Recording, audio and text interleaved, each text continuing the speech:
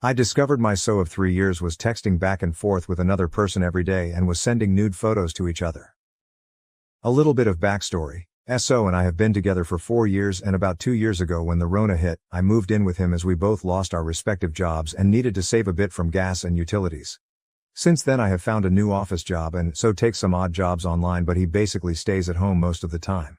So has always been on the controlling side. He wanted me to cut all my male friends from my life.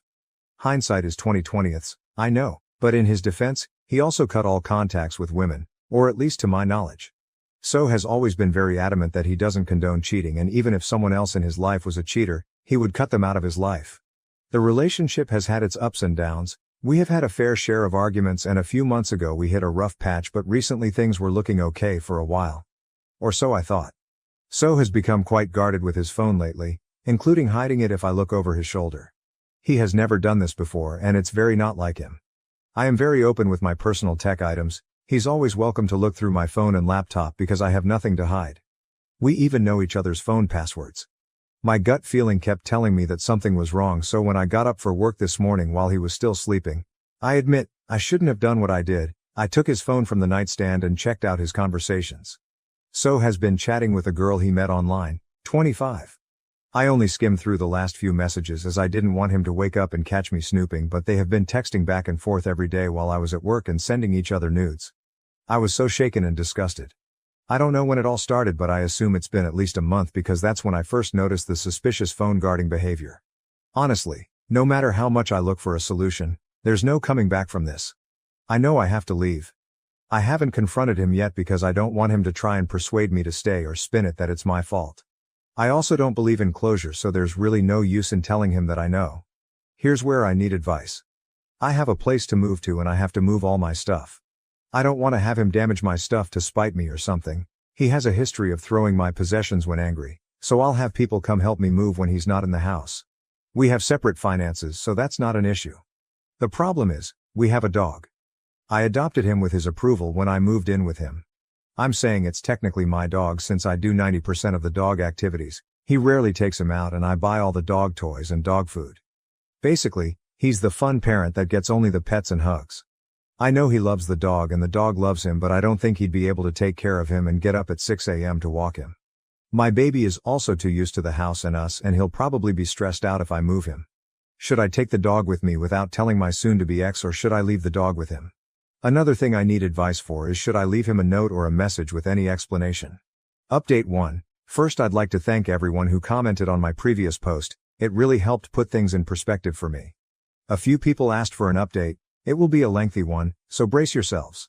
One particular comment stuck out to me, that my pet doesn't know what's best for them and they could roll in literal shit and be happy, which really solidified my decision. As a preface, I'd like to apologize. I was paranoid that I could be found out, so I altered a couple of details in the original, one of which was that we owned a cat, not a dog. However, I was still doing 90% of the caring for the cat. On to the update. After reading all the comments and making the decision to take the cat, I called my best friend, her boyfriend and my parents to tell them I'm breaking up and discuss logistics. I also told them to not mention anything in writing on the off chances that SO sees the messages. It took me quite some time to put everything in motion, 3 weeks to be precise, in which time I was doing my best to act like everything was okay while secretly moving some of my stuff to my parents' place to ease the final load. Finally, last Friday morning, my best friend, her boyfriend and my dad came. We loaded up everything on my father's truck and left. The whole ordeal took 1.5 HRS.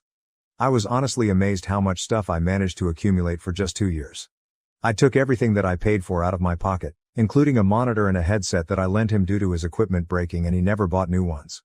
The only thing I left was a queen-size bed I bought shortly after moving in. I also made sure to log into X's World of Warcraft account to cancel his subscription, which was paid from my bank account. I left a note on his desk that basically said, "Do not panic, you have not been robbed." I just took all my stuff and left. I'm taking the cat with me because I don't trust you to take care of her properly. Do not call me, my friends or my family.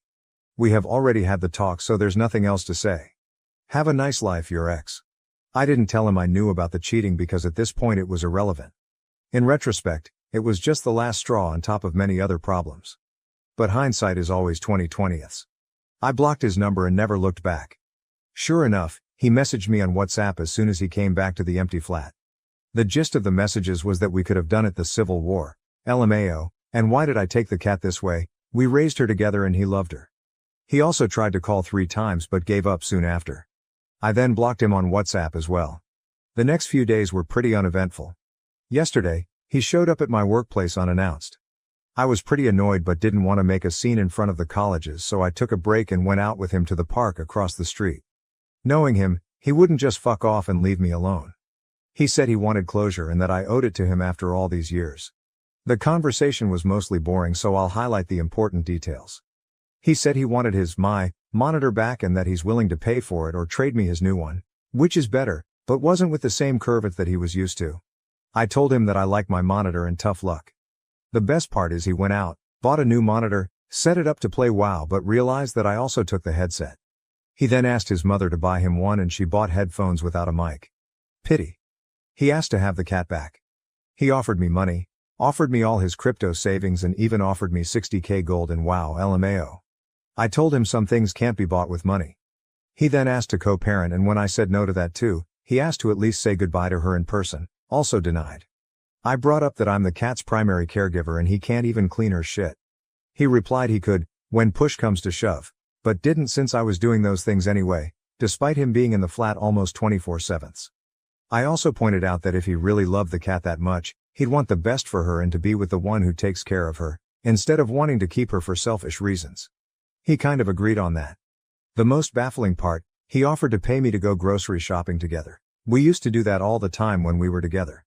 I pointed him to a couple of sites where he can buy groceries and have them delivered. He said it was too much work. I told him to adjust and evolve. He also apologized one too many times for hurting me, to which I replied every time I wasn't hurt, I was just disgusted and cringed at the conversations I read, to which he got offended and mumbled that it was private, you know. Not once did he mention the side chick, even then he didn't have the balls to admit to the affair. In their messages there was a recurring joke that if he comes to the hotel where she works, they'd have to fuck in the janitor's room. I brought her up a couple of times, told him I wish them both the very best and since I left him the bed, he doesn't have to worry about fucking in the janitor's room anymore. He asked to be friends multiple times. I told him, also multiple times, he betrayed me and he's a pathological liar and I don't want to be friends with a dishonest person.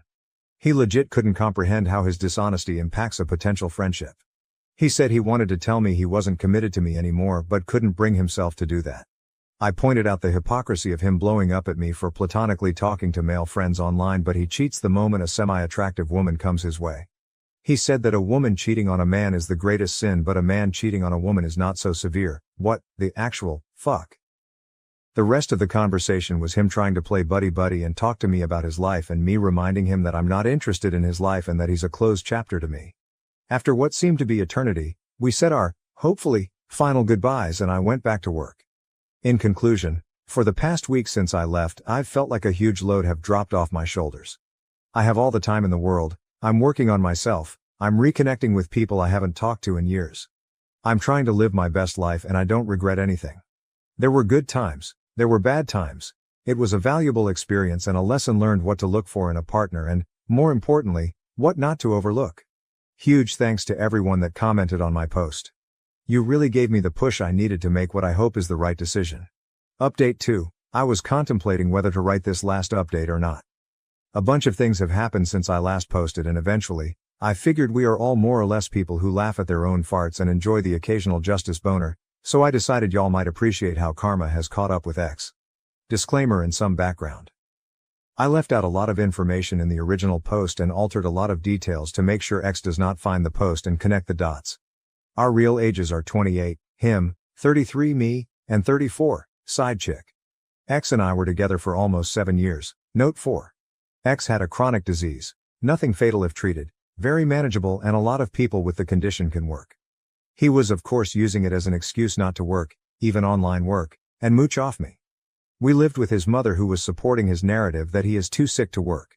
X was abusive, first only verbally but it progressed to physical abuse. I omitted most of this information in the first post because I wanted an unbiased opinion whether to take the cat or not. Even though the cheating was the last nail in the coffin of our relationship, I was actually contemplating leaving him for almost a year before the actual fact and on occasions where he ramped up the abuse. I will withhold giving examples for the time being because the topic might be traumatic for some readers. My last update ended with my ex coming to work to offer me pixel money for my cat. This was in August 2022. I vacated his flat at the end of July. I thought everything was said and done and I would not hear from him again. Spoiler, I was wrong. Since the breakup he has messaged me about every 3 months on Discord for various bullshit, like how he lost his best friend or asking for photos of the cat. I didn't block him there in case either of us needed to exchange items we forgot at our respective places. Sometime in March I found out by chance that he's still using my old League account. He has been banned on 3 different accounts for toxicity.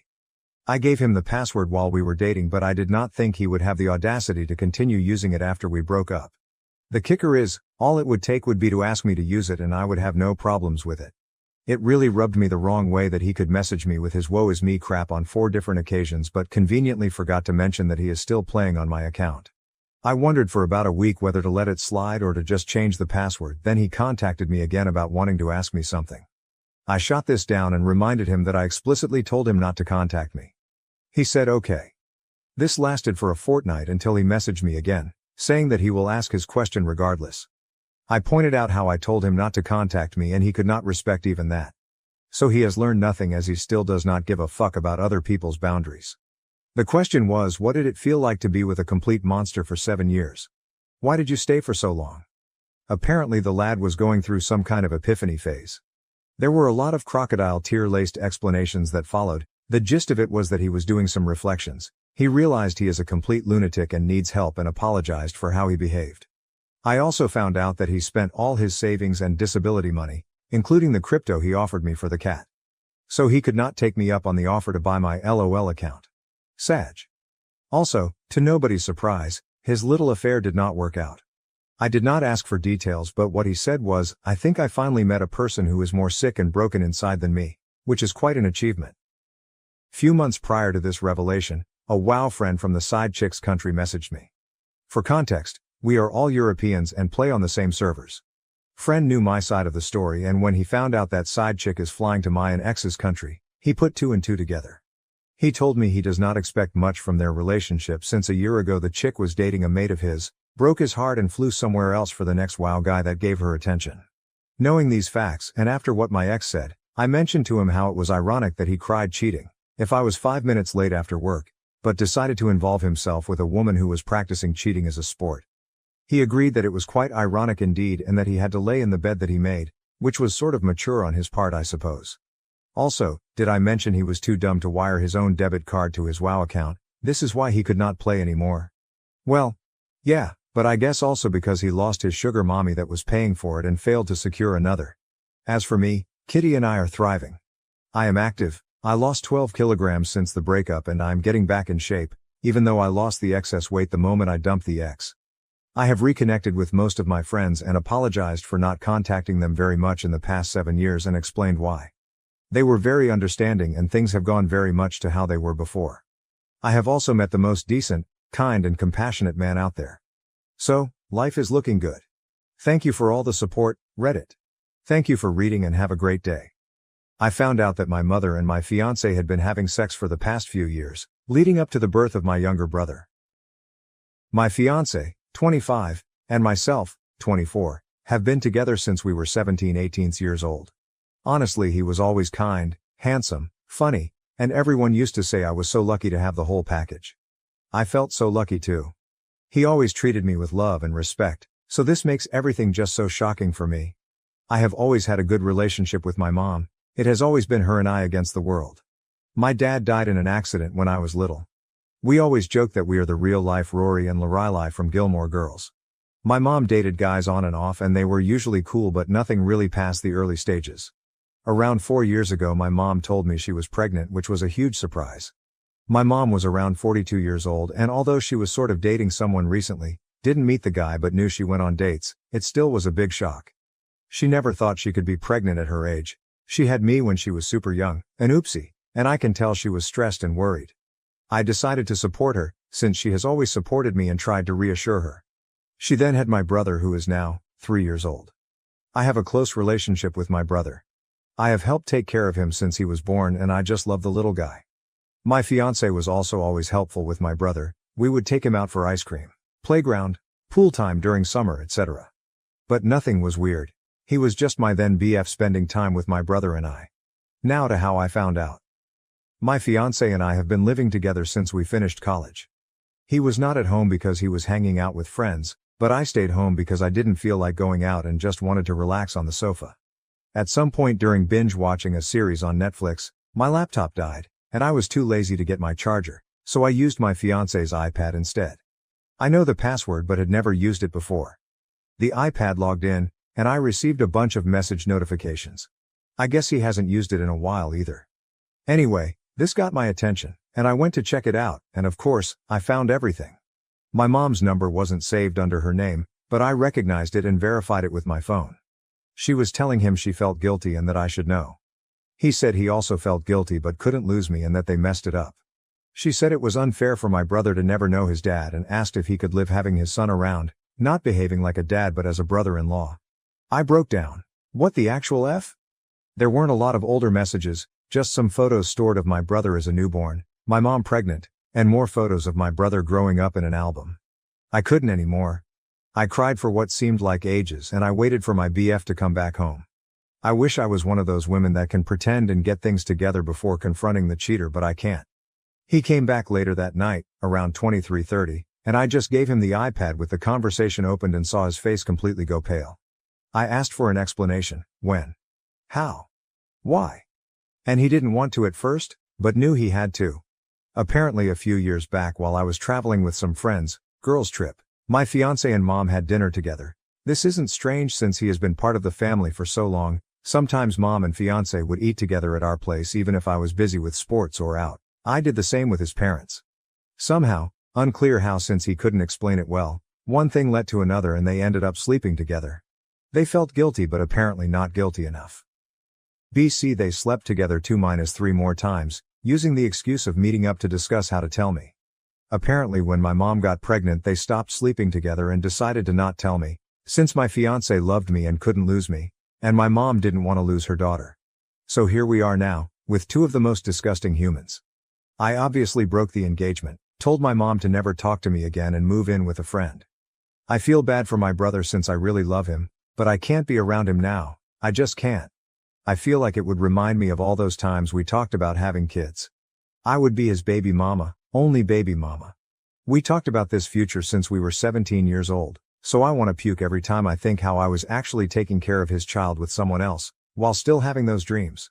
I want to puke. Editor's note. Comments were mostly supportive, with a few telling their own stories of cutting parents off and a couple with tales of spouses sleeping with parents. How is this even a thing? People are crazy. Update 1, to the update. As I was afraid, I was indeed confronted near my office this week. I knew this was coming but thought maybe I had more time. My ex was the person to come find me. Yesterday, Wednesday, after finishing work and walking to where my car was parked, my ex was sort of lingering, waiting around. I thought about running. Not gonna lie, but I guess in the moment I felt strong enough to get over it, instead of having that hanging above my head waiting to be approached again. He asked if we could talk and I said yes, but I didn't feel like having that conversation over coffee like we were old friends. It felt ridiculous, so I told him to just talk right there. We were in the streets but somehow it wasn't crowded, but also not completely lonely. Felt right. He basically said sorry 100 times and that I deserved better. I agreed. He said he did love me and that he still does, but he would understand why I wouldn't want anything to do with him. He said that if I did in fact consider giving him a chance that he would go to therapy, alone or together or both, and that he would work hard to win my trust back. I told him it wasn't possible, there was too much damage. This sounds calm when I type it, but in the moment things came out more with louder tone and harsher words. Anyways, he did say that he is in the or will be, it was a bit of a blur, process of getting custody, partly, from my brother, and that he in fact does want to be a dad to him. He said he does not want to be together with my mom, that it was just a stupid mistake. Sure, BC 4-5 times is just a random thing. He couldn't explain why he did it in the first place. I think he doesn't even know himself. I asked if he cheated with someone else before. He said no, not sure if to believe it, but he sounded honest. I asked why he didn't come clean, and he said that after he did the deed he always felt panicked and it hit him that he could lose me and he just didn't want to. I told him it was meant to be found out, that what was his plan? To have my brother around and ignore their relationship forever?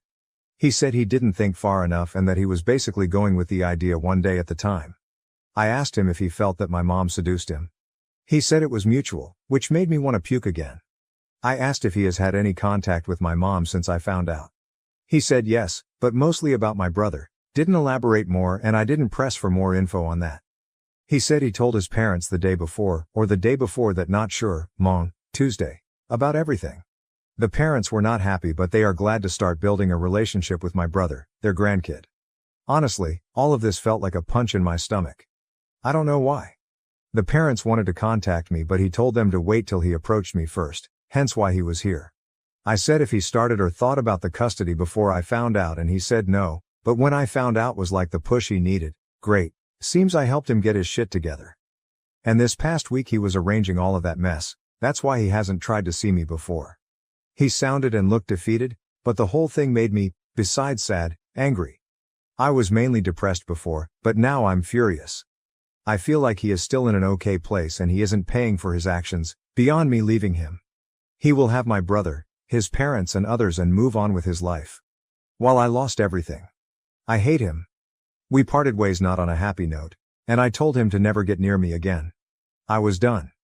He asked me to see my brother still, that I was important to him, and tried to guilt trip me, and it worked, but I still think I can't. I don't know much about my mom and really hope she doesn't come find me anytime soon, because I'm fuming right now and won't be able to handle it. I will be contacting my family and friends and finally doing the blasting today. I think it is about time, and after my talk with him, I got the extra push I needed. Editor's note. Top comment suggested moving to Australia. Can't fault that line of thinking. Update 2. A lot has happened. I did the blasting, and this is how it went down. I first posted on my family's FB group we share. This is from my mom's family side. I used inspiration of what you all suggested in my last post and said something around the lines of, I want to communicate to you all that my wedding with X has been permanently cancelled, since I found out that my mom, name, and my ex, name, had in the last few years a sexual relationship which resulted in the birth of my little brother, name. I had no clue of any of this, and I found out about it last week. I won't have a relationship with, name, mom, and ex, name, for obvious reasons. I would appreciate your understanding, and I felt it was only fair to let you know of the situation, since I value transparency and honesty above all. I also included a screenshot of my mother's message, what I said to her once I found out, and a message she managed to write back before I blocked her. Didn't open the message till before the blasting. I didn't want to read her and be persuaded. It exploded. I had family reaching out via text and calling the whole day after the blasting. I would say most were very supportive, and I could tell they were just shocked. There were a few neutral and some suspicious that it wasn't the whole story and maybe I misunderstood. My grandparents were in the maybe you misunderstood category, which wasn't surprising since my mom is super close to my grandparents, and like I said before, my mom was always a good mom. So no red flags. I will be moving with a cousin that is more like a sister to me. I haven't reached out to her previously because I knew once she knew everyone would. That's why I went to my friend's place. My cousin is devastated on my behalf and offered to live with her and her 2 kids until I can get my feet on the ground. I accepted and will be moving next week. I'm a bit afraid this will give my mom an easier access to me, but I can't stay at my friend's place forever. I then proceeded quickly to post a similar message for my, we share most of our friends since high school and local university, friends on Instagram. I created a close friends story and tagged most of them too. This went sort of viral in our friend group. Actually, one of my friends sent me my Reddit post and asked if this was me. I confirmed. They were also shocked and speechless. They never thought my ex would even remotely do anything like this. They said he was crazy about you. Oh well, apparently he went overboard on the crazy part. The group of friends is divided ATM, some are completely on my side, and some are thinking it isn't the whole truth.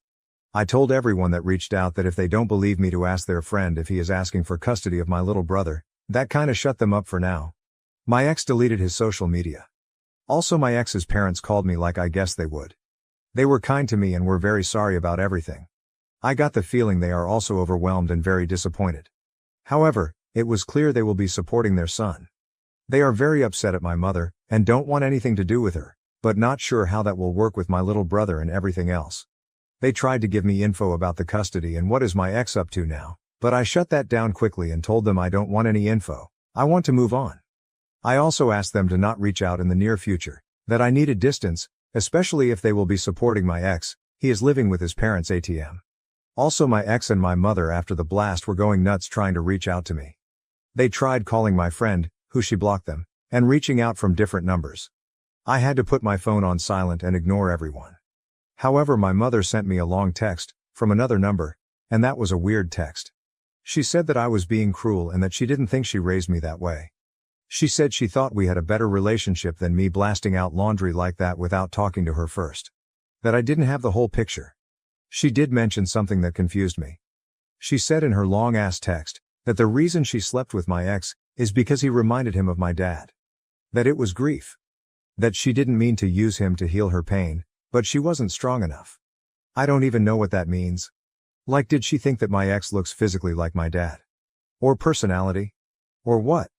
I have seen photos of my dad, and well, yeah, my ex isn't super different but also not super alike. I mean, they share brown dirty blonde hair, blue eyes, white skin. But that's not so uncommon. I don't see what else. I don't know. That threw me for a loop and honestly makes me want to confront my mom just to know what the hell. From all the things she could say, I was not expecting that. I'm holding on better. I don't cry every hour or want to murder them. But I'm still sad and upset, and it just feels like it isn't my life, that it is a big joke or a bad dream and I will wake up to my normal life. I also need to really start planning my future and start applying for jobs in other cities, or maybe check the possibilities abroad more seriously. I might ask for 2-3 days off work to really get my thoughts together and do some research. I'm terrified tbh. I feel frozen, but I know I need to start moving. Editor's note: this one has some funny comments. Commenter 1, that mom is hilarious. I thought I raised you better. I never in a million years thought you'd fuck my boyfriend, but here we are. Commenter 2, my petty ass would be sending her that. Commenter 3, right. The irony of her blaming you for airing laundry when she did that. Commenter 4, the laundry wouldn't be dirty if you hadn't fucked my boyfriend on it. How do I tell my host mom about her son's weird behavior? I feel like she won't believe me, and I don't know what to do. Original post, July 1st, 2024. I never thought this would happen. I cannot sleep tonight because of how helpless I feel in this situation. I am an au pair. I started at 19, went to Australia, and took care of 2 little girls, and I loved it. After a year, I came back home and went to college. But I decided that I wanted to travel again because I'm interested in teaching English abroad one day. I met a really great family on an accredited website that I used last time for my au pair match. I met a German family. They really liked me and I really liked them and the area. I have always wanted to go to Germany, so after about 3 months of talking and making sure there was no other family I wanted to go with more, we went through with it. Now I am in Germany, and I have been here for 2 months. They have 3 children, all boys, including a 1-year-old who is the cutest thing on earth, a 14-year-old who is friendly and sweet, and a 17-year-old who I do not really provide much care for. He kept to himself a lot and did not talk much with me, which I did not mind because I'm mainly there for the 2 younger ones. But some weird things started happening. I began to notice that he started staring at me a lot whenever we were alone, or even at family dinner. He walks up to me at times and it sounds like he's asking me questions in German, but I can't understand him. The oldest boys can speak English. When I tell him I don't understand him, he just walks away. I asked his brother once what he asked, and he said it was something bad, and he's told his brother to stop, but he won't listen. Then, over these past 2 weeks, he's made accidental contact with me. Sometimes he will brush up against me even when there's enough room for us to not bump into each other. 1 or 2 times, when this happened, I felt something on my waist, like his hand, but I thought maybe it was an accident. Now that they're out of school, we're alone at the house during the day while the parents work, and sometimes when I'm playing with the baby he will come and play with the baby too, but he will be very close to me, like to the point where I have no personal space. I have had to tell him a few times to give me space, and his younger brother has even said the same thing. Still, for some reason, I thought maybe he was just shy before and was starting to get comfortable with me. I did not want to jump to conclusions or label him as anything, so most of this I have let go. I really like hanging out with the baby and playing board games and other activities with the 14-year-old. He is a funny, nice kid. But the bad thing that really happened was yesterday. The family went for a walk, and I stayed behind because I had bad cramps. The oldest boy also said he did not feel like walking, so he stayed behind. We were there alone, and after they had left I tried to go to my room, but he blocked me. I kept asking him to move, but he kept blocking me. The look on his face, like he thought it was funny, scared me. He would not speak English with me when I kept asking him why he was doing this, and at this point, I felt scared and decided to walk the other way. I was going to hide in a bathroom until the others came back. But then he grabbed my arm and forced my body against his. I do not know if it was a forced hug or what, but I tried to pull away, but he reacted by tightening his grip, so I just froze. He let me go after a few seconds and just left the room. When the family came back, I went into my room for the night because I felt like I would just start crying in front of them. I do not know what I should do. I feel ashamed that I could not fight him off, and that I am literally being harassed by a boy so much younger than me. I am scared to tell the host parents because I can tell they love their son a lot, and at the end of the day, I am just a random girl that they have only known for 2 months. I am torn because I love the younger two so much already and wanted to have a good time in Germany. But this boy is acting so weird. I do not know why he went from basically ignoring me to doing this. I know that despite all of this I should probably try to talk to the host parents, probably my host mom, as I am more comfortable sharing this with her. But I just do not know how to bring that up. How do I basically tell her that her son did something really weird to me? I never thought I would have to do this or be in a situation like this, and I need some help. Please. Too long. Didn't read. I am an au pair. One of the boys who I live with has consistently been doing weird things to me, and yesterday, he forced me into a hug. I know I probably need to tell the host parents, but I don't know what to even say. I feel so helpless and alone right now. Update, July 3, 2024. Hello, I posted not so long ago about a really bad situation. I hope that it's okay for me to post an update even though it was removed. I received a lot of people reaching out to me asking if I was okay and if I could provide an update, so I wanted to give some closure. In short, I am an au pair in Germany and was being harassed by my host parent's son, who is 17 years old. He basically assaulted me, and although it is still hard for me to come to full terms with that word, I now know that it was, in fact, what it was. Yesterday was my day off, and after reading through everyone's advice, I contacted my agency that morning. I made sure to first get out of the house so no one would overhear me and to get away from the older boy. The younger boy, who is 14 years old, asked me if he could go with me as I was going to the library, and I did not mind taking him. Although technically he could go by himself, I see older children walking around alone a lot in Germany, but he specifically kept asking to go with me, and like I said before, he is a really good kid to be around, so I did not mind. I was planning to go to a closed-off area and make my phone calls while he went around looking for books, but while we were walking to the library, I could tell he wanted to say something. After a while, I asked if there was anything wrong, and after a bit of a pause, he asked me nervously if I was okay and if anything had happened yesterday. He said he was wondering why he did not see me at all anymore after they came back home. I did not say anything at first because I did not want to tell him inappropriate information. I told him I just had bad cramps, which was true, and wanted to sleep. But he is a smart kid, and I think he knew, because he asked if it was because of his older brother. When I did not say anything, as I was so caught off guard by his questions, he asked if I was leaving. He honestly looked so sad. He said he was sorry and that he hoped I did not have a bad impression of Germany now. I almost cried because of how depressed he sounded. I told him not to worry about it and that it had nothing to do with Germany, him, or the baby, and that I would be okay. So I finally contacted my agency when we arrived at the library. I was so nervous that I was shaking when I made the call, but they were amazing, and took everything I was saying seriously. I just told them that the oldest child was making me feel unsafe, and in vague terms what happened, without going into too much detail. They understood, thankfully, what I meant and told me that they would work on replacing me, if that's what I wanted. They also said they would reach out to the family to let them know of what was happening and of my concern with their son. I then called my mom. Being a mother, after I told her everything that had happened, she yelled at me a little. Not in an abusive way, but for not telling her sooner, and told me very sternly that I was not going back to that house tonight. Even being an adult, I don't argue with my mom when she uses that type of tone. She sounded so frantic, and sent me money to stay at a hotel for a while until they found me a new placement, even though she really just wanted me to come home. I felt a lot better after talking to her. After a while, the younger boy came back over and told me, very plainly, "I am going to tell Mom."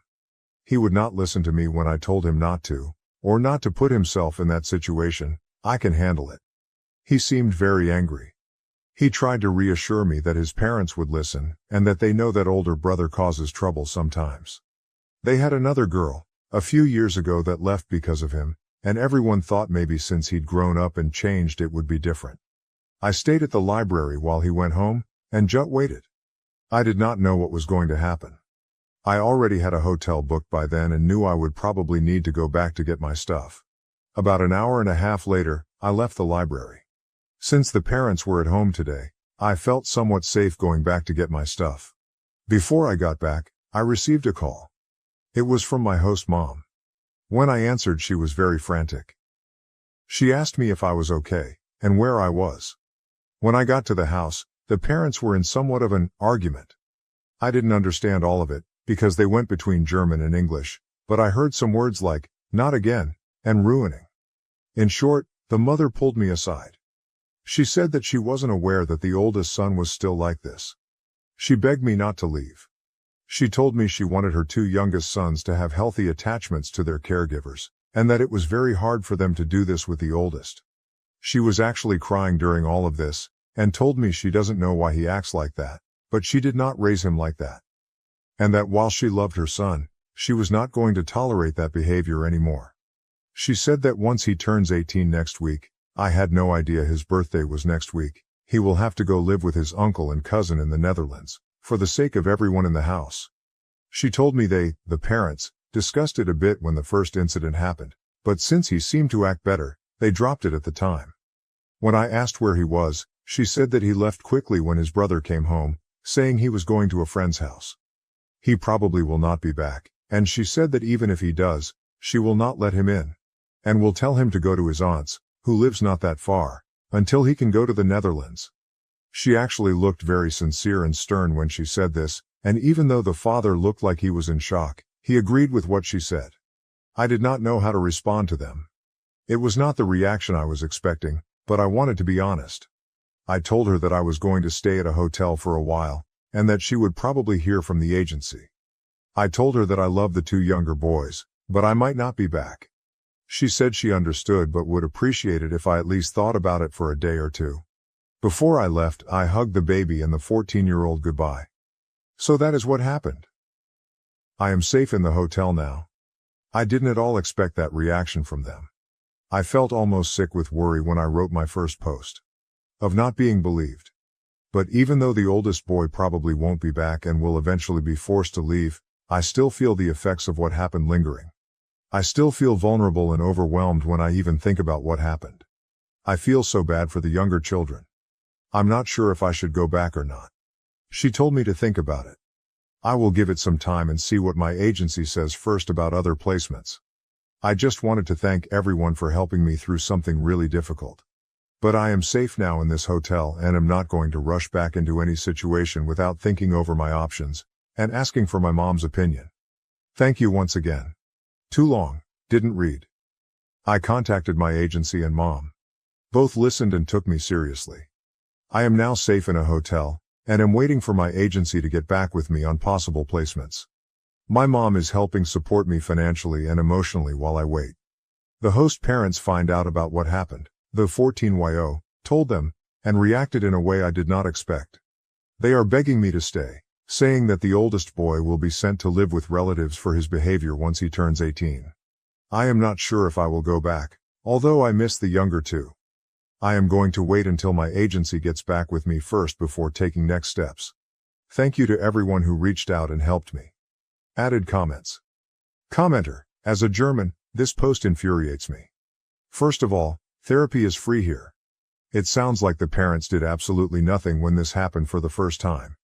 They just hoped and thought their son got better. Secondly, the fact that they just want to get rid of their son by pushing him onto someone else instead of wanting him to face actual consequences, like going to the police with OP, is also infuriating. German police aren't perfect, but my own experiences with them have been genuinely good, and I want to encourage OP to go to the police. Lastly, the parents are trying to make OP stay in a house where she was assaulted. That alone is so utterly tone deaf that it's hard to believe. Sorry, Netherlands. OP. Yeah, I've officially made up my mind that I'm not going back there. It hurts because I do love the younger children so much. I hope they will be okay. The kids I watch become a part of me in a way. I still keep in contact with the family from Australia, and the younger ones here really seemed comfortable around me. The mom even said they usually aren't as open at first with new people like they were with me. I might still keep the host mom's contact info just to see if I can check up on them every now and then, purely for that purpose. Now that I'm really reflecting on it, it was a little strange that she still wanted me to stay after what happened. I thought maybe, for my mental health, she would encourage me to leave. But I think she is desperate for an au pair since they work a lot. It's amazing that therapy is free. I will suggest to the host mom that maybe the 14-year-old might need someone to talk to. I made sure to tell him that I was not abandoning him, and he seemed to understand. He is very level-headed for his age. I know he will continue to grow into an even more amazing young adult as he gets older. He told me he wouldn't forget me, and he would tell his baby brother about me a lot so he will always remember too. It's also good to hear about the police. I always worry about being a foreign girl and not being taken seriously in another country. I am going to reach out to the Weiser Ring, like another poster suggested, and see if they can help me in that aspect. I feel bad for the people that might encounter him in the Netherlands, but I heard they don't play around there. So I hope he gets some sense into him soon. But there are vulnerable girls and women everywhere, so it does leave me with a sad feeling. OP makes another update in the comments. To give an update, I spoke with the agency sometime earlier today and asked them if there have been other au pairs with this family. They said this is their first time placing someone with the family, and if another au pair was with the family before, it was probably through another agency, but they had no knowledge of this, and when they interviewed the family was told this was a new experience for them. I am thinking maybe the other girl was through another agency. There are a few of them. I'm not sure that all au pair agencies can see each other's networks, but they said they will look further into it. They told me that for now, they will not be placing any new girls with this family, so that gave me some peace of mind. OP makes another update in the comments. To give an update, I spoke with the agency sometime earlier today and asked them if there have been other au pairs with this family. They said this is their first time placing someone with the family, and if another au pair was with the family before, it was probably through another agency, but they had no knowledge of this, and when they interviewed the family was told this was a new experience for them. I am thinking maybe the other girl was through another agency. There are a few of them. I'm not sure that all au pair agencies can see each other's networks, but they said they will look further into it. They told me that for now, they will not be placing any new girls with this family. So that gave me some peace of mind. My wife and I want to adopt our foster daughter, but my father-in-law is furious. How can we protect her while dealing with his cruelty? My wife and I have two biological teenage sons, one older and one younger than our foster daughter. We have been fostering kids for many years, but the goal has always been to reunify the kids with their parents, which has happened successfully each time until now. 2 years ago we took in our foster daughter, now mid-teens. She had been through a lot and was labeled as a troubled kid and not adoptable. I won't go into details, but the issue in this matter is that there are images of her going around amongst a certain community from before we took her in. We were informed by authorities about all of this before, so it's not like this came as a surprise after we got to know her. I'm not going to lie, it has not been easy. Our families have seen us struggle, but almost everyone has been super supportive. The first 5 and 6 months were the hardest. She didn't trust us, and she was angry at the world, rightfully so. Then one random night I got up in the middle of the night and unintentionally ended up scaring her shitless, and she had a full-blown panic attack. She was okay after a little while, but it was like something clicked for her that night. It was like she realized that we were on her side, and we watched her change from this angry and sad little girl to the ambitious young teenager we know today. It started with her telling us thank you for everything we did, small things like driving her to practice. And she said it with a smile on her face. It was so amazing to see her feeling better and not so lonely anymore. From there everything changed. She made new friends and got a lot closer to my sons, especially the older one. Her grades went from failing multiple classes to getting straight A's. Not because we were nagging her, but because she wanted to. Each member of our household has developed a good and strong relationship with her, and the love we have for this girl cannot be put into words. We've reached that cosmic connection. She still struggles with a few things, Which is totally fair after all she's been through, but she is working on it, and we are supporting her in every way we can. Overall, she's doing amazing. She's so strong and I'm very proud of her. We made the decision to fight the system to change their verdict from not adoptable to available for conditional adoption, because we want to commit to her for life. We want to adopt her. Last month we got the call that they changed their verdict and we sent in our papers that were already ready and things are looking very promising. The thing is, we haven't told her yet. She knows that she is now adoptable, but we haven't asked her if she wants us to officially adopt her yet. My wife and I have talked to our sons about it and they are fully on board. We talked to my parents, our brothers and sisters and their spouses.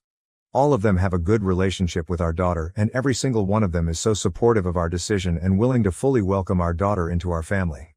Then there are the wife's parents. Mother-in-law hasn't been awful, I guess, but maybe it's because I'm comparing what she said to what father-in-law said. We told them about our plan and asked them about their opinion. Mother-in-law asked if we were sure as our daughter doesn't quite fit in. My wife and I didn't understand at all since our daughter has a very similar mother-in-law personality as we and our sons do, but it turns out she's concerned about the visual side of it as she's clearly not our biological child and people will start asking questions. The thing is, my wife, myself and our sons are very tall. Our daughter is not. She is tiny compared to us and has a similar eye color but not the exact same. All 5 of us have the same skin tone and colored and textured hair.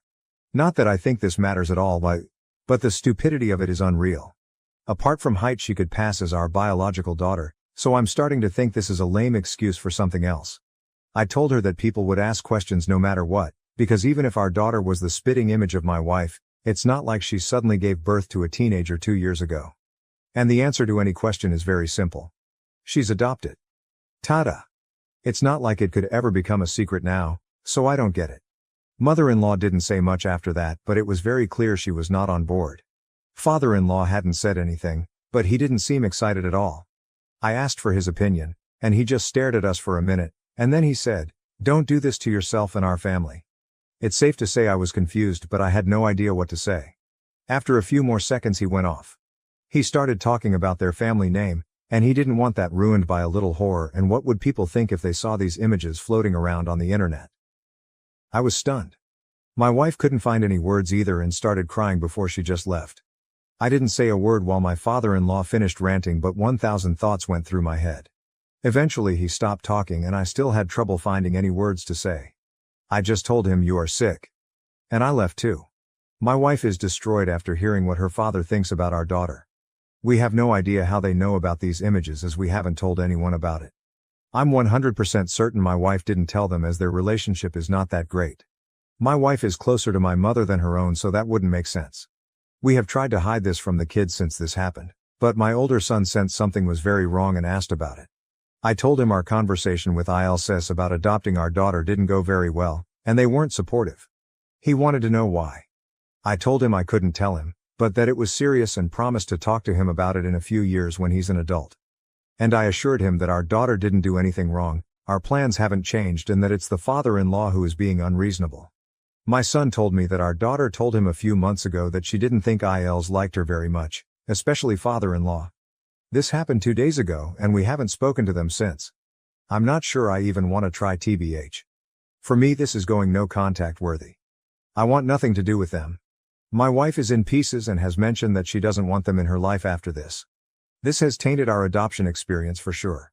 I'm afraid though that if we piss father-in-law off even more that he will start talking to our father-in-law about these images. I do realize that he will look like a pig in everyone's eyes, but I would like to spare our daughter from everyone knowing about what's out there. I usually talk to my mother about heavy stuff in life, but I cannot talk to her about this without feeling like I'm exposing my daughter by telling my mother more than I want to for my daughter's sake. Internet strangers. I have no idea what to do from here. How do I go about the situation with my father-in-law without creating more mess than absolutely necessary for my daughter? Edit to add, just to be very clear. There's no doubt in our minds that we still want to ask for our daughter's permission to adopt her. Our relationship with our daughter will not change no matter what the father-in-law does or does not do. I realized from the first couple of comments that it became unclear after the father-in-law incident. Sorry about that. Edit to add 4 hours later. I'm glad to see I'm not the only one hopefully reading too much into this. I think you have verified I'm not crazy. Wife and I had a brief talk after I posted and have decided to talk to her brothers and sister first about my father-in-law's comments. It will be a hard conversation, but it needs to happen. Before I could get to it, my wife told me she wanted to report the situation with her father knowing about the images of our daughter. Right now we don't know what that looks like, but it has simply not been possible for him to gain this knowledge legally. There is a culprit for sure, but we will leave that to the authorities for now. Thank you for giving me a reality check. And thank you for your encouragement. We need it right now. We broke up just after a month of dating because my boyfriend gave me a very bad and sexist book. Now I'm happy with my same-age husband. I met my boyfriend in our master's program. We became friends over this past year and started dating and becoming serious shortly before I left the state for a summer internship. He gifted me a book to read, saying it was one he liked. It's A Spell for Chameleon, by Piers Anthony, a fantasy novel written several decades ago. I knew nothing about it prior, and began laughing at it 2 pages in because of how ridiculous the writing was, especially about women. We Skyped after I got through the first chapter, and I tried respectfully explaining my doubts about the book. He made a deal with me. Knowing I'm a big Harry Potter fan, he promised to give the HP series a chance, starting with Philosopher's Stone, if I gave his book a chance and kept reading. This rocked my world, and I had a sudden burst of motivation. I'm on chapter 3, and I cannot stand this book. It is one of the most sexist and misogynistic texts I have ever had to read, and it honestly makes me feel like crap. Not to mention it's just poorly written all around, painfully spoon-feeding obvious symbolism, and excessively throwing in fantasy creatures concepts that do nothing for the plot. The protagonist is a complete dillhole that I couldn't care less about, and as a reader, I don't want to follow him or anything in the fantasy world of Xanth. But of course, flat out telling my boyfriend those thoughts about a book he enjoys would be hurtful, and he has every right to have different preferences. I am shocked that he would recommend such a book to me though. He is a respectful and educated man, treating me very well and identifying as a proud feminist. This recommendation was out of left field. Does he not remember how hurtful the author's writing on women is? Did he read it at a young age, and has since grown? I can't expect him to hold his end of the bargain and read Harry Potter, which is fine, especially if it means not having to put myself through Piers Anthony's excuse for writing ever again. I like my boyfriend a lot. How do I respectfully tell him why I cannot invest in this book anymore? It's important to me that he realizes the negative messages being suggested, but I want to do this without insulting his taste or making him feel at fault. TL Doctor, boyfriend gave me a book to read, and I accepted. I think it's sexist and poorly written. How do I tell him that I cannot keep reading? Should I explain my concerns? Relevant comments. OP explains why the book is horrible. Example 1, I like beautiful girls, he said. And I like smart girls, but I don't trust the combination. I'd settle for an ordinary girl, except she'd get dull after a while. Sometimes I want to talk with someone intelligent, and sometimes I want to... He broke off. Her mind was like that of a child. It wasn't really right to impose such concepts on her. Example 2. That's the point, he said. I like variety. I would have trouble living with a stupid girl all the time, but you aren't stupid all the time. Ugliness is no good for all the time, but you aren't ugly all the time either. You are variety. And that is what I crave for the long-term relationship, and what no other girl can provide. Example 3. All women are the same inside, they differ only in appearance and talent. They all use men. Example 4, that whole rape trial in chapter 3. Example 5, other girls manage to enhance their appearance by cosmetics or padding or specialized spells, but besides Sabrina all other females look somewhat artificial. She was no enemy. This was the PG-2 example I mentioned. Example 6, there was much more of her he longed to see, and to touch, but that could come only after marriage. She was that sort of girl, and it was part of her appeal. The girls who had it didn't need to put it on casual display. PG-3, Mikatoba. Oh good lord. I looked up the book and thought, this couldn't be that bad, could it? I guess it is that bad. Top comment. The first thing to ask is when he last read this book. If, like you said, he hasn't read it since adolescence, he may not remember how truly awful it is. If he's read it recently and still recommended it, well, I'd be totally honest about how I felt about it. But that's just me. You can certainly just tell him you gave it a fair shake, but it wasn't your cup of tea. Update. The post was locked shortly after I put it up, so I wasn't able to comment back to most of you. I went through every comment and took them all into consideration. Thank you all for your thoughts. We Skyped the other night and the topic came up. I started by saying I liked him a lot and really do appreciate how much he's willing to share with me. He caught on to where I was going with this and started laughing. Then I started laughing. And I realized how silly small of a thing this all was, I guess I didn't want to risk hurting his feelings. When the reason why I didn't like the book came up, I explained, and he totally understood. It's been at least a decade since he's read the book, and he can see where I would feel uncomfortable. He will still consider reading the first HP book, since I gave his book a chance. And being a single dad, his kids also like the series, so it would be a chance for him to connect more with them.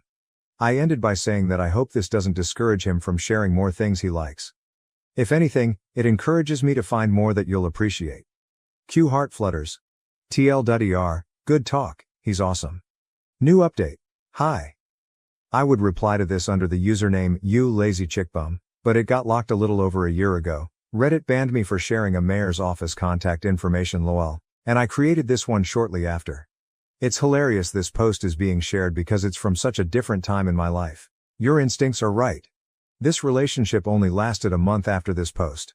I took an opportunity to live and study abroad for a few months, and it was clear that he didn't want anything that deep, dodged any conversation that required vulnerability, didn't like that I wasn't always 100% perky, etc. I also had a rough breakup before this and wasn't making the best judgment calls when it came to dating. I could have caught a few more things about him that give similar concerns now as this book recommendation then. So I called it off. Oh my god, then he suddenly wanted to make it work, and kept it up for over a year after the breakup. We weren't even together that long. He would text me as if we never ended, and I would shut it down. He eventually stopped, but I still get occasional notifications on LinkedIn that he viewed my profile. I'm now happily married to someone my age, not knocking appropriate relationships with age gaps. I'm good friends with a couple who are 12 years apart, but I dodged a bullet, folks. Thanks for giving me a good laugh with this flashback. After years of my dad enabling his entitled wife's toxic behavior, I finally went no contact when she attacked my kid over a wedding dispute. I attempted to share this story on Am I the Asshole? Through a different account a couple of days ago, but it did not go through.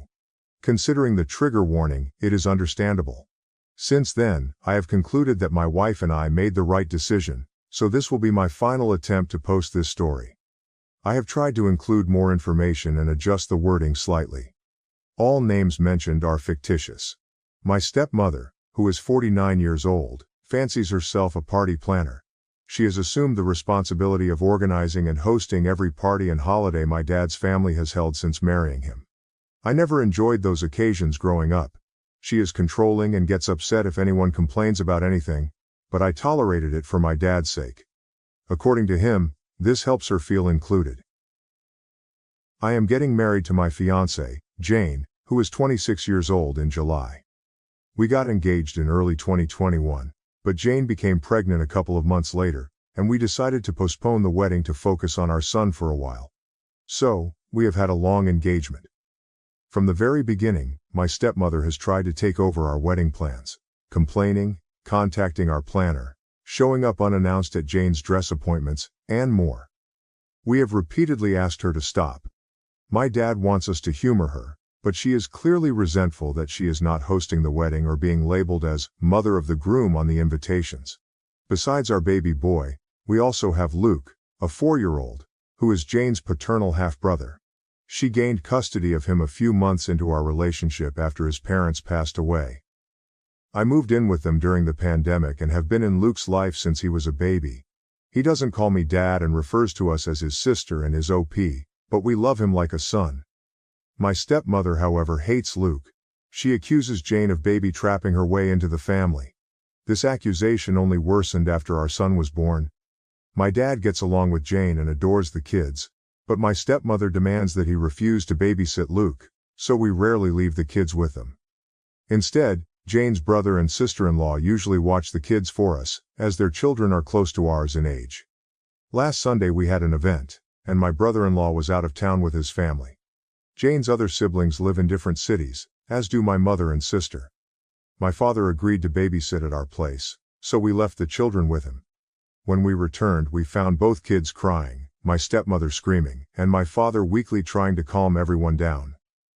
Apparently Luke had told my stepmother that both he and our son would be the ring bearers at our wedding, and she lost her temper. She screamed that she would not allow that because he was not family.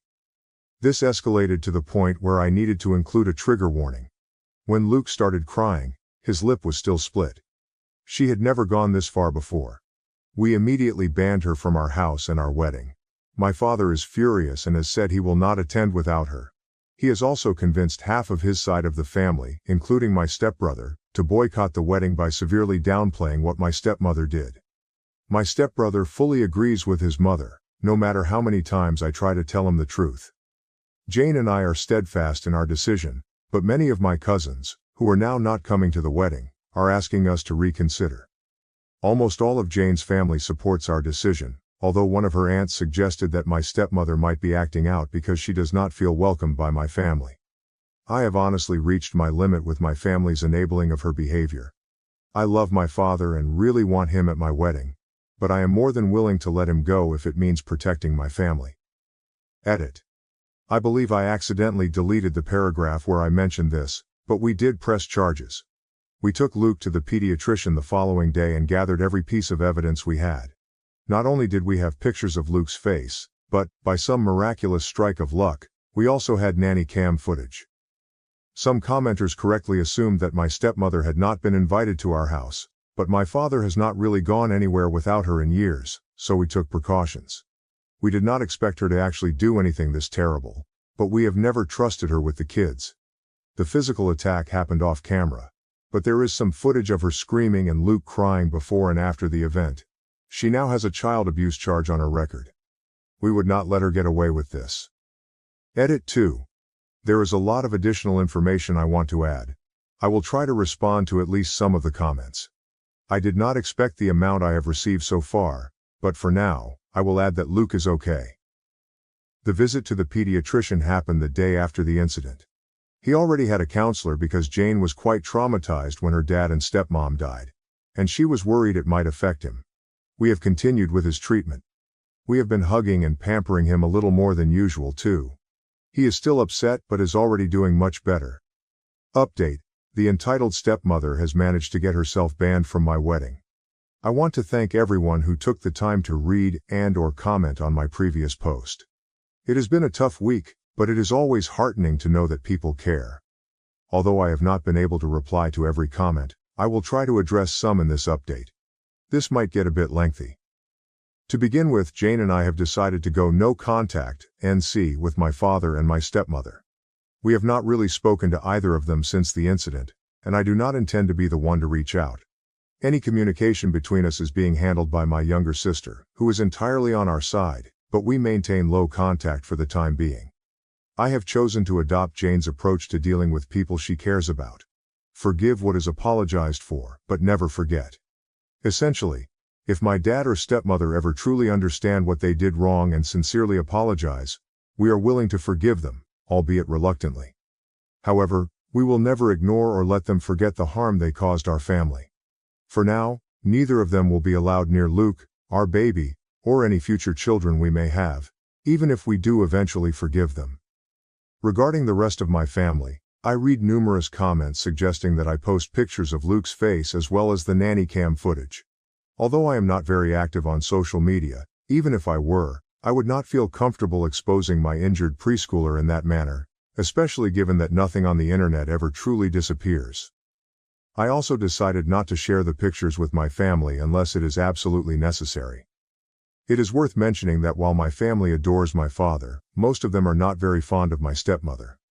She had 2 failed marriages prior to meeting my father, the first of which resulted in my stepbrother, and my father cheated on his then-girlfriend to be with her. My family loved that girlfriend and disliked my stepmother from the beginning. Not only has she been controlling and manipulative from the start, but she has also tried to force her way into the role of the family matriarch by any means possible. Taking over the planning duties for every family event was her favorite way to do this because of all the attention and compliments that come with it. The primary reason I disliked these parties while growing up was that my stepmother always managed to make everything about her, even events like Christmas and my sisters and my birthdays. The rest of the family felt indifferent towards her, but they never truly liked her. However, things were different with Luke. Most of my relatives did not meet him until COVID restrictions were eased, and by that time, he was already 2 years old. He is a bright and genuinely lovable child, and since there were no other small children in the family, everyone immediately began doting on him. From my perspective, my stepmother was upset that Jane and Luke were so easily accepted by my family, which was a stark contrast to her own experience, and this fueled her resentment towards them. Although I cannot confirm this, she was also angry that she had no role in planning the wedding or being part of the wedding party. She tried to pressure us into letting her officiate, but that role had already been offered to one of Jane's best friends a year ago. My stepbrother was not interested in being my best man, and I had already chosen my best friend for that role. We had asked Jane's sister's daughter to be our flower girl, and we had promised Jane's 3-year-old niece. Also, her sister's daughter is 15 and does not know us well. She even tried to convince us to let my father walk Jane down the aisle since her father had passed away, but her eldest brother, the brother-in-law I mentioned earlier, had already been enlisted for that role. My stepmother was disappointed that my family was not as involved in the wedding as Jane's family and kept making comments about how things would be different if she were in charge. Despite all of this, nothing justifies being that terrible to a child, especially if it stems from the petty jealousy I suspect.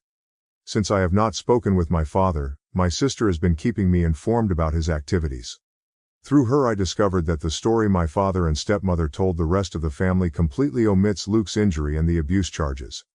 They implied that Jane and I banned them out of annoyance with my stepmother and decided to take it out on my father as well. Given that most people already disliked my stepmother, explaining what actually happened that night was not difficult, and most of the relatives I wanted at the wedding have since apologized and are criticizing my father. The people who did not believe us, as well as those claiming we overreacted, have been told they are no longer welcome in our home. These individuals are mostly from my father's generation, so I am not surprised. However, realizing that they are so biased that they would protect a woman they hate after she hurt a child, just to make my father happy, has convinced me that I do not need any of them in my life. My stepbrother is still in denial. He refuses to accept that his mother could harm a child, despite all the evidence we have. I must admit, I understand his perspective. I love my mother too. But that does not excuse his blindness to the situation, so he is also banned. It is unfortunate because we were close growing up, but I have no regrets. Additionally, Jane has 3 other siblings besides Luke. The older brother-in-law, a twin brother, and a younger sister, and I am closer to them than I ever was to him. Regarding Jane's family, they are all furious about what happened and have been incredibly supportive. Jane's maternal relatives essentially adopted Luke after she gained custody of him, and they frequently call to ensure he is okay. With the money saved from those we uninvited, we decided to help Jane's cousin. She lives in another country and was previously unable to attend the wedding, so we are covering her plane ticket. Luke is doing much better and is nearly back to his cheerful self. His split lip was shallow, healing slowly but did not require stitches. A few days ago, we sat him down and explained that my father and stepmother would no longer be around. Although he really liked my dad, he understands that my dad and stepmother are inseparable. Luke is clearly scared of her, but we are doing our best to make him feel safe. Jane and I have reassured him that he is family, we love him, and no one will ever change that. I am not too worried about my dad or stepmother trying to show up at the wedding, but we have alerted the venue and provided them with pictures just in case they try anything. It is better to be safe than sorry. Some people brought attention to the fact that SM is a hypocrite for saying Luke isn't family. I agree for obvious reasons. Her main excuse for pretty much everything she does is that she doesn't feel like my family welcomes her. Dad has been guilting me to take part in everything she plans by reminding us of that for as long as I can remember. The way he continues to make excuses for her without realizing this is basically a case of the pot calling the kettle black, except Luke actually is family. This has made me accept that while I will always love my dad, it's not healthy or safe for me and my family to be around him anymore. It hurts to know my son won't have his only remaining biological grandfather in his life, but he has 2 amazing step-grandpas to make up for it. For now, I'm sad but satisfied with how things have turned out. I don't like to complain about my life. It's a mess, but a beautiful one. I love my fiancé, I love my kids, and I'm lucky enough to love my job. We're happy. I'm not letting anyone ruin that. For those who were bothered by my censorship in my previous post on Am I the A, it was Jane who suggested that I make the writing less explicit. Since I am still getting used to Reddit, I may have gone a bit overboard. I hope this will be my final update on this story, but I will keep you informed. Again, thank you all for your love and support. Best wishes to everyone. Update 1. my stepmother, my family, and my children. I will start by saying that this may disappoint many people. We are beginning to accept the likelihood that my stepmother will only receive a minimal punishment. Jane and I are consulting with our lawyer about our next steps, but we are still uncertain about how to proceed. It is too early to determine anything definitively, so we are trying not to get ahead of ourselves more than we already have. However, I'm relieved to announce that we're getting started on the process for a restraining order against stepmom. We're using the same evidence we gathered the week following the incident, including the nanny cam footage and pictures of Luke, and we'll focus on that for the time being. I still haven't spoken to my father. My sister is still in LC but is seriously considering cutting ties with him. Because my sister is the only one on my side that still talks to him, my father keeps trying to ask her about me and whether I've calmed down yet. According to her, he's annoyed that half of his family refuses to talk to him but still doesn't seem to accept why. I told my sister that she doesn't need to keep playing messenger pigeon between me and our father. I never asked her to do it, and it's clearly taking a toll on her, but she insists she'll stop when it feels right. Either way, there is absolutely no doubt whether SM attacked Luke. Not only did Luke say it the moment we got home, but that was also confirmed by my father in a failed attempt to defend her behavior. He never tried to hide it from us. That and the fact that he gave Luke an ice bag are literally the only positive things I can say about his actions. SM was too busy screaming about how much of a whining brat Luke was being to deny it. To those who guessed SM is younger than my dad, you get an invisible cookie. She's also 5 years younger than his previous girlfriend. They got together when I was around 15. Also, stepbrother is only a month older than me. She turns 50 later this year, had him at 21, and married his father a year later. Both our kids are doing mostly okay. Luke's back to running around the house in his Superman costume whenever he doesn't have anything better to do. He did have a few nightmares this past week and is asked to sleep in our bed twice. We don't mention my father around him, and he's still seeing his counselor. Our 14-month-old son has learned 2 new words: hi and bye, and Luke is trying to teach him to say his name. Jane's sister, who moved away for college, is coming over for a couple of days to celebrate her 21st birthday later this month. Luke is excited to see her, and Jane is excited to get drunk with her. Can't say I blame her. We're hoping her presence will cheer us all up. I'm not doing so good, and neither is Jane. She's usually the kind of person who tries to keep her negative emotions to herself, but she cried herself to sleep almost every night the week it happened. It breaks my heart to see her like that, and I can't help but feel like this is my fault. There's a part of me trying to tell myself I had no way of knowing SM would do anything like that, but that doesn't really change anything.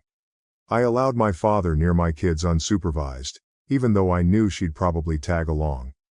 This is the guiltiest I've ever felt, and I don't think I'll ever forgive myself. Jane has been doing better recently and is encouraging me to see a therapist. I have never really done that before, except for seeing a psychiatrist when I was younger, but now seems like the right time to try it. I was taken aback by a few messages this week from people suggesting that I forgive my father and stepmother and even invite them back to the wedding. That is definitely not happening. In fact, I am not willing to ever forgive my stepmother. My father is now a very uncertain possibility, but I will never understand or forget what she did. Although the wedding is currently the last thing on our minds, we are not postponing it. We did consider rescheduling, but the date we chose is the only one that works for our guests. We have set up passwords with all our vendors and instructed them to only communicate with us. Jane's family is larger and closer knit, which is why they are more involved in the wedding than mine, but I still have family participating. My sister is one of the bridesmaids, 2 of my cousins are groomsmen, and my mom will walk down the aisle with the wedding party. Going through all of this with Jane has made me realize even more how much I love her. I could not ask for a better partner to start a family with, and I cannot imagine what I would do without her. This ordeal has not torn us apart, and I am incredibly grateful for that. I probably will not make any more updates until after the wedding unless something significant happens in the meantime. As always, best wishes to all of you. Update 2. I saw my father and stepmother for the first time since she attacked my child. I did not plan on updating again before the wedding, but something quite significant happened. The good news is that we got the restraining order. The bad news is that Jane and I had to see both my stepmother and my father at the court hearing. This was our first time seeing them since we expelled them from our home over a month ago, and neither of us was looking forward to it. We left the children with Jane's brother and sister-in-law, so at least Luke did not have to see them. The hearing proceeded much faster than I had anticipated. I must give credit where it is due. My father was at least wise enough to realize they had no chance of winning. There was a substantial amount of evidence against them. We had nanny cam footage, pictures of Luke, his medical records, and my sister had compiled every text and email my stepmother had sent to her and the rest of the family regarding the incident. Additionally, there were numerous phone recordings of my stepmother discussing the events. They did not even bother to hire an attorney for the hearing. The judge issued a protection order against my stepmother, prohibiting her from coming within 500 feet of us or our property. We are changing all our locks this week, and I am also considering changing my phone number. I have to admit, leaving the courthouse was the first time I felt truly safe since this entire ordeal began. Jane was on the verge of tears with happiness when we got to the car. We picked up the kids and celebrated at McDonald's with my brother-in-law and his family. Hours later, my father called me. The protection order does not apply to him, so he is still able to contact us. Jane and the kids were in bed, so I answered. I didn't expect him to change his mind and apologize all of a sudden, but decided to give him one last chance. He tried to start some awkward small talk, but I told him to get to the point. He asked me if the order was truly necessary. I stated very clearly that SM was never coming near Jane or my children again, and that I was glad I had the RO to formalize that. Every excuse he had for SM was pretty easy to shut down. But she only hit him once. Yep, and that's enough for me. The kids need their grandma. She's not their grandma, Mom is. She's my wife. You need to respect her. She attacked Luke. She disrespected my family and my own house. I don't owe her anything, least of all my respect. He then went on a rant about family, how much of a godsend SM was, and everything she'd done for me and my sister since she came into our lives. I replied by listing every time I could remember about her lying, overstepping a boundary, or acting unhinged around me, my family, or my sister. I brought up both my adult life and my youth. Examples included her attempts to hijack most of our milestones recently, our wedding plans, our son's birth, Jane's baby shower, and my sister's college graduation, her obsession with the idea of a perfect family, and her disgusting attitude towards Luke. I also made sure to mention her habits of going through mine and my sister's stuff when we were younger. It's trivial compared to everything else, but this behavior went on until my sister moved out of their house only 3 months ago. We're pretty sure she found out about Jane's wedding dress appointments by reading my sister's planner while she wasn't home. For instance, some of the memories I mentioned are long and hard to explain, but they did cement the fact that SM means nothing to me. He tried to go with the whole "she doesn't feel included" excuse again, but I shut him up. I said he'd had the opportunity to protect his grandchildren but had chosen his monster of a wife instead. And that's enough for me to want nothing to do with him. I hung up without saying goodbye. My sister informed me that he called her afterward, and she told him she was going no contact with him as well. I think we are both beginning to accept that our father will not change. It is unfortunate, but he has made his priorities clear, and his children and grandchildren are not among them. That is all for now. With these memories fresh in my mind, I am considering sharing some of the stories I reminded my father of, but that will take some time. Until then, best wishes to all of you. Update 3. My stepmother attempted to hijack our baby shower. In my last post, I mentioned that I was thinking about sharing some stories from before I obtained the restraining order against my stepmother and went no contact with my father. While there are many worth recounting, I will start with one of my sister's favorites. My fiancée Jane discovered she was pregnant in June 2021, and we announced the news to our immediate families in August. Initially, my stepmother was completely uninterested in our baby. Not that I expected much from someone whose reaction to our pregnancy announcement was to ask Jane if she was sure the baby was mine. Even my father criticized her for that one, but she barely seemed to acknowledge our pregnancy. Instead, she focused more on my stepbrother, who was also engaged and would soon provide her with beautiful grandchildren. We did not complain, as we did not want her involved, and we did not even have to say anything. Organizing our baby shower turned out to be quite a challenge. Jane and I had to work until the holidays, and I wanted to be actively involved in the planning. With our due date set for February 2022, we decided that early January would be the ideal time for the shower. We enlisted my sister Laura and Jane's best friend Nina to help us plan the event. Jane and I are generally laid-back people, so we didn't want an extravagant party or to spend too much money since we were saving for both the baby and the wedding. We decided early on that the shower would be co-ed and, given the time of year, would need to be held indoors. We settled on a guest list of 25 people plus about a dozen kids. We came up with the idea of hosting a pizza party. Since moving in together, Jane, Luke, our brother-in-law and sister-in-law's surrogate son, and I have enjoyed homemade pizza nights every week, and we thought it would be fun to incorporate this tradition into the shower. Nina found an event venue with a pizza oven, and Laura figured out ways to integrate traditional baby shower elements into our theme. The resulting plans were fantastic. Guests could make their own pizzas, enjoy non-alcoholic drinks, and children could customize plain bodysuits.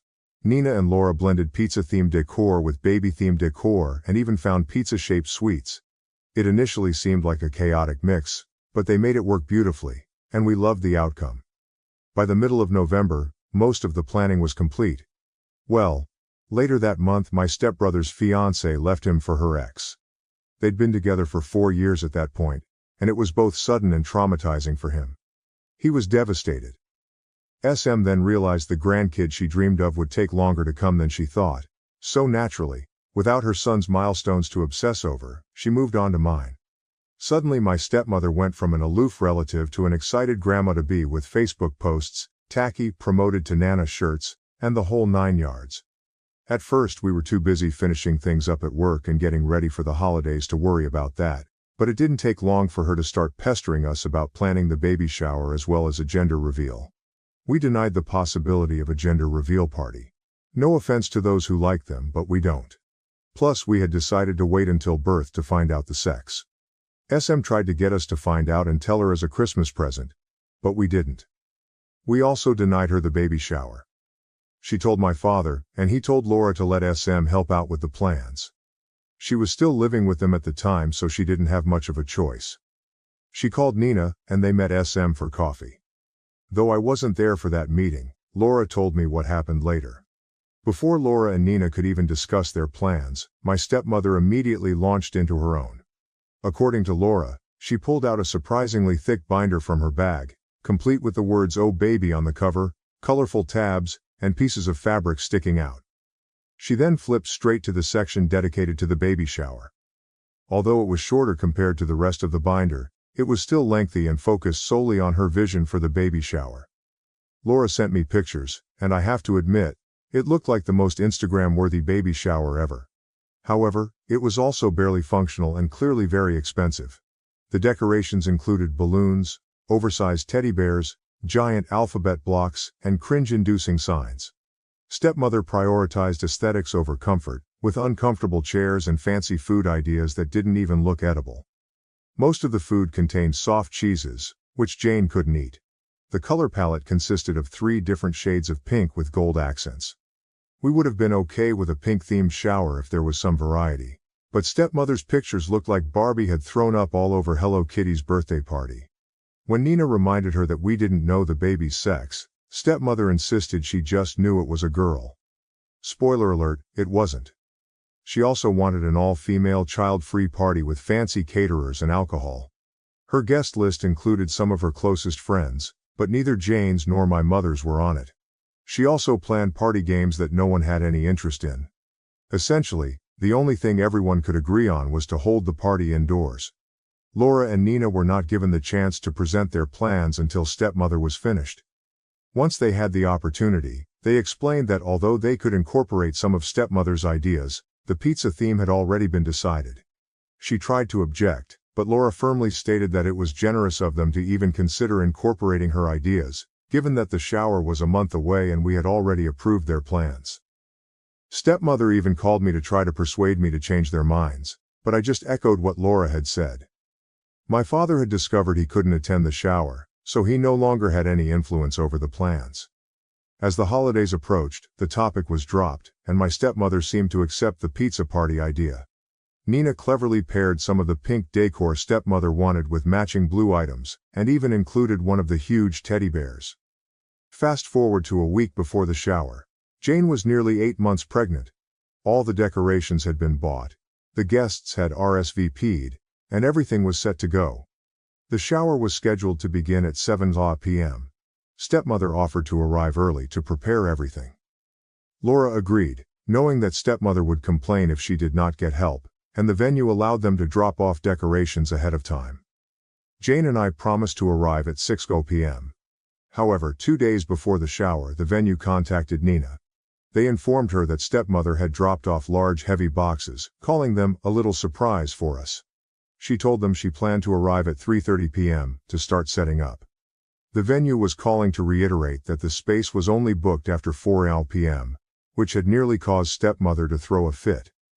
Since all the decor was still at Nina's place, she called Laura to check if they had left anything with stepmother.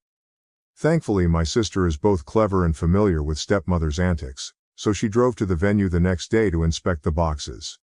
She told me she was not even surprised by the contents but was still taken aback by stepmother's boldness. The boxes were filled with pink frilly decorations, many of which seemed to be the exact items stepmother had initially shown Laura and Nina. Signs, balloons, placemats, and everything else. Laura realized that stepmother's intention was to arrive early to set up her vision of the baby shower, essentially forcing us all into her version of a Barbie hell. She called Nina to figure out a plan. Neither of them could come at 4 p.m., making it almost certain that stepmother would get her way.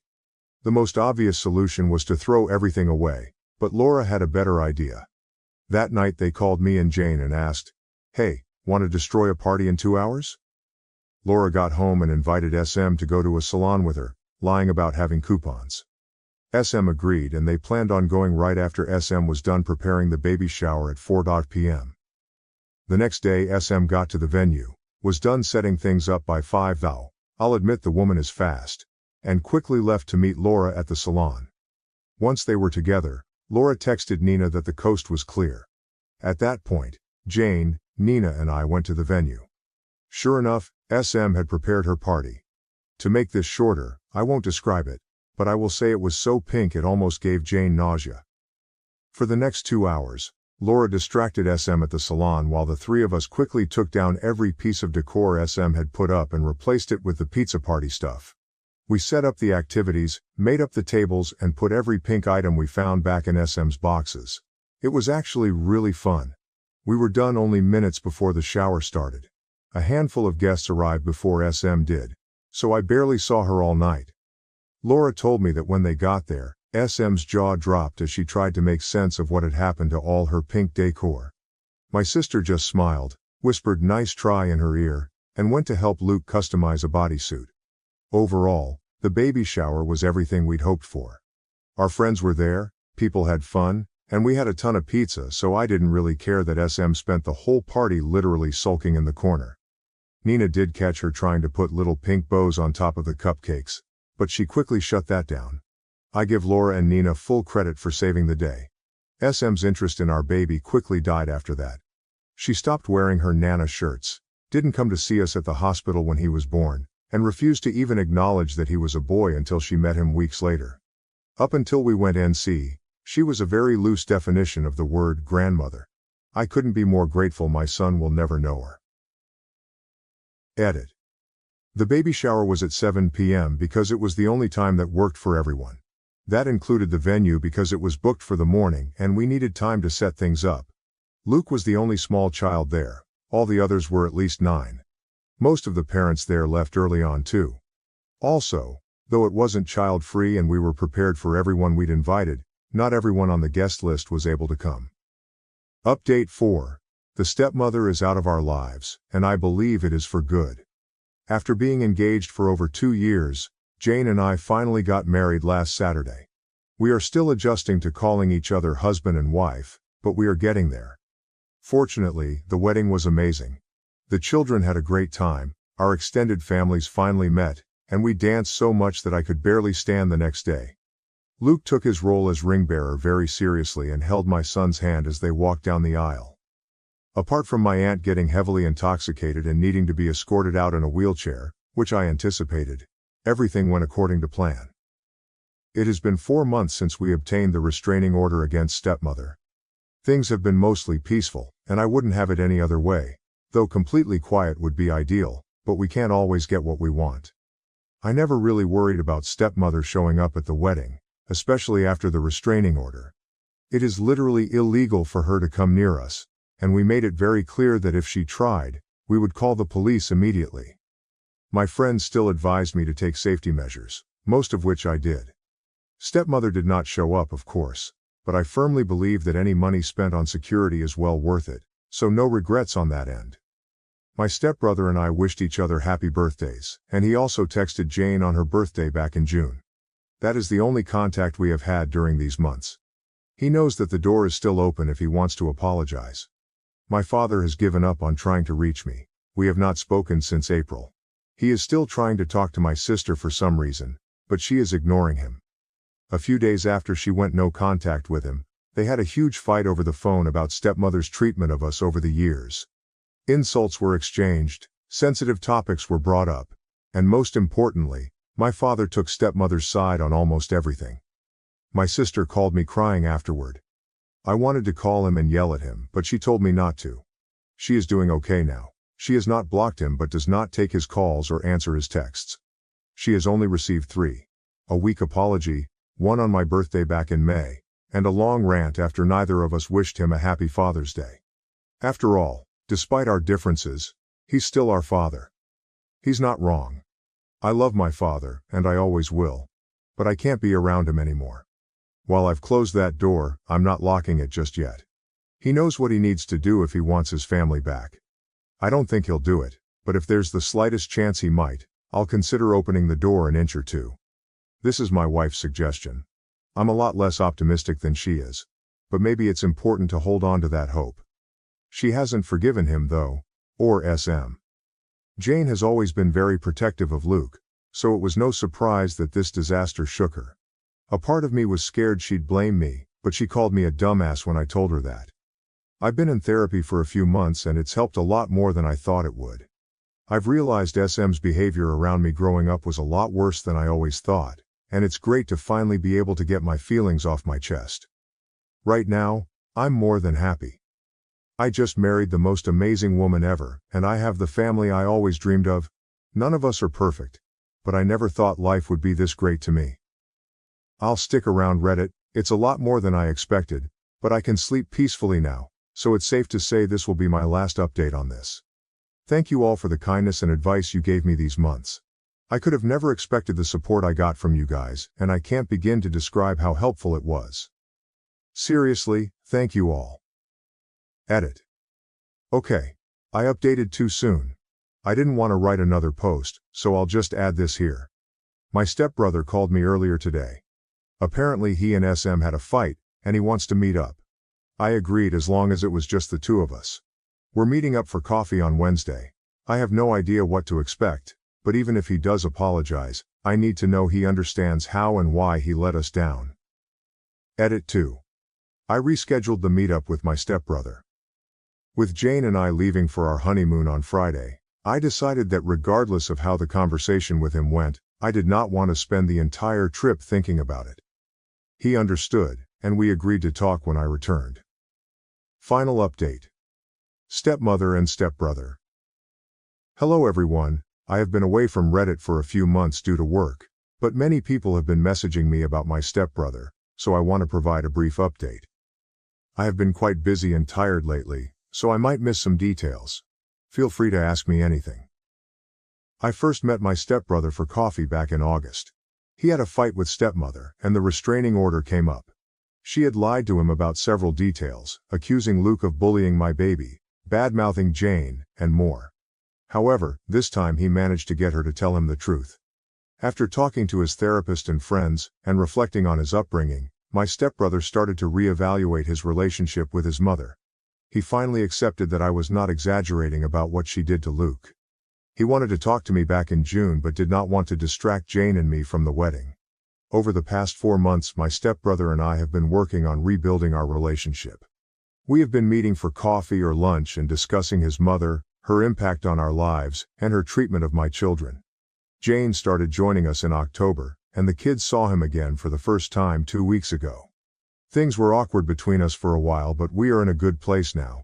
He is also making amends with my sister. In early November, he completely cut contact with stepmother. Jane and the kids are doing amazing. Luke turned 5 in September and our baby will be 2 in early February. We're spending the holidays with Jane's family in Brazil, while my stepbrother stays with his girlfriend. Things are great. That's all. I'm signing off for now. I'll let you know if anything happens. Happy holidays, everyone. Best wishes to all of you. I feel unsafe because my autistic neighbor exhibits strange behavior. He constantly follows me when I take my dog outside at night. Hi all, I've never posted here before, but I've been thinking about writing this for a while now, since I'm really starting to feel uncomfortable and could really use some advice for who to contact and what to do. I 23F live in student housing as a graduate student. I have my own apartment in a small multifamily complex. There are about 4 other students there, one of which I will refer to as S, 45M. S has autism. I know these terms are outdated, but for context, his autism is rather profound, and he has lots of social difficulties and stims in conversation. I previously haven't had any real difficulties interacting with him, especially since I used to be an instructor for children with autism and am used to handling various social behaviors from people on the spectrum. But in the past couple of months, his behavior towards me has changed, and I'm at a loss for what to do. I take my dog out at various times throughout the night to relieve herself. There is only one way out of the complex, and I have to pass by S's apartment in order to do this. But after living here for about 6 months, I didn't have any trouble with this. Sometimes, he'd come out to say hi, and I'd let him pet my dog. But this was always at an appropriate time. About a month and a half ago, things started to get weird when I took my dog out at 4:30 a.m., which isn't unusual, and saw him peeking at me through the window. He then opened the door and came outside to sit down and pet my dog. She started barking and I politely told him that I can't have her barking at this time of night and took her inside. I'll admit I felt a bit uncomfortable with him coming out so late at night. After all, he is a large older man and I'm a very small female. For the next month, I would notice S lingering outside the apartments a lot more often. I found it disconcerting when he was doing this late at night. My partner, 20F, came to visit for a month, and while she was there, his behavior got even stranger. Nearly every time I took my dog outside, he would open his door and come out to talk to me, which made me uncomfortable because it seemed he was actively watching for me. But when I asked my partner to come out with me, he would open the door, see her with me, and then close the door without a word. It got to the point where I no longer wanted to take my dog out alone and eventually put up a security camera for peace of mind. The day my security package was actually delivered, my partner was up having a school Zoom meeting in my kitchen, while I slept. Apparently, during the meeting, she started to hear him yell my name outside my door, followed by, "Package." And she ignored it, but it went on for several minutes. This made me really nervous to hear about, and after I put the camera up the behavior slowed. But the other day, my partner went back to her home state again, and S's behavior changed again. He came up to me on the way back from doing laundry in our shared laundry room and asked me if I was a lesbian. I was kind of taken aback, but figured since he has autism, he doesn't really understand if a question is inappropriate. But 2 days later, it got worse. I was taking my garbage out, and there's a small alley between our apartments and the dumpsters. There is only one way in or out. It was nearly midnight and I checked the cameras first to ensure I was alone before going out, but when I turned around, he was standing in the alley, nearly blocking my way out. He looked on the verge of tears. I awkwardly said hi and stepped around him so I wouldn't be cornered in the alley, and he started confessing a variety of emotional and family problems to me. I could see he was having a hard time, so I was polite and answered him and advised him to see a therapist if he needed someone to talk to. He then said something odd to me about not having a partner and how he wanted one really badly, not to put me on the spot, and mentioned he knew about my current partner. Of course, now I think I see why he's been acting so strange towards me. Here's the thing though. He's still following me outside when I take my dog out, and sometimes will just stand there quietly and watch if I'm not engaging with the conversations he's trying to start.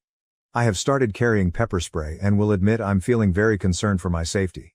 My mom says it's a harmless crush and I should just politely tell him to stop cornering me, but I don't know how to safely have this conversation, just in case I may actually be in danger, and I don't feel comfortable doing so.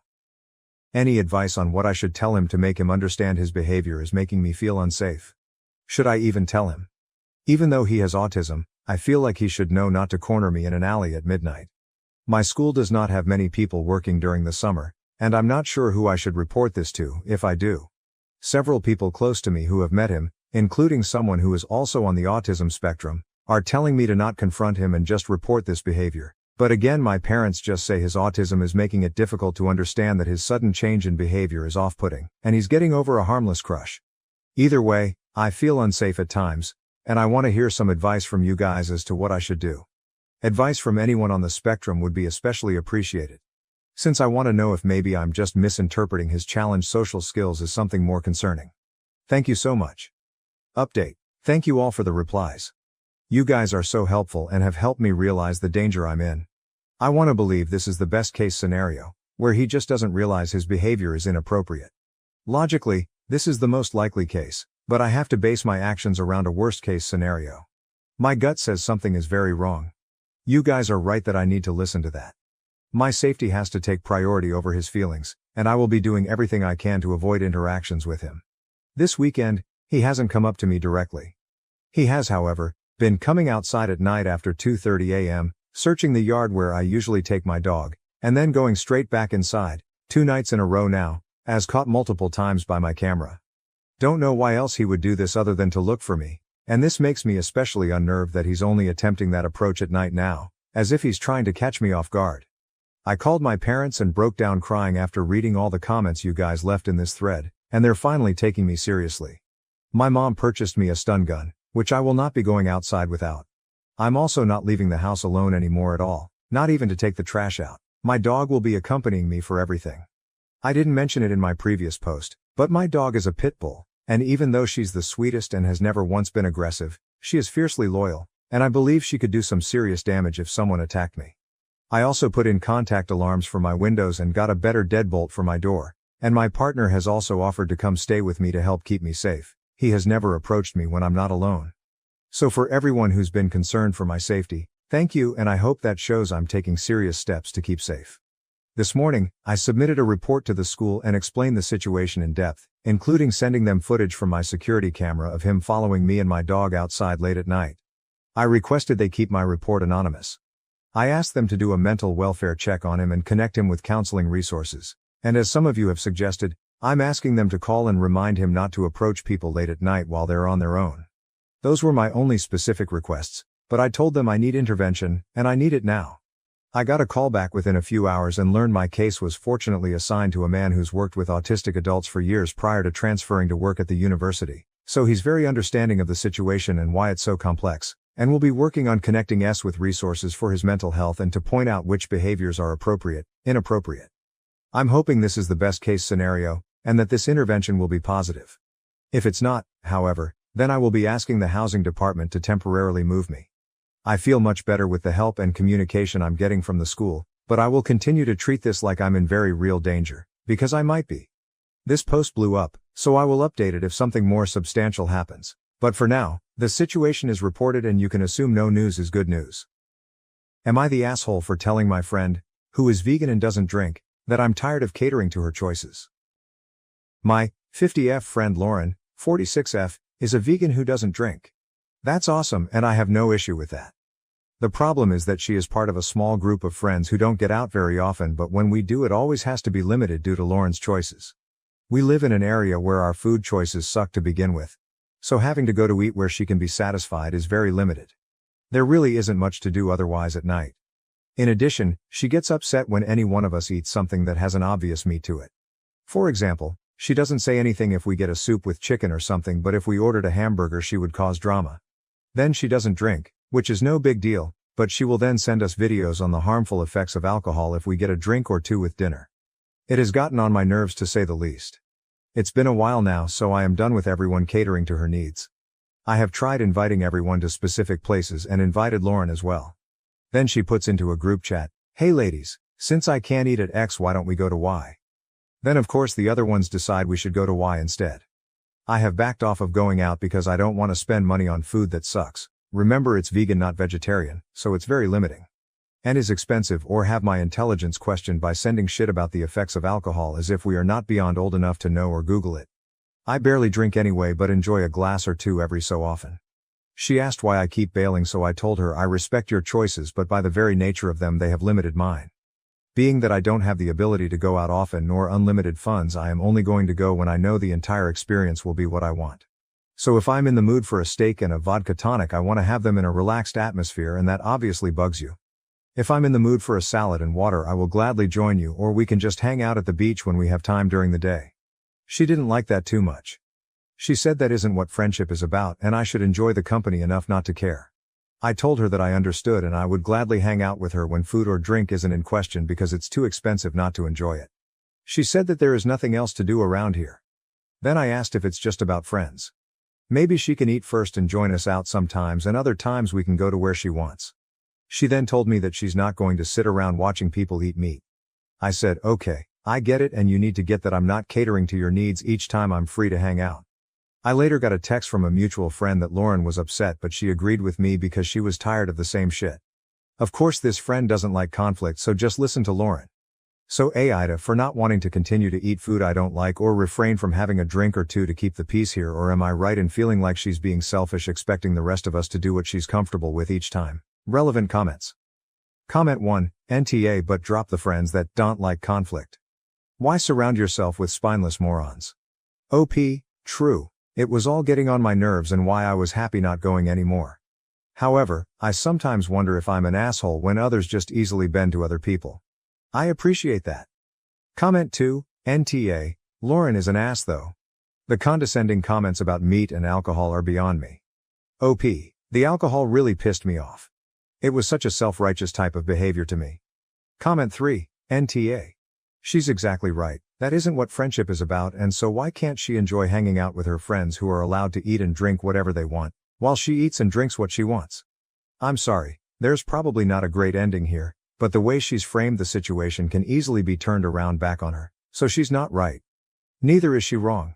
It just may be that you two are incompatible as friends. OP, yes, I'm feeling we are not a good fit. To be honest, I am working hard on setting boundaries, but sometimes I question if I'm not going overboard, especially when many other women my age seem to just go along with something. I felt like she was being extremely selfish, but thought I could be missing something, and why I asked.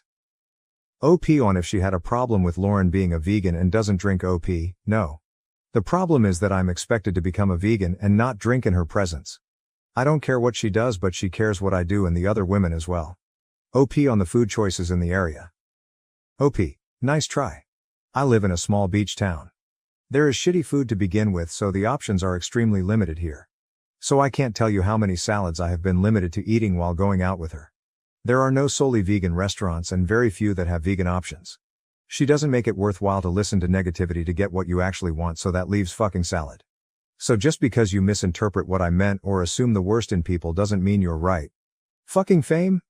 Seriously. Damn. I thought my life was pretty lame just asking this question, and to think someone thinks I'd actually make this shit up. FFS. Update. Thank you so much to the countless people who commented on my post shown below. You made me realize that I wasn't an AH and shouldn't have put up with her BS. Many asked how I put up with it for so long. I don't have a good answer, but it was more about the group itself, where I didn't want to create drama.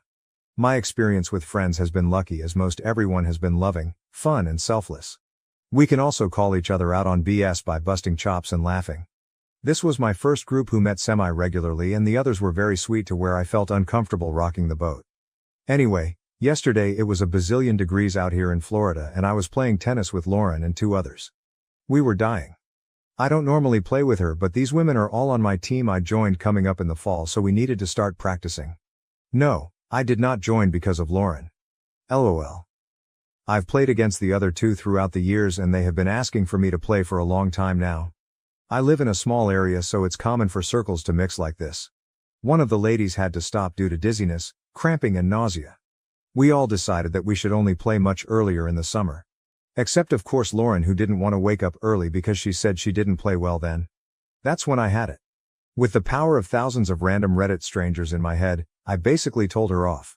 I told her I've never met someone so self-absorbed in my entire life, and it was disgusting that she would even think that way in front of a teammate who clearly had heat exhaustion, let alone have it come out of her mouth. I said all this while her ass was sitting down, while the other woman and I got a cold wet towel for this woman and got her to drink. Lauren stormed off. These other 2 thanked me. One was her usual partner who is the sweetest person alive and said she has been wanting to tell her off for a year now. The other one who was feeling like shit said she is going to tell the captain that she needs to go because she is like a cancer on the team. I am very happy to say that I will not be dealing with her selfish BS any longer. She can go shove a carrot up her ass for all I care. LOL, thanks so much everyone. Tonight I'm going to have a giant hamburger and a cold beverage in your honor. Cheers. Relevant comments. OP not respecting Lauren's wishes and trying to make this whole thing about herself and not Lauren. OP, I did say something and suggested other things. She wasn't having it, I wasn't pouting, we are busy and have lives so this isn't the end of the world and I was quite happy with that choice. I kindly told her my feelings and she told me I wasn't being a good friend because it isn't about the food. So then why do we have to eat her shit every time then? I wasn't hurt over the videos. It was fucked up to cross others' boundaries like that as she was some self-righteous queen of health. She's controlling as thousands have pointed out. That should be clear with her not budging on playing in the mornings after her teammate got sick from the heat. I spoke with her already calmly and nicely. She never budged and only expected me to continue to bend to her needs, inferring I was not a good friend. I still ended that conversation in a respectful manner to then learn she goes to a mutual friend to bitch about me. It was after the above that I felt she was extremely selfish, but I still wasn't sure because she turned it around on me. That's why I came here to Reddit. I didn't go off on her about the food. I went off on her because there was a woman about to throw up due to extreme heat. While another woman and myself were trying to cool her down and make sure she was okay, Lauren made it again about her. She sat there bitching about not wanting to play earlier because she doesn't play well early in the morning. BTW, that is complete bullshit because the matches start early in the mornings and she's played in this league for many years. I'm sorry, but you must be extremely infuriating to anyone who needs your help and needs you to listen. You fill in gaps to stories that don't exist. You assume what people are feeling and why they have done certain things and then come across in a very pompous manner that you are correct. Yes, you're absolutely correct to the shit you literally made up in your head. However, you are very far off from what happened with me, how I felt and why I acted the way I did. I have had enough of my stepdaughter, so I moved back to my parents with my son. I'm also 8W pregnant and I don't know what to do. Update. Hi everyone. I don't know if this is even ethical because it's about a minor. I will keep it anonymous and hope for the best. I am at the end of my tether here and I feel paralyzed and in desperate need of advice. I, female 38, met my husband, male 44, about 4 years ago. I'm 8 weeks pregnant, only husband and I know. I have a son, male 8 with my BF who passed away in a car accident before my son was born. My husband has a daughter, female 13, stepdaughter for stepdaughter, from a previous marriage. My stepdaughter lives with us every other week. When we got married, my ex-wife tried everything to get full custody of stepdaughter and failed.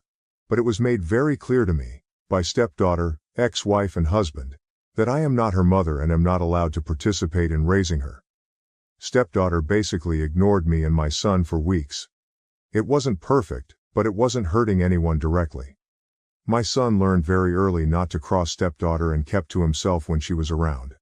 I suspected the ex-wife behind stepdaughter's coldness towards me and thought this must be hard for stepdaughter with all these changes. I tried to befriend her over the years but she wasn't having it. It got worse when my ex-wife remarried and got pregnant with twins 2 years ago. She started ignoring stepdaughter, trying to get my husband to have her more, we happily obliged, and basically stopped being a mother to her. It didn't help either that the new husband didn't like stepdaughter and wasn't shy about not wanting to raise another man's daughter. I asked my husband if we could take stepdaughter full-time and try to raise her because I saw that her mental health was deteriorating and that she needed stability. The ex-wife blatantly refused this suggestion, so we continued with it every other week. The twins were born about a year ago and all went downhill from there. It seemed like the worse stepdaughter had it at her mom's, the more she hated me and my son. She would throw fits a couple of times every time she's with us. Break our stuff. Call me a bitch if I tried to tell her off. It's her house because her father bought it and we're just guests. She would yell at my son and she even hit him a couple of times, telling him to keep to his room if he didn't like her treatment of him. When I told her not to put her hand on my son, she told me, "What are you going to do about it?" My son grew fearful of her and would ask me to take him to Grandpa, late BF's father, when she's living with us. I talked to my husband about it. I told him stepdaughter needed professional help because she's not feeling well and she's making us miserable when she's around. So she started to go to therapy. 6 months now. Other than that, my husband didn't know what to do either. If he tried to talk to her about being nice to us, she played innocent and told him she was playing around and hugged and kissed my son in front of him. And if he tried to be stern, she threw a tantrum and accused him of loving my son more than her. 3 months ago, my son's grandpa passed away. This hit my son and me very hard. My son was inconsolable for many weeks and couldn't really understand what it meant that he couldn't see grandpa again. Grandpa was a carpenter. So was my late BF. So from a very young age my son loved hanging with him in the garage, working. Many times when he's there he comes home with something they made together. Butter knives, boxes, chessboards. And for my 38th birthday last summer I got a stool that my son designed himself and built with his grandpa and then painted. This was the last project they had together since grandpa passed away a few weeks later, so the stool was priceless to us. We had it in the kitchen. The stepdaughter made a lot of negative remarks about the stool, how ugly and poorly made it was. She laughed at my son's poor taste and he was very distraught. This was the first time, however, that my husband got very angry at her and asked her to go to her room. She was so scared of his reaction that she went without any protest. This Christmas, my stepdaughter was supposed to be with her mother. On Christmas Eve her mother dropped her off at our house very early in the morning. Her new husband had decided he didn't want her to go with them to his parents' house, where they usually spend Christmas. The stepdaughter was on the verge of tears standing there listening to her mother making excuses to my husband and me. My husband hugged stepdaughter the whole time and I tried to fight away my tears. After her mom left, she went upstairs to her room to sleep. I also went to sleep since we don't usually wake up this early on holidays. When she saw me, she smirked and said she didn't want ugly furniture in her house. I pulled her away and told her to go to her room and tried to get the pieces of wood out of the fireplace. That was when she threw a scalding hot liquid in my face. It was hot cocoa. I yelled in pain and my son started panicking, so I ran to him to tell him that I was fine. The stepdaughter stood there laughing. I took my son upstairs and went back to her. I grabbed her hard in her arm and started pulling, pushing and dragging her up to her room and locked the door. Husband came home with my parents moments later. My mom took me to the emergency room and my son insisted on coming with me. I had second-degree burns on my cheek and neck. When I went home, my husband was so mad at me for assaulting stepdaughter by using force to get her to her room. He told me I should have had compassion knowing how hurt she was by her mother's abandonment. I told him that I have had enough with this. I am living a nightmare 1 or 2 of my life. Having to go on eggshells in my own home whenever she's around. My son is a prisoner in his own room when she's living with us, too terrified to cross a boundary of hers. I told him that I didn't know how to handle this, and that it was a mistake from the beginning that I wasn't allowed to be a parental figure in her life with authority. He disagreed and told me that she has a kind heart and needed patience. But the thing is, I don't think she does. She targeted my son's handiwork, fully aware of its sentimental value. And my face because she always hated the fact that my husband thinks I am beautiful and is open with complimenting my eyes and smile. I didn't stay there for Christmas. I took my son and parents and went to my parents' home where I live now. My husband is in panic mode. He's been texting and calling me all the time trying to get me to move back and work things out. Stepdaughter even texted apologizing, he probably made her. But I don't know what to do. I love him so much, but I'm ashamed to say that I hate that girl. My son starts hyperventilating of the thought of living with her again. And what about my unborn baby? I feel sick of the thought of having 1-2 custody, and being at the mercy of his half-sister when it's my husband's week. This thought makes me want to have an abortion. Please tell me if there's another solution to this hell I'm living. Update. Hi everyone, I hope you enjoyed the holidays. I'm overwhelmed with the support I received from you. It helped a lot. I was literally losing my mind and wasn't sure if it was wise of me to take these drastic measures. I'm sorry I didn't make an update. I just didn't think I had anything to add, plus these last weeks have been so hard. But I came here now to tell you that I have moved on with my plans. It's just hard for me to talk about it since it was a planned pregnancy and both soon-to-be ex and I were longing for him/her. It was also hard to see my soon-to-be ex broken over my decision. He thinks I have acted so fast and can't fathom how I could just throw away our life together so fast. I think he still doesn't realize the severity of stepdaughter's actions. He even had her with him when he visited me at my parents' house the first time. He wanted us to have a sit-down. When I saw her in the car, I immediately told him to drive back. He was shocked, however, when he saw the dark scars on my face. They'll fade away with time, according to the doctor. I can't help but blame myself, though. It's my fault that he thought this was a sudden decision. Had I been more honest and open with him, he would have known this was hurting me and my boy for months now, years really. This blame will lie with me and me alone. I thought by keeping my mouth shut I would minimize the damage. How wrong I was. My stepdaughter is living with her grandparents full-time now, and I think it's going to be a permanent thing. Her stepdad is adamant about not having her around his children. I think this is so messed up on so many levels, but I don't know if I have a say in this. It's her parents' call, even if I think it a grievous mistake. And I can't say that I care either. My boy is doing better. He loves living with my parents. He knows he will have to change schools and he's so scared about it, but he still thinks it's great that we moved. We started therapy. In one session, the therapist tried to explain to him how stepdaughter is not feeling well, and that she needed help. He got upset and told the therapist he didn't agree with her. He told her stepdaughter isn't the only one hurting. Many kids have bad parents, and that he never knew his father and lost people he loved, but still he wasn't mean to his family. I cried for days after this. I am so sorry for what I put him through. I just want to spend the rest of my life making it up to him. My beautiful baby. With Omicron, we're back to working from home, so it really doesn't matter that I live 5h from work. I work in a bank and I have talked to my boss. She will help me apply to a nearer office. I think I have covered everything. If anything major happens, I will make a new update. Thank you again for the support. You helped more than you can imagine. Ciao edit. We have rebuilt the stool. We couldn't make it perfect and we had to patch it in many places and repaint it. But we love it. Some explanation from OP. I'm sorry I haven't been able to answer all your questions. I wrote my update very late and went to sleep. When I woke up it was locked. I will try to answer some here soon. To be ex. And his ex got divorced because the ex cheated on him. Her relationship with the affair partner. Didn't last. An affair partner left her when they got busted. This happened way before soon-to-be ex and I met. But the resentment came from soon-to-be ex. Moving on. From what I understood, soon-to-be ex and his ex were planning to give their relationship a second chance right before I met him, and he allegedly changed his mind. He blatantly denies this, but I've heard it from his ex and even stepdaughter. I know I was harsh on the stepdad, simply because I don't think him to be a good human being. His reluctance towards stepdaughter started way before the twins, and even before they got married he made it clear he would prefer it if stepdaughter didn't live with them. He even tried not to have her at their wedding. But after the incident, I don't blame him, even though I know he was happy he got a reason to get rid of her now.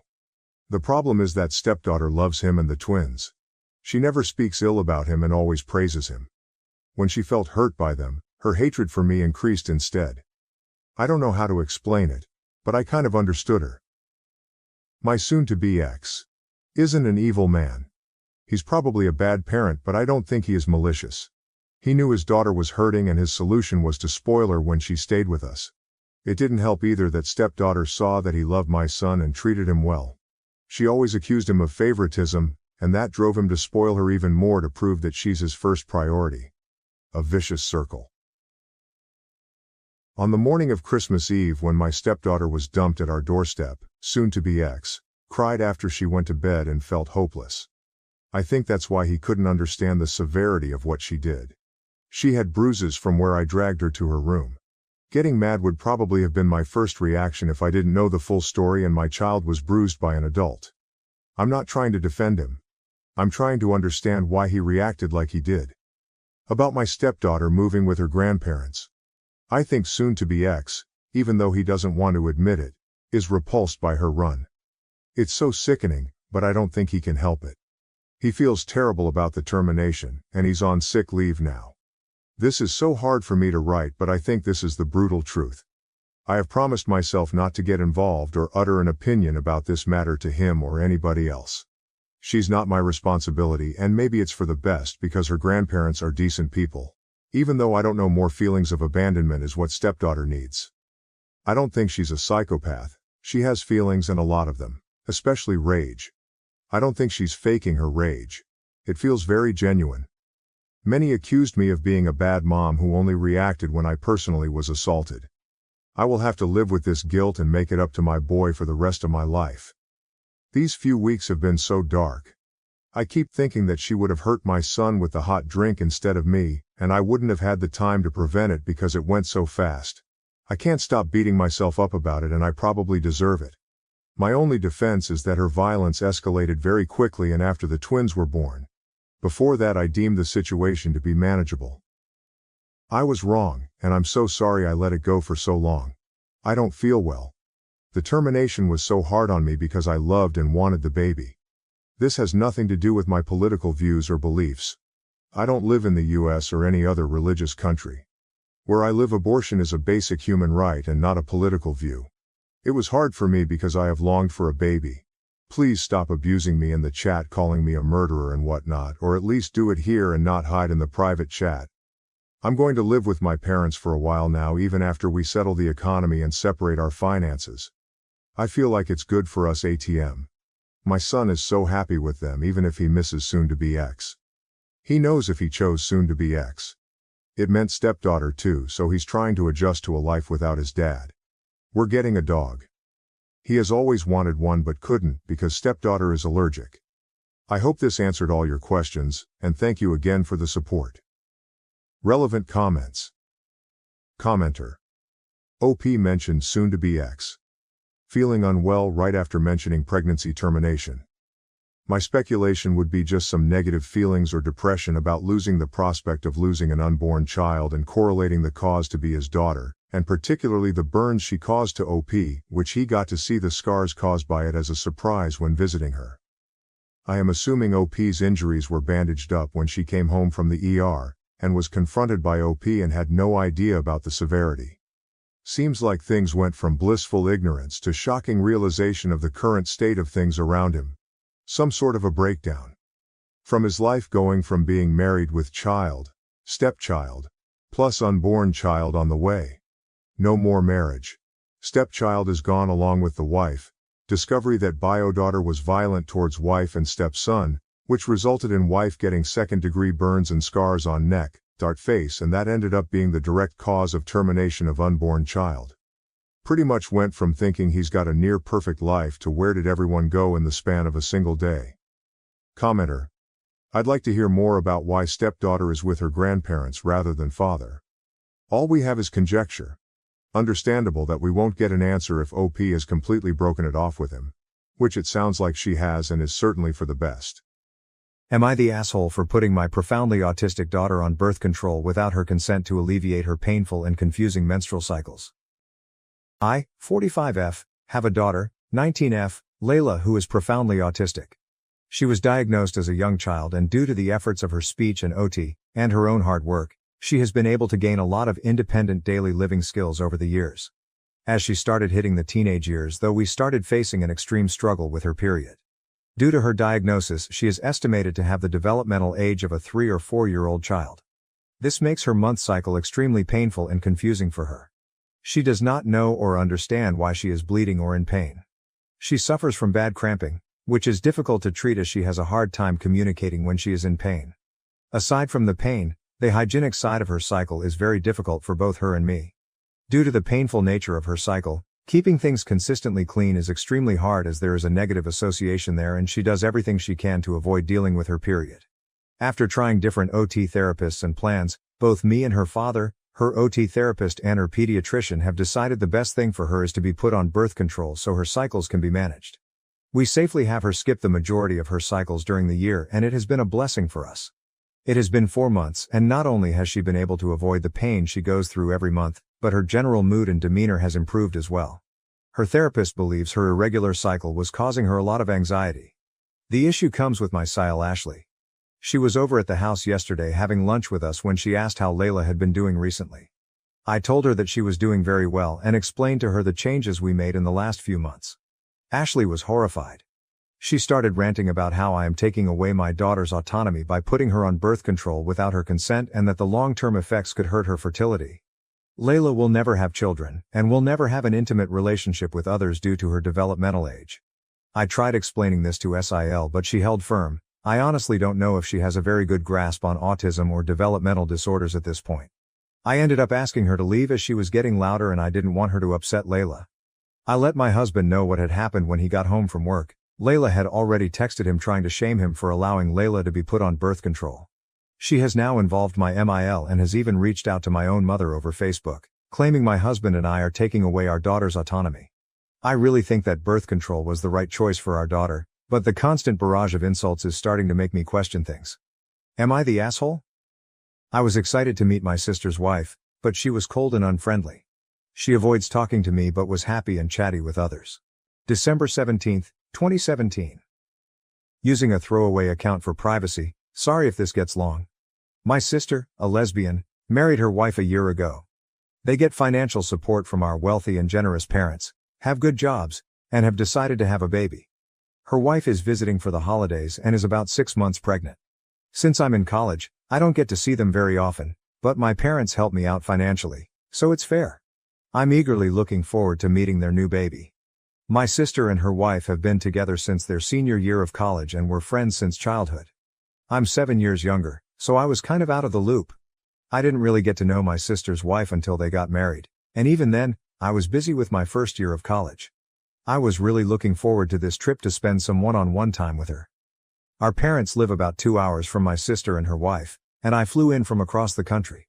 We're all staying with our parents, who are not yet retired. My flight got in late last night, so I slept in. My parents went to work, my sister went shopping, and my sister-in-law stayed in, but I didn't realize she was around until she came downstairs while I was making lunch. She's obviously pregnant and I haven't seen her since the wedding, so I was really excited to see her. She wasn't. I said hi and went to hug her, but she backed away. I apologized, and she just looked at me weirdly and went through the fridge. I tried to make small talk, asking when she was due. She gave me a weird look like I'd asked something inappropriate, then just said March and kept making her food. I said I was excited to have a niece or nephew and asked if she wanted a boy or girl. She sighed loudly, said she didn't care, and moved on. My sister had mentioned her wife had PTSD from a previous pregnancy, so I thought that might be it. I tried changing the subject and asked about her work. She set her knife down loudly, stared at me for 30 seconds, then said fine, and went to the dining room. Throughout the day, I kept trying to interact with her. I offered to get her a drink. She muttered no. I asked what she was watching. She said, "You wouldn't know it. It was The Simpsons." I said I was glad she was spending the holidays with us. She begrudgingly said, "Yeah." I thought maybe this was just her personality. Then my parents and sister came home, and she was super cheerful and nice to them. My dad asked if they had names picked out, and she wouldn't stop talking. My sister wanted a family name, and her wife wanted a unique name. My mom suggested my name, Aeneas, since it's uncommon but a family name, same as my grandmother. I said I wouldn't mind having a niece with my name, and my sister was enthusiastic. Her wife gave me a death glare. At dinner, I asked if she could pass the potatoes, and she ignored me. I repeated myself and my sister had to tell her. She then giggled and said, "Guess I didn't hear." What should I do? Should I tell my sister or confront her wife directly? I have good relationships with my parents and sister and want to be involved with my niece and nephew, so I don't want to go no contact. How can I resolve this? Too long, didn't read. My sister's pregnant wife is cold and short with me. What should I do? Update, as of this morning. This morning at breakfast, my sister-in-law actually spoke to me, but it wasn't positive. She asked if I was seeing anyone, in a snarky tone. I said no, I'm busy with school. She responded, "Well, not everyone finds someone." My sister changed the subject, asking my parents about their winter home. My sister-in-law was so nice to them, saying how gorgeous the house is and how grateful she was for the vacation she and my sister took there last month. My mom started gushing about her, and it was a mush fest. After breakfast, I took our dogs for a walk. When I came back, my parents and sister had gone shopping, and my sister-in-law was home alone. She asked how I liked college. I said I liked it and started talking about my pre-dental major. She rolled her eyes. I apologized for oversharing and she said, "No, it's fine, you just have a problem with reading the room, I guess." Then she walked away. When my sister comes home, I'm definitely going to tell her about this. OP clarified why her sister-in-law might not like her. There was one incident regarding her wedding that comes to mind. Initially, The wedding was scheduled on the day of my finals, before invitations were produced or mailed. I called my sister to tell her that I either couldn't make it or the date would have to be changed. She was really upset because she and her wife had wanted a winter wedding, and the date seemed perfect for them. I suggested they didn't have to sacrifice the winter aspect, just maybe move it a day back. We had a big fight, and I assume my sister-in-law was involved. But my sister, who likes to be liked, didn't want to stay mad at me, so we worked through it. The wedding ended up being the day after my finals, which I was grateful for, and there's been no resentment or hard feelings since. My sister actually laughs at herself now for being kind of unreasonable. Her quote from that time was, "You just don't have to go, it's just a test." I was my sister's maid of honor, and I didn't see much of my sister-in-law prior to the wedding. She'd gotten food poisoning from her bachelorette party, so she was kind of holed up for the majority of the pre-wedding hubbub. During the reception, I made a toast, talked about my sister and her wife's friendship, how we've just been waiting for the two of them to get married, they're a match made in heaven, etc., etc. She teared up, gave me a big hug and said she was excited to be my sister-in-law. I wanted to talk more with her, but some relatives wanted to ask me why I chose the college I did, so I went to go talk to them. I'm probably going to bring this up with my sister either today or tomorrow. I'll probably bring this up with my sister either today or tomorrow, depending on what my sister-in-law is up to. Highlight comments. Commenter. So you said that the longest time you spent with her was camping, from a previous comment, and the wedding. Could you elaborate on the wedding? Did you interact with her at all? Were you at your sister's bridal party? But I agree with other commenters, you've just got to talk to your sister and/or parents to see what can change to make this better for the rest of your stay. OP, there was one thing I might be able to think of in terms of her wedding. It was initially scheduled on the day of my finals. This was prior to invitations being produced and mailed, just their idea. So I called my sister to tell her I either wouldn't make it or the date would have to be changed. She was really upset about it, because she and her wife had wanted a winter wedding. The date seemed perfect for them, etc. I said they didn't have to sacrifice the winter aspect, just maybe move it a day back. There was a kind of big fight, and I can assume my sister-in-law got in on it, but my sister is the kind of person who likes to be liked, think of her as a human golden retriever. And she didn't want to be mad at me, so we worked through it. Her wedding ended up being the day after my finals, which I was grateful for, and there's been no resentment or hard feelings since. My sister actually laughs at herself for being kind of an ass. Her choice quote from that time was, "You just don't have to go, it's just a test." I was my sister's maid of honor, and I didn't see much of my sister-in-law prior to the wedding. She'd gotten food poisoning from her bachelorette party, so she was kind of holed up for the majority of the pre-wedding hubbub. During the reception, I made a toast, talked about my sister and her wife's friendship, how we've just been waiting for the two of them to get married, they're a match made in heaven, etc., etc. She teared up, gave me a big hug and said she was excited to be my sister-in-law. I wanted to talk more with her, but some relatives wanted to ask me why I chose the college I did, so I went to go talk to them. I'm probably going to bring this up with my sister either today or tomorrow. It all depends on what my sister-in-law is up to. Commenter. Even if this is the underlying issue, and sister-in-law was annoyed by OP's attempts to make conversation, sister-in-law is still being an asshole. She's 26, old enough to have the self-control to say, "Sorry, OP, I want some time alone right now. I'm not really up for talking." She's allowed to feel irritated, but being pregnant doesn't give her the excuse to be rude without apologizing. My direct advice, OP, is to scale back your interactions with your sister-in-law. You can still be polite. It will highlight the drastic difference between the way you treat her and the way she treats you. Every time you make an effort to be friendly, she mocks you and belittles you. You deserve better, but it's also not your responsibility to earn decent behavior from her. Focus on those who return your friendliness, like your sister and parents. Next time you're home alone with your sister-in-law, try doing solo activities like reading or playing video games to pass the time. Update, recovered through AskReddit. December 20th, 2017. So I didn't get the chance to talk to my sister. When my parents came back from shopping with my sister, my mom started saying how she had the perfect onesie for her granddaughter. Before my sister-in-law could start gushing, I asked what my mom meant. She asked if I hadn't heard I'd be having a niece, and I replied I hadn't. My sister said it was weird, because she'd asked her wife to tell me once they'd gotten the ultrasound. Her wife had zero excuse, and had the most deer-in-the-headlights reaction. There was something that just sort of snapped, and I started crying. I felt kind of spoiled and horrible for it, so I apologized, and went upstairs with the dogs. My parents came upstairs, and my mom went to ask if I was okay, and my sister and her wife started shouting downstairs.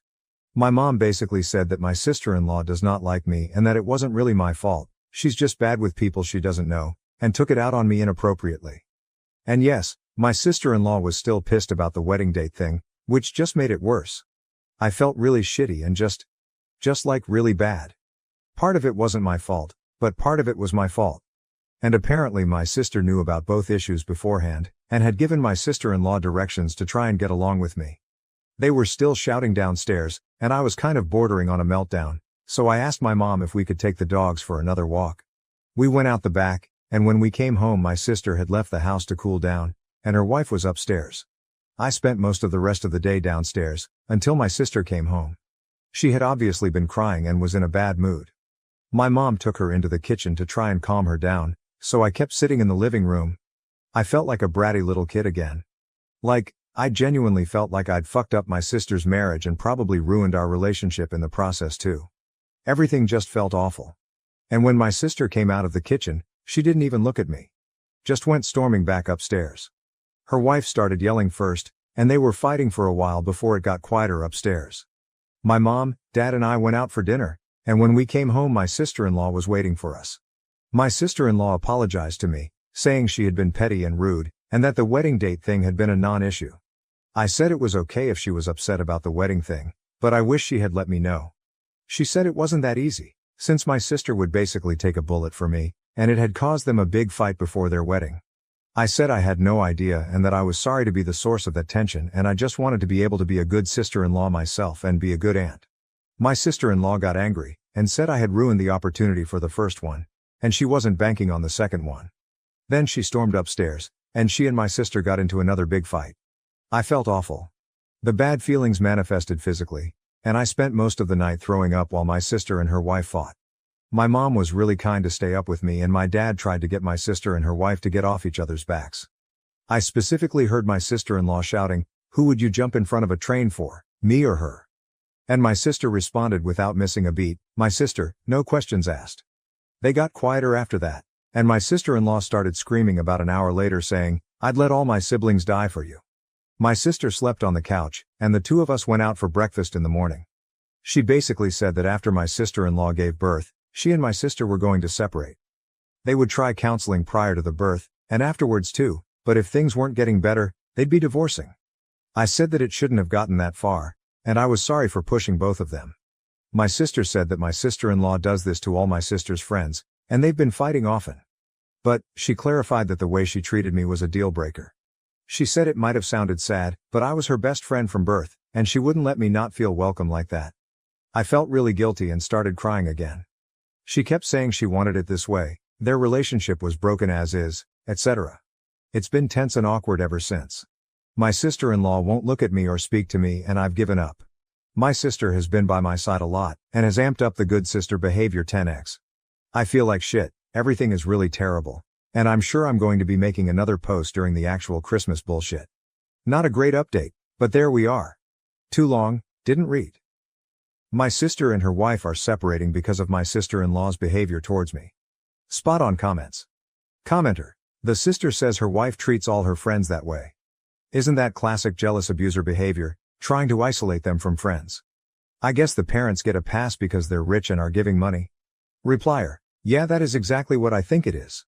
As the other comment said, she isolated her sister from her friends and tried to isolate her from her sister. She was only being nice to the parents because they are wealthy and she wants to keep her hand in the money pot. Other commenter. Hey, sister says her wife treats all her friends that way. Isn't that classic jealous abuser behavior, trying to isolate them from friends? Yes, it absolutely is, as seen time and time again in the posts on this subreddit. Sorry to hijack your comment, but I just want to give a small public service announcement to anyone reading this. If your partner is acting even 1/4 the way that this sister-in-law is acting, then you either need to get out or find some way to shut that shit down as soon as possible. This behavior does not magically go away with time and will only grow as you sit and stay quiet hoping it'll blow over. Remember, for your sake, if your partner is trying to drive a wedge between you and your family or friends, they are planning on making sure you depend solely on them either emotionally and/or financially, so you can't get away from them when you realize and it's become too late. Please make sure to keep some kind of relationship with someone reliable and dependable in your life besides your partner. So you always have an escape in a worst-case scenario, don't get trapped. My husband abandoned us to see the Grateful Dead's final show, leaving me and the kids broke. I've decided to plan our divorce. Am I the asshole? My husband is a deadhead. His entire identity is built around this band and he's seen them and their various incarnations over 50 times. Normally I don't mind, but 2 years ago I was in an accident that left me unable to work. I now receive a tiny disability check once a month for it. He works, but it hasn't been easy with the cost of everything skyrocketing. My disability check doesn't even cover the full cost of our rent, even though our rent is the lowest in our area. Long story short, Dead & Company is made up of what remains of the Grateful Dead and this is supposed to be their last tour. We live on the East Coast, where he's already seen them twice, which was already more than we can afford, but a few days ago he took out a loan and bought tickets to go see their final show in San Francisco along with round-trip air and hotel and whatever else he needs out there. Me and the kids are left with $10, some pocket change and what feels like a very big fuck you. School starts back in a month and the kids both need school supplies and clothes. I could name 1,000 things we need, things that we're going without while money is tight, but this is what he chose to do. We're not going to starve over the weekend, but I don't even have enough money to go get them a pizza while their dad is having a blast on the other side of the country and hanging out with his online Deadhead fam. I understand that this band means a lot to him and I tried to be supportive of that, but I feel like he's crossed a line here. He refused to talk about how much all of this is costing us, but when I looked up the cost of concert tickets, flight tickets, hotels, transportation and food, the bare minimum figure I get is still around $1,000. It could very well be and probably is a lot more than that. I've supported him through a lot of things but this weekend, while he's off having fun and leaving us to fend for ourselves, I'm slowly planning my divorce. I'm playing nice while I get all of my ducks in a row, but this is it for me. I'm tired of watering down essentials like shampoo or laundry soap, living off rice and beans just for him to turn around and take out a loan so he can go to a show all by himself across the country. Edit to say I commented somewhere below to let everyone know the current plan. Apologies if you have to scroll to find it. OP adds an update to a deleted comment. You guys, I wish I had the time to thank you all individually for the overwhelming support I've received here. I really was not expecting that when I posted. Even though I'm dealing with something so fucked up, I feel so much better than I did a few hours ago, knowing there are so many decent and kind people out there, so thank you for that. I mean it. As for everything else, divorce is inevitable. He might not be a total monster, and I'm sure on any other day I would have been able to tell you 1,000 different things that are good about him, but this is a huge betrayal and I just don't see how we're going to come back from that. We're only barely making ends meet now, and this one single selfish act of his leaves us thousands of dollars in the hole overnight. I'm occasionally capable of small miracles, but pulling money I don't have out of my ass isn't one of them. It's the weekend now, so I won't be able to even think about speaking to a lawyer until Monday at the earliest. I wish I could say I'm packing up now, but the reality is I'm stuck here, at least for a little while. The $10 I have in my account doesn't go very far these days. I'll have money again on the 1st, so tomorrow I'll be packing just the essentials, birth certificates and the like, and taking them to my friend's house for safekeeping for now. I'll also be calling my landlord to see about having my name removed from the lease agreement. I'm not going to tell my husband I'm leaving yet though. He's going to come home and tell me what a beautiful experience it was. Tell me how much he wishes I could have been there and how he'll take me one of these days and make it up to me eventually. And I'll smile and play along for the next 2 weeks. I'm not sure where I'm going yet, but I do know I'm not going to pay 3/4 of the rent just to be immediately broke again and have the lights and water and phone all turned off a few days later because he put us in this financial pit. I hope his social media fam are impressed enough by his presence and Instagram stories to make all this worth it to him. I hate it.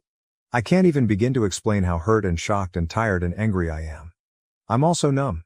I don't know how it's possible to feel all this at the same time, but hey, here I am. Thank you though from the bottom of my heart. And for the handful of pecans wringing their hand about me being a leech and sucking the joy out of his life. Keep in mind that I worked from the time I was 16 up until I got hurt, and there were plenty of times throughout this relationship where I was the breadwinner. I provided for him during those times because that's what people in relationships do for one another.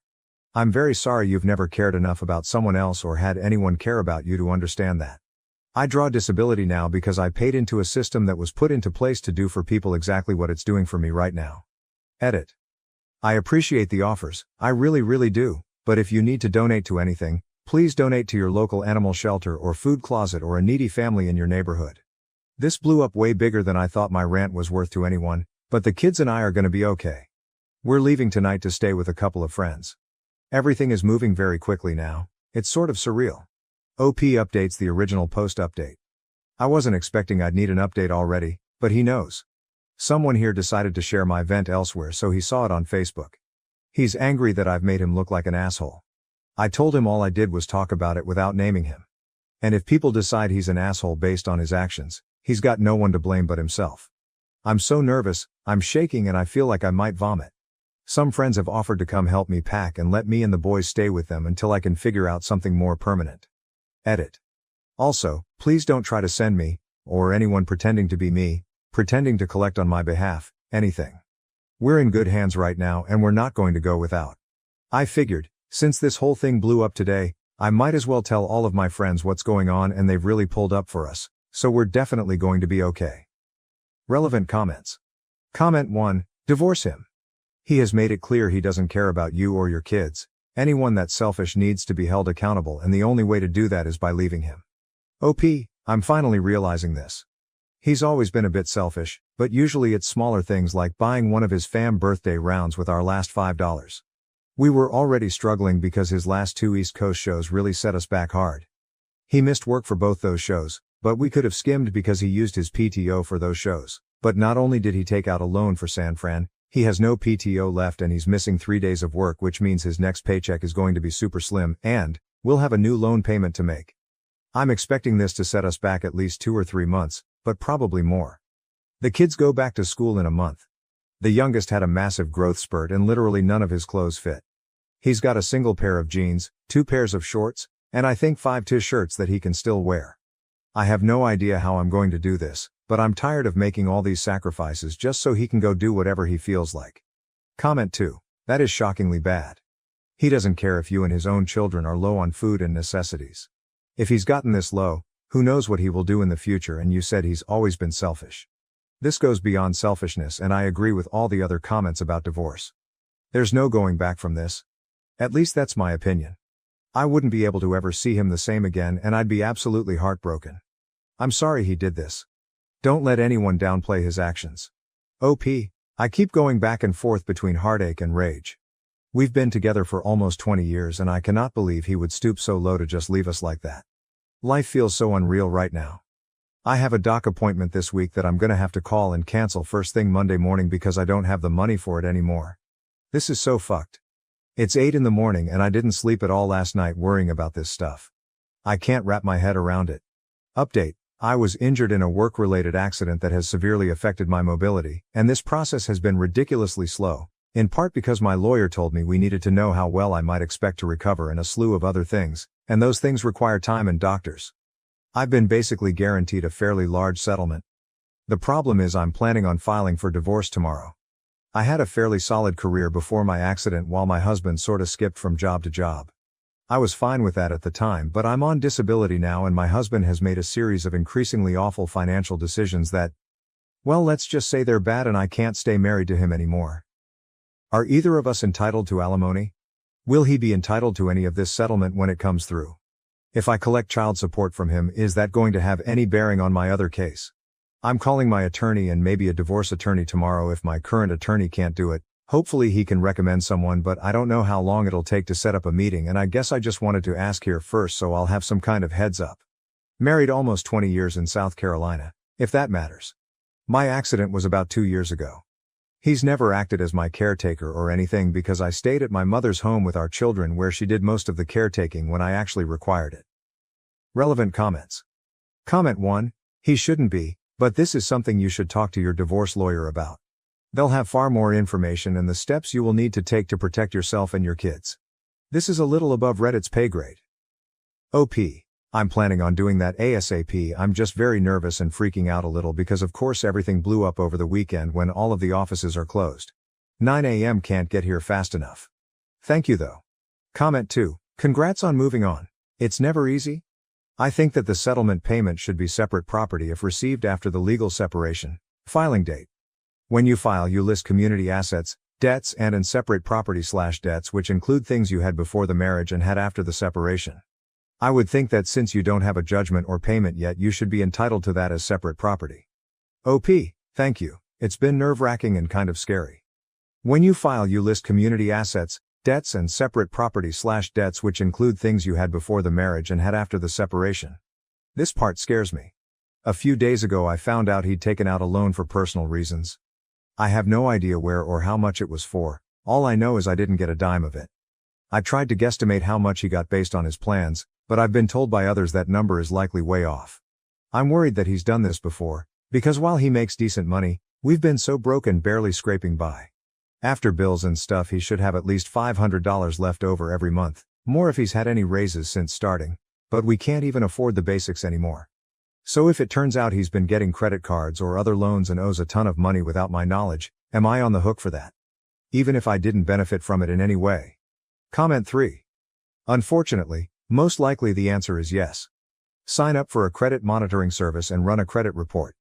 Better yet, sign up for 2 accounts, one in his name. You'll be able to see what loans and credit cards are taken out and account payment history and balances.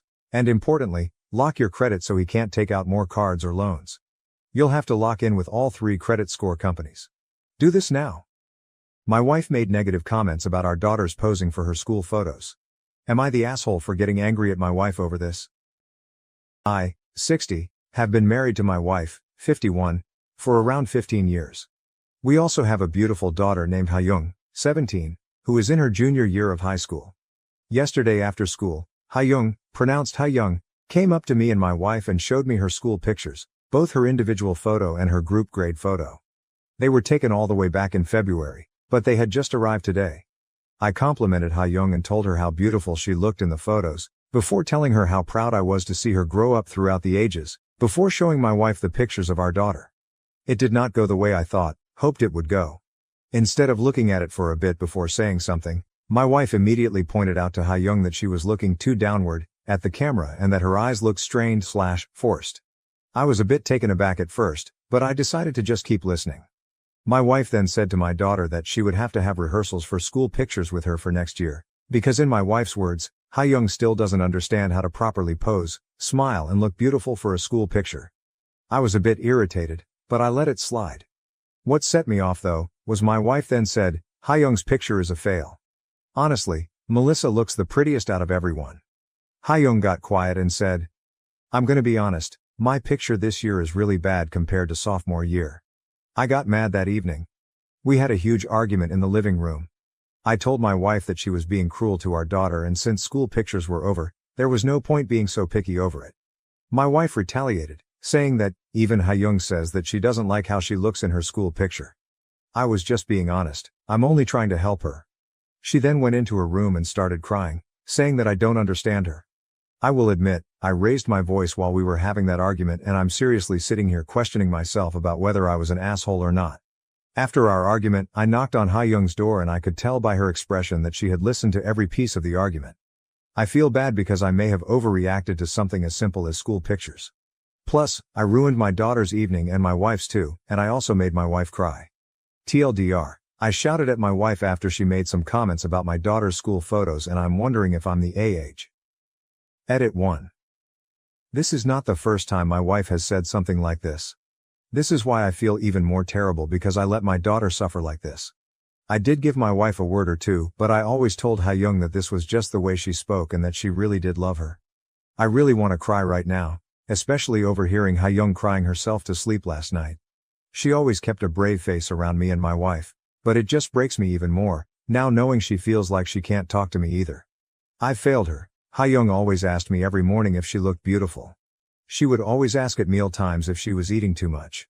I'm so afraid of the damage we both put her through for so long. I'm so scared she's going to develop an eating disorder, and I'm going to make sure to set things straight with my wife and take care of my daughter better. She is always my first priority. Edit 2.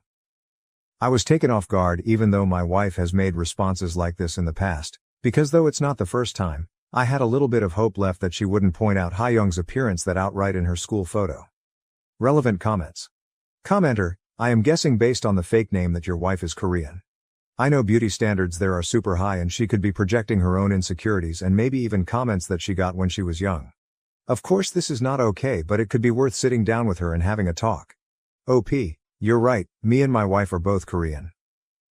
The beauty standards there are super tough, so I'm probably going to talk to my wife privately to understand why she said that and check up on Hayoung a bit before talking with my wife. I know she's super shaken up, so the best I can do is be the best father I can. To another commenter. I've lived in the States longer than in Korea now. Commenter. Do Korean women tend to have very high beauty maintenance standards? And no, you are not in the wrong. Teenage girls are already extremely sensitive about their looks, so your compliment was kind and nurturing. OP, I cannot speak on the behalf of everyone. I know that the beauty standards are extremely tough there. I've heard people commenting about the fatness, skinniness of people's bodies. I've sometimes heard conversations about K-pop idols' bodies and faces, makeup, surgery, etc. Later that night in comments, hello everyone, OP here. Tonight, since my wife is working a night shift today, I decided I'm going to stay together with Hayoung for a daddy-daughter date. I know it doesn't matter whether we go out or not, all that matters is that I'm with her. I'm planning on making her some of her favorite foods and spending quality time as an apology for not being there when I should have been. She loves japchae, galbi and cream bunjopang. I asked Hayoung beforehand whether she wanted to stay at home or go out, and she wanted to stay home and she chose to go with the first option. I'll let you know how it goes. Update post, July 16, 2024, about 5 weeks later. First of all, I'd like to thank everyone for their generous comments and advice. As promised, here is the update. After my wife left for work, I decided to check up on my daughter. She was in her room doing homework and I could tell by the forced expression that she was not okay. As she talked, everything began to make sense. My daughter overheard her mother shaming her in front of the other church moms. She heard them boasting about their kids and her mother would use condescending modesty, e.g., she's gained weight and she doesn't even study hard. She was tired of trying to surpass my wife's expectations. She couldn't stand it when my wife was in the house. She asked me, why am I her diamond? She cuts me to make me shine. How more of this should I take? I prepared all the foods I promised to make and she was hesitant but ate a lot more than when my wife was around. She wanted to further talk with me. I then asked if she wanted me to tell my wife how she felt. Hayoung said, it was the only way to get her to listen, before telling me she wants me to get a divorce. I asked her if she was absolutely sure, as it was something very serious. She said she was fine with it. I'm just devastated it has reached this point. When Hayoung was at school, I had a conversation with my wife. I brought up Hayoung's concerns, along with mine. I asked my wife what made her put down my daughter on the day of the school picture incident. She made excuses such as having bad days, hence she'd accidentally release her anger and other emotions by yelling, the silent treatment, etc. I questioned further if there was anything in the past that was bothering her, which she replied snarkily, nothing is bothering me. I raised her into a better person. If you have problems with how I'm raising her, she's all yours. I don't want to argue anymore, especially with a sensitive, lazy person like you. We had a lot of arguments in the past on raising Hayoung. This phrase was used in all of our arguments to shut me up. As Hayoung was consistently used as an emotional punching bag and a trophy for my wife, this was the last straw. I told my wife, we were done, then told her to pack up and leave. I thanked her for letting me realize my self-worth. After some time had passed, she had driven to her parents' house and was staying there for a bit. When Hayoung came back, she noticed her mom's room was a lot better than it was and knew what had happened. I hugged Hayoung and told her I was sorry for the mess I had caused, before reassuring her that nothing was her fault. I told her my ex-wife would come back a few more times to collect the rest of her stuff, but our relationship was over. This event shook me up a lot, but I know things will get better. I'm trying to make Hayoung always feel loved. Hayoung, you are my universe and that will never change. I've realized that I have lost all respect for my husband's willful ignorance, and it may damage my marriage. I, 33, and my husband, 37, were having a discussion about politics and we got onto the topic of our daughter, 7, which led to me expressing my fears about her rights and bodily autonomy. For context, my husband votes Republican and I have always considered myself independent but recently have been shifting very far away from my younger, carefree attitude toward politics. I love him very much and I know for a fact that he loves me, but I have started finding his opinions naive and lacking depth. He is a very good man though and has in the past changed his mind on several things when confronted with them. Further context, my cousin lives in a strict anti-abortion state and almost died a few years ago when the doctors waited until she was actively dying of sepsis before they decided it was okay to remove the dead baby from her body even though it had been dead for weeks beforehand. So needless to say I had a wake-up call and sharpened up my principles until they are very shiny and pointy. Last night when we were talking about abortion rights being healthcare, I lost my composure out of sheer terror about the possibility of a similar disaster with my cousin happening to our daughter, and how I struggle to understand how he doesn't see the problem with his party, and that in fact I think he is being willfully ignorant to the danger I and my daughter face in favor of his idea about making economics work for our family.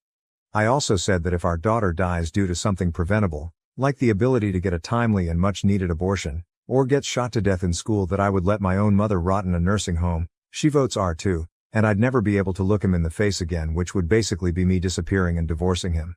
I was crying and upset and explaining how scared I was, and he asked me in a very hurt manner if I'd actually abandon him like that. I am truthful to a fault and said that I would, perhaps out of a sense of illogical grief and betrayal, because I'd know my concerns were not taken seriously and that they had abandoned common sense and did nothing to attempt preventing a very real consequence of voting away mine and my daughter's right to health care. I equated it to a slow-motion car wreck with our daughter in mortal danger and him just watching it happen because it doesn't involve his own body. I know he needs to hear it. But I think I was too raw and open about it to steer the conversation in a healthy way, and I have a very blunt manner. I apologized this morning for saying that I'd leave him, even though I knew I would, and he tentatively accepted it. And I said we'd talk about things later when I can articulate things in a healthier way. But I'm at a loss as to how to make it known how deadly serious this is to me and not make him feel like I'd abandon our marriage over just any sensitive topic. I do not need people telling me to leave him.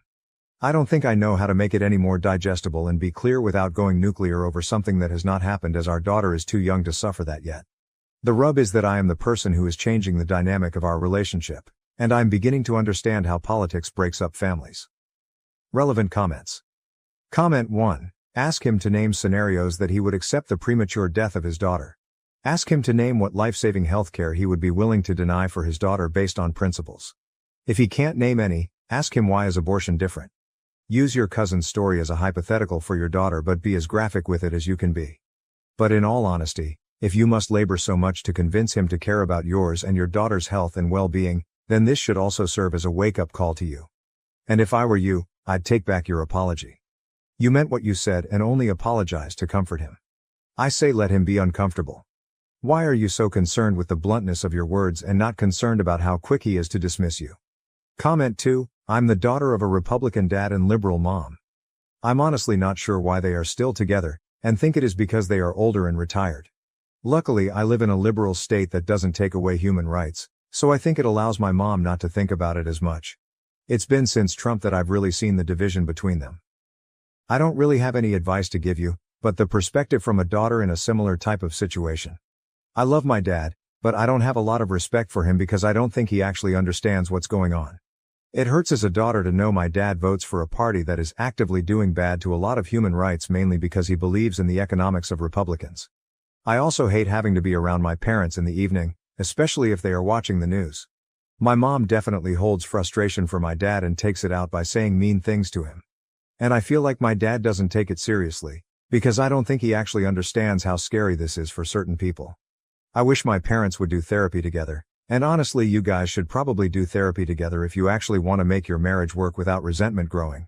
Comment 3. The worst part is all these men talk about the economics of being a Republican, when all the data shows time and time again that those economics are absolutely horrible for 99.9% of us. They literally will cause harm to their families and others because they believe lies and don't want to hear otherwise.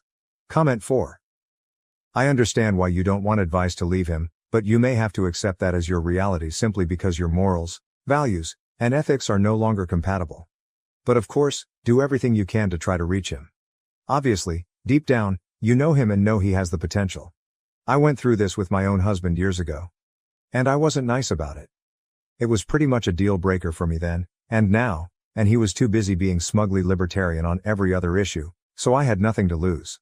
That said, once he extracted his head from his rectum, I've been happy to explain things from my perspective as long as he's willing to actually listen. He's not perfect, but he gets a lot that men generally don't or take for granted. I do know that one of my big points was that his views meant I couldn't trust him. Women's reproductive rights sure don't affect men directly, but by not caring about the issue because they care about the women in their life, they are sending a clear message that women are interchangeable appliances. He either cares about the things that are important to you or he doesn't actually care about you. He can't claim to love and respect you and want a future with you if he's voting against your basic interests. That is hurtful for you, but you are allowing him to center his feelings hurt because you threatened to divorce him someday. He's hurting you now, But he wants to focus on his potential future pain that would be a direct consequence of his behavior now. Let that sink in. He is telling you exactly where you stand with him in multiple ways. Further, he's deluded if he thinks voting for Trump Republicans is going to actually be good for his finances. Maybe in the short term. The reality is that any gains he makes will be offset by the tax overhaul and tariff system. If your wealth is dependent on your income in any significant way, Trump winning would put your income at risk as women are forced out of the workplace and into a housewife role. If your income depends on either of you working overtime, Trump is giving employers a way to deny overtime premiums through creative scheduling. A lot of tax deductions and credits that primarily benefit low and middle class families are being eliminated while those that benefit the wealthiest are left intact or strengthened. We've already had a preview of his roided out trickle-down economy from his first term. Your husband is being incredibly short-sighted. Comment 5. I'm not sure what you are trying to achieve with this post. You say you don't need people telling you to leave him. However, the harsh reality is, in this situation, that is your present and your future, as long as you stick with Republican men. He is not a very good man when he puts your daughter's and every other woman's life at risk by voting for people who want nothing but destruction and power. That doesn't change, no matter how much you gaslight yourself that you can somehow fix him, or see reason. Sorry to be so blunt about it. Comment 6. This. If a man is a Republican, if he plans on voting for the GOP candidate, even if Trump keels over tomorrow and is replaced by someone who's less openly insane, if he is willfully ignorant, he is not a good man. Full stop. He can help old ladies cross the street and volunteer at a soup kitchen as a hobby, but he's still not a good man because he does not actually care about women. OP, you think you can fix your partner? You cannot. Nobody can fix another person. You can't be the person who is changing the dynamic of the relationship when you're not the bad actor. You should not have to explain why rolling back women's rights is fucked up to get someone to see that. He already knows and does not care. Update. We had a serious discussion. I went into more detail about my concerns and fears and it was intense. I was much better at presenting the case. I gave him several hypotheticals that involved a particularly gruesome set of circumstances involving his balls. I won't bore you with the nitty-gritty, but the gist was to shift his perspective. I told him to seriously consider carrying a tiny fetus in his ballsack and the fact that the risks were things like exploding balls, sepsis, etc., and the myriad of ways he could end up dead, permanently physically injured and disfigured, or unable to produce a fetus in the future if he didn't have the option of removing the fetus from his balls. I asked him if he would even want to take the risk and he agreed that he'd be very likely to remove it unless he was ready for those risks. I asked him why in the world would I be justified in telling him he has to carry it no matter what and it might only be removed after it starts to explode out of his ballsack or his organs start shutting down. Once he seemed to start grasping the enormity of what abortion encompasses and seeing why it's very important to not let unknown people control what options you have with no medical reason. I told him I lost a bit of respect for willful ignorance, and that I can tell he avoided thinking about it BC he knows in some way that it says something about his character. And I resented having to even give him a hypothetical in the first place and that if he cares for me and our daughter that he should automatically actively be using his empathy skills every day. I explained how I have demonstrated the capacity to care about and evaluate gender issues he's brought to my attention in the past. That was a difficult part of the conversation. I also told him that I do not trust him to always make good decisions for us and that I feel alone in shouldering those responsibilities. He listened and let me talk a lot. He asked if I was going to leave him and he was clearly nervous and bracing for the worst. I told him I'm not taking drastic steps like that, but I certainly will when it comes to keeping our daughter healthy and safe. I also started to say something about how I know I would lie to him in a heartbeat in a situation where our daughter needed an abortion or medical care and he interrupted me to say you wouldn't have to lie because I'll be driving the car or buying the plane tickets and we will all go anywhere we need to. Y'all, I burst into tears. We ended the conversation and he said I laid a lot on him and he needed a break but said he had things to think about. I didn't push any more politics, but I think I feel like my trust has been slightly restored. I'm not getting my hopes up, but I think he realizes that he's wading in dark and dangerous waters when it comes to our futures. Relevant comments. Comment 1. All of this reminds me so much of that scene in the show The Handmaid's Tale where June finds out that she's not allowed to access her bank account anymore and that her husband has to sign something for her to get birth control pills. And her husband dismisses her concerns, basically saying, "That's okay. I'll take care of you. No big deal, it's fine." It's easy to dismiss a concern when that concern doesn't seem to affect you directly. And the problem is that no matter what we say, no matter what example we give, some people will always have a degree of removal from an issue that can affect their understanding and their empathy. My own husband is empathetic and caring. But he doesn't understand why someone staring down the barrel of menopause, is so angry about abortion access restrictions. He doesn't understand why a woman in a loving marriage that doesn't look likely to end anytime soon, is upset about the end of no-fault divorce. Or why as someone with no connection to prison, is upset about our horribly inequitable carceral system. And he will say he understands my objections, but then he's like, why bother wasting energy getting upset about it? I don't know how to get across to him that just because it doesn't apply to me or us right now doesn't mean it won't later. I also don't know how to get across to him that it's very difficult to see attacks on our ability to get a divorce or access an abortion as a direct slap against me as a woman. If someone punches someone else like me in the face while staring me directly in the eye to show me that they would be doing it to me if they could, that's very upsetting. But they aren't looking him in the eye, so he doesn't see it that way. Comment 2. I admire the heck out of you for having this huge conversation with your husband. Thank you for making the case for all of us. And thanks for sharing with us. I hope your example can help others who need to have serious discussions like this with people in their lives. Comment 3. I'm glad you have this talk and that he is starting to reconsider his decisions. But I hope you are very clear with him that this isn't about him setting aside his views for the special case of you and his daughter. Other women are entitled to the same respect and autonomy that he wants for his daughter. If his position is that he will pack the bags and buy the tickets for y'all, but he will nonetheless continue to vote for all other women to be oppressed, he's not a good man. OP. We talked about the women getting turned away from emergency rooms across the country because they were having pregnancy complications for babies they likely wanted to keep, and it was like I could see a gear start cranking in his head. Total silence, like he'd never considered that a lot of women who seek emergency abortions actually wanted their babies. Comment 4. My husband and I had this discussion before our first was born. This was before Roe v. Wade was overturned, but the writing was on the wall that it might go. We live in a very HCOL city for my job, but things weren't going well, and we were debating moving. I told him that as long as kids were on the table, moving to a red state was out of the question. I refused to move to a place where I would not be able to get access to care that I needed and end up dead just because we were trying to have a child. My husband brushed it off. One of his close family members is one of the most prominent OBGYNs in the country. He said that, when the worst came to worst, she would help us out. But I said, how exactly? Imagine I'm suffering from sepsis and about to die, and the hospital I'm in literally will not perform an abortion.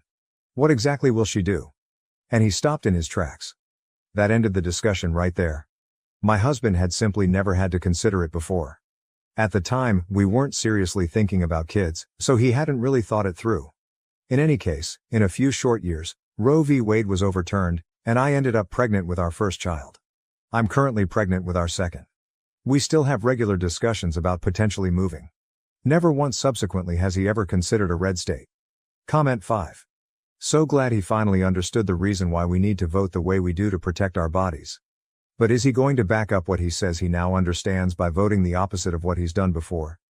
Comment 6. I hate that many men only recognize women's bodily autonomy when they become fathers. I hope you really talk to him about voting Republican this year, otherwise this whole thing is really moot. Comment 7. I'm glad he understood, but he still votes Republican. The Democratic Party is still right-wing. No, they are not leftist unless you're talking about the progressives, but your husband deliberately chose to vote for the more racist, ableist, sexist, bigoted in every way party. The only reason you had this discussion is because it affects you and your daughter on the basis of gender and sex. I'm not going to tell you to get a divorce, but you should probably take a good look at your own morals and principles if you still think it's okay for him to vote the way he does. Especially given everything that has happened since 2016. Editor's note, OP seems satisfied with her discussion with her husband, whether you disagree or not, so is unlikely to update. Therefore, I have marked this conclusion. 3 weeks ago, I got beat up defending 2 girls. My girlfriend felt unsafe, grew distant, and moved to her parents, leaving me to recover alone. First of all, I want to thank every single one of you who commented on my last post. The love and support I received was immense, and it actually made me feel a little better in the mess of it all. Thank you from the bottom of my heart. All of the following happened yesterday, so excuse me if I ramble a bit, it's all fresh in my mind. Original post. Mandatory. I have been with my GF Sarah for 3 years and been living together for 1.5. She is honestly everything I have ever wanted, and I am planning on proposing somewhere next year. So 3 weeks ago I was out with Sarah at a local bar drinking and having a great time with her, as it was just after quarantine had ended where I live. At around 3 a.m. we decided to head home. As we headed to the parking lot where we had parked, we noticed a group of 2 girls and a guy who was clearly drunk trying to hit on them and get them to go to his house. The girls were clearly very uncomfortable and trying to find a way out.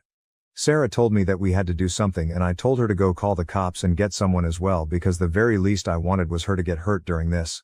So I approached the group and tried to pretend I was the boyfriend of one of the 2 girls, and long story short, I got my ass kicked. The guy was at least 6'4" and 220 pounds, whereas I'm 5'11", 167 pounds. I'm fairly muscular myself, but there was no way I could have taken someone that big. I knew it from the start. At least from all the noise we had made, a lot of people rushed to the scene and the girls got away safe. I was rushed to the ER because the motherfucker had broken my ribs, which had punctured my right lung. Yay. After that incident, Sarah has grown distant from me. Even though she visited and stayed with me at the hospital, she hasn't been the same since. And I thought she just needed time to move past this. However, 5 days ago she told me that she is not the same person after what happened, and she doesn't know if she feels safe with me after I got beat up like that. Honestly, hearing that hurt me more than when I got my ribs broken. She has moved to her parents for the time being, and she told me she needs time. Meanwhile, I had no one here to help me, so my brother left his 2 boys and wife to move in with me. I know I'm just venting at this point, but I don't want this to be over like that. Reddit, is there anything I can do to salvage the situation?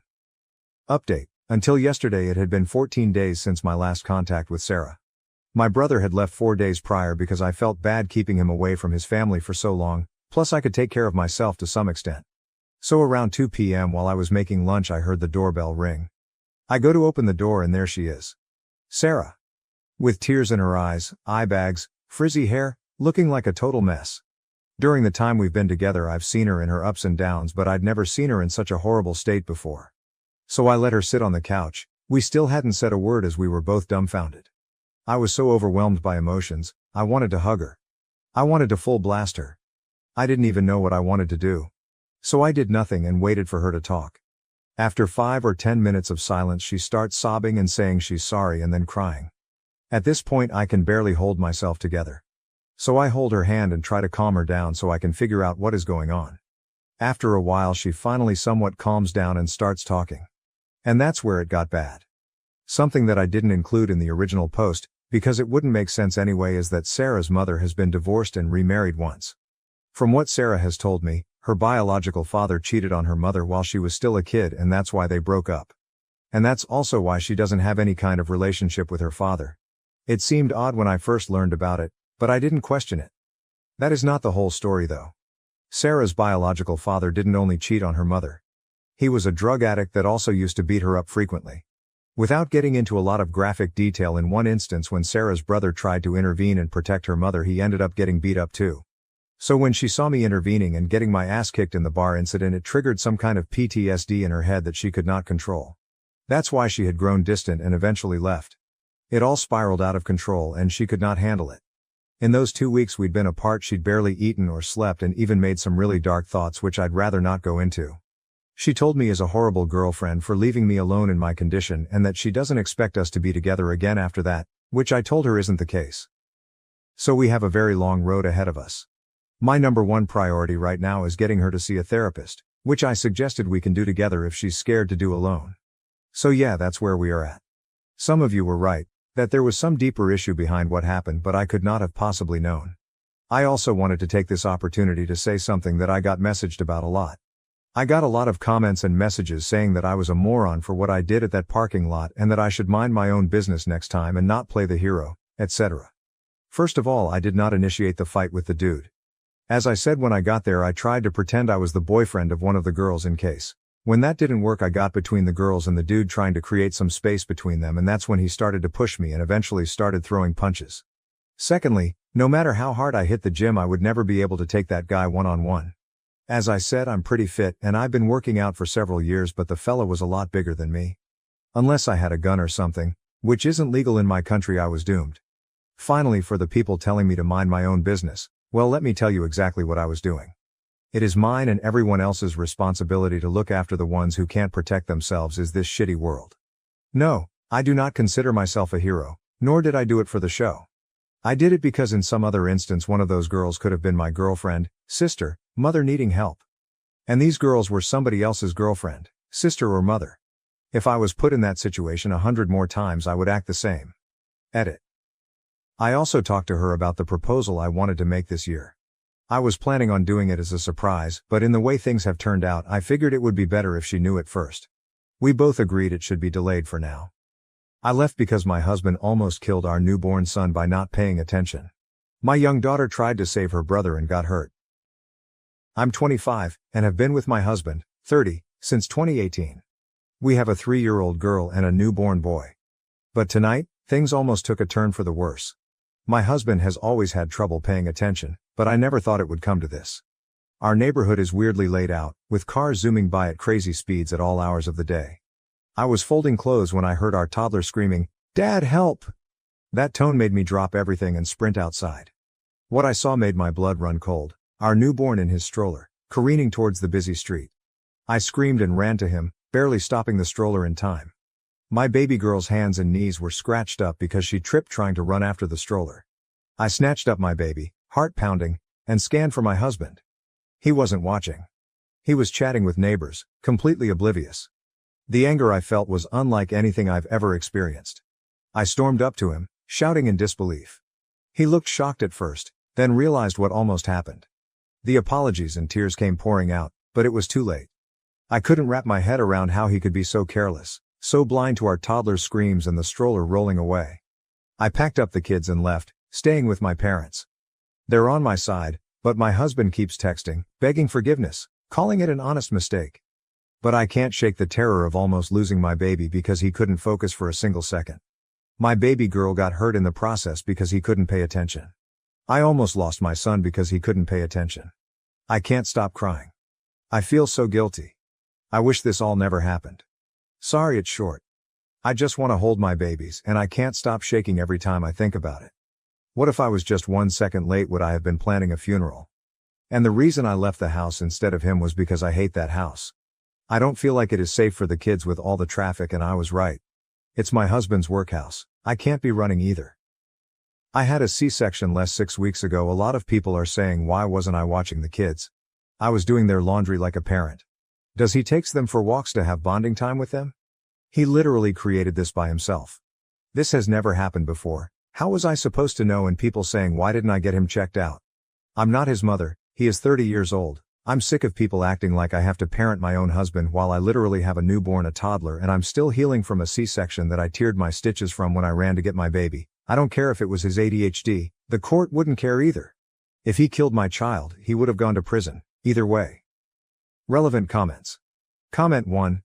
Okay, he was 100% wrong and I'd be livid just like you. However, I'm a little confused about the situation. Like, why was your baby just in a stroller unattended? Why did the stroller randomly go into the road? Since it sounds like you were at home, is this maybe something y'all normally do just to have a place for a baby to sit out front of your house when your toddler is playing outside? And maybe it was a freak accident. I'm going to be honest, as a mom, most of us have stories of near-death experiences with our kids. We can be naive and stupid and expect a little child to have more awareness, survival skills than they do. When my son was 2, we had a horrible experience with an escalator, and I still have times where I can't sleep because of it. We are all idiots when it comes to parenting, because how can you know until you live it? And seriously, like, every parent has one of these moments, unless you're one of those insanely lucky ones. I still really don't understand the whole scenario of what happened, but to me it seems he really has remorse and feels terrible. And once you go through something like that, you never forget it. So if he cares and loves your kids, he's devastated and has learned a hard lesson. I don't know that your response was the best, but get why you did it in the moment. But I think you guys have a serious talk and maybe look into moving if possible. I wouldn't go straight to divorce like Reddit loves to preach. I think there is a solution here. And so sorry you're dealing with this, it's literally the worst feeling in the world. OP. Hi love, let me just clear it up for you. So I was sitting inside in the lounge room and there's a huge window behind the TV that was a little open so I could hear outside. That's when I heard my toddler scream for her dad to help. When I was outside, he was standing on the neighbor's driveway. I assume that he must have had left the baby literally on the road because there was no possible way that it would have rolled off like that, and my toddler was playing with the neighbor's cat before she noticed her brother was rolling away when I confronted him about it. He tried to explain but he just kept stuttering. I still don't know what exactly happened. I don't know if he didn't put the brakes on the stroller. If the wind blew him away, I just don't know. My neighbor contacted me and asked if I wanted the security footage because his wife is 100% on my side, so I'll probably find out once it gets sent to me. Comment 2. I want to acknowledge that this is a horrific situation. But, saying I don't care if it was his ADHD isn't going to fix anything, and will probably only make things worse. Talking and thinking about it like he intentionally tried to kill your child isn't either. With ADHD, you actually do not register things like this at all sometimes. Life expectancy for those of us with ADHD is actually significantly lower because many of us end up, often accidentally, killing ourselves. It is not the same thing as carelessness, but learning about ADHD a little deeper can help you guys be safer. Understanding how my ADHD works and using different than standard precautions, like my brain needs, has actually most likely saved my life. Lie out what you want from him. That's probably because he gets his ADHD better under control, whether that be through prescription medication or more homeopathic method, that you get a different place if possible, that he does not take your kids out in your front yard without you, etc. Also, neither he or the neighbor noticed, but you heard your kid from inside? Something seems off here. Were your neighbors just watching the stroller roll towards the street? Was your husband on the other side of your house where he couldn't see the stroller? Were you already walking outside as this unfolded? I'm trying to understand better what was going on here and why your husband or the neighbor did not notice, but you did from inside. People with ADHD tend to be incredibly good and quick to act in emergency situations, so this is especially weird. I'm absolutely not accusing you of leaving anything out or anything, but asking you to think about what your husband and the neighbor were doing that neither noticed. That smells fishy. This is a horrible situation. I lost a pet due to the inattentiveness of ADHD, but I can't imagine losing or even nearly losing a child. OP, that's why I'm waiting for the footage. It doesn't make sense how this all happened. I don't know how to explain my house. There's a huge window in the lounge room. It was open a little too. I can listen out. The neighbor's house is 2 houses away. We are at the end of the street near the main road. That when you first walk into my house on your left, there is the lounge on the right. The kitchen. When I got up, I couldn't run that fast because I'm still healing. Sorry if this doesn't make sense. When I ran outside, the neighbor's wife was running for the stroller but was still far away, and the neighbor was helping my little girl off the road. That's all I seen. I'm just waiting for a response from them. My husband was just standing there, hands on his head, doing nothing. Comment 3, I fucking screamed when I read what happened. Are you okay? Like, did you get any more damage to yourself? You literally just had a baby. What the fuck was your husband doing? Like, being outside with small children, especially on a busy street, should be treated like watching babies swim because anything can happen in an instant. I hope you're okay. And also, DDK, but do you all have cameras in your house? I wonder how long your husband was talking to the neighbor. OP, I tore my stitches from the C-section and had to go to the ER while I was there. I made sure my baby girl got her knees and hands bandaged up. The crazy thing is, I didn't even realize I was bleeding until I was in my parents' car. My mom pointed it out. She panicked and took the baby boy back to their house, and my dad took me and my daughter to the hospital. Update 1. The neighbor's wife sent me the footage, and I really can't just wrap my head around it. So my husband was walking with the stroller and my toddler was in front of them when they passed the neighbor's house. My neighbor was outside, washing his car, and my toddler saw his pet cat and stopped to pet it. So my husband stopped. Left my baby on the road. He didn't even bother locking the wheels and walked all the way up the driveway, not even bothering looking back at the baby. He had his back faced to him for about 5 minutes before the stroller just suddenly started moving. I think it's because the road is on a hill kinda, or it could have been the wind. My toddler never went near the stroller. It couldn't be her. The stroller went down the road and my toddler. That's when she started screaming and running for it when she saw it. The neighbor started running after my daughter when she tripped. He tried to pick her up. That's when the neighbor's wife's car comes into frame and she stops and starts running back to the way the stroller is coming after that. You can't really see anything because it's all out of frame, but you can hear all the commotion. My husband just stood there the whole time, hand on his head with a blank stare on his face. He didn't even do anything when our toddler was crying from hurting herself. He only started crying when I confronted him. What should I do? I genuinely do not know what to do. I'm panicking. This was never the life I wanted for my kids. I don't understand why he was standing there. I have not even gotten a text or a call from him since I got sent the video. It's just been silent. I just can't get the sound of my daughter's screams. That's the sound that no mother wants to hear. I can't explain at the moment, but it felt like my blood went cold. And I just felt pure fear. I never want to watch the footage again. Update 2. Hey everyone, I posted here a while back about my husband nearly killing our newborn son. I wanted to give a quick update on the situation. After reading through the comments, I decided to go back to my husband. Many of you pointed out that if I left him, we'd end up with 50-50th custody of our kids, which I couldn't bear. So I made the difficult choice to stay, even though my love for him has faded. My plan now is to tough it out until our kids turn 18, and then leave. I'm terrified of getting pregnant again, especially since I'm not allowed to use birth control or get my tubes tied. My parents, who could offer support, are moving away, leaving me feeling trapped. Despite everything, my husband tries hard to make things right. He still treats me with affection and goes out of his way to create special moments for our family. Seeing him bond with our newborn and our daughter fills me with conflicting emotions. I know I can't stand being with him, but I can't bear to separate him from our kids either. He was so happy when we came back home, but I can't stand even looking at him. I feel some guilt because he still calls me by my nickname, looks at me like I'm the only girl in the world, besides our daughter, and he still continues our traditions, like when the kids are sleeping he will go get ice cream and our favorite snacks and sets up a fort on our bed to watch movies on our laptop. Even though I'm sacrificing my happiness, my priority is ensuring my children's safety and well-being. It's a tough situation, but I'm doing my best to navigate it for the sake of my family. This is a throwaway, so I'm gonna log out by update 3.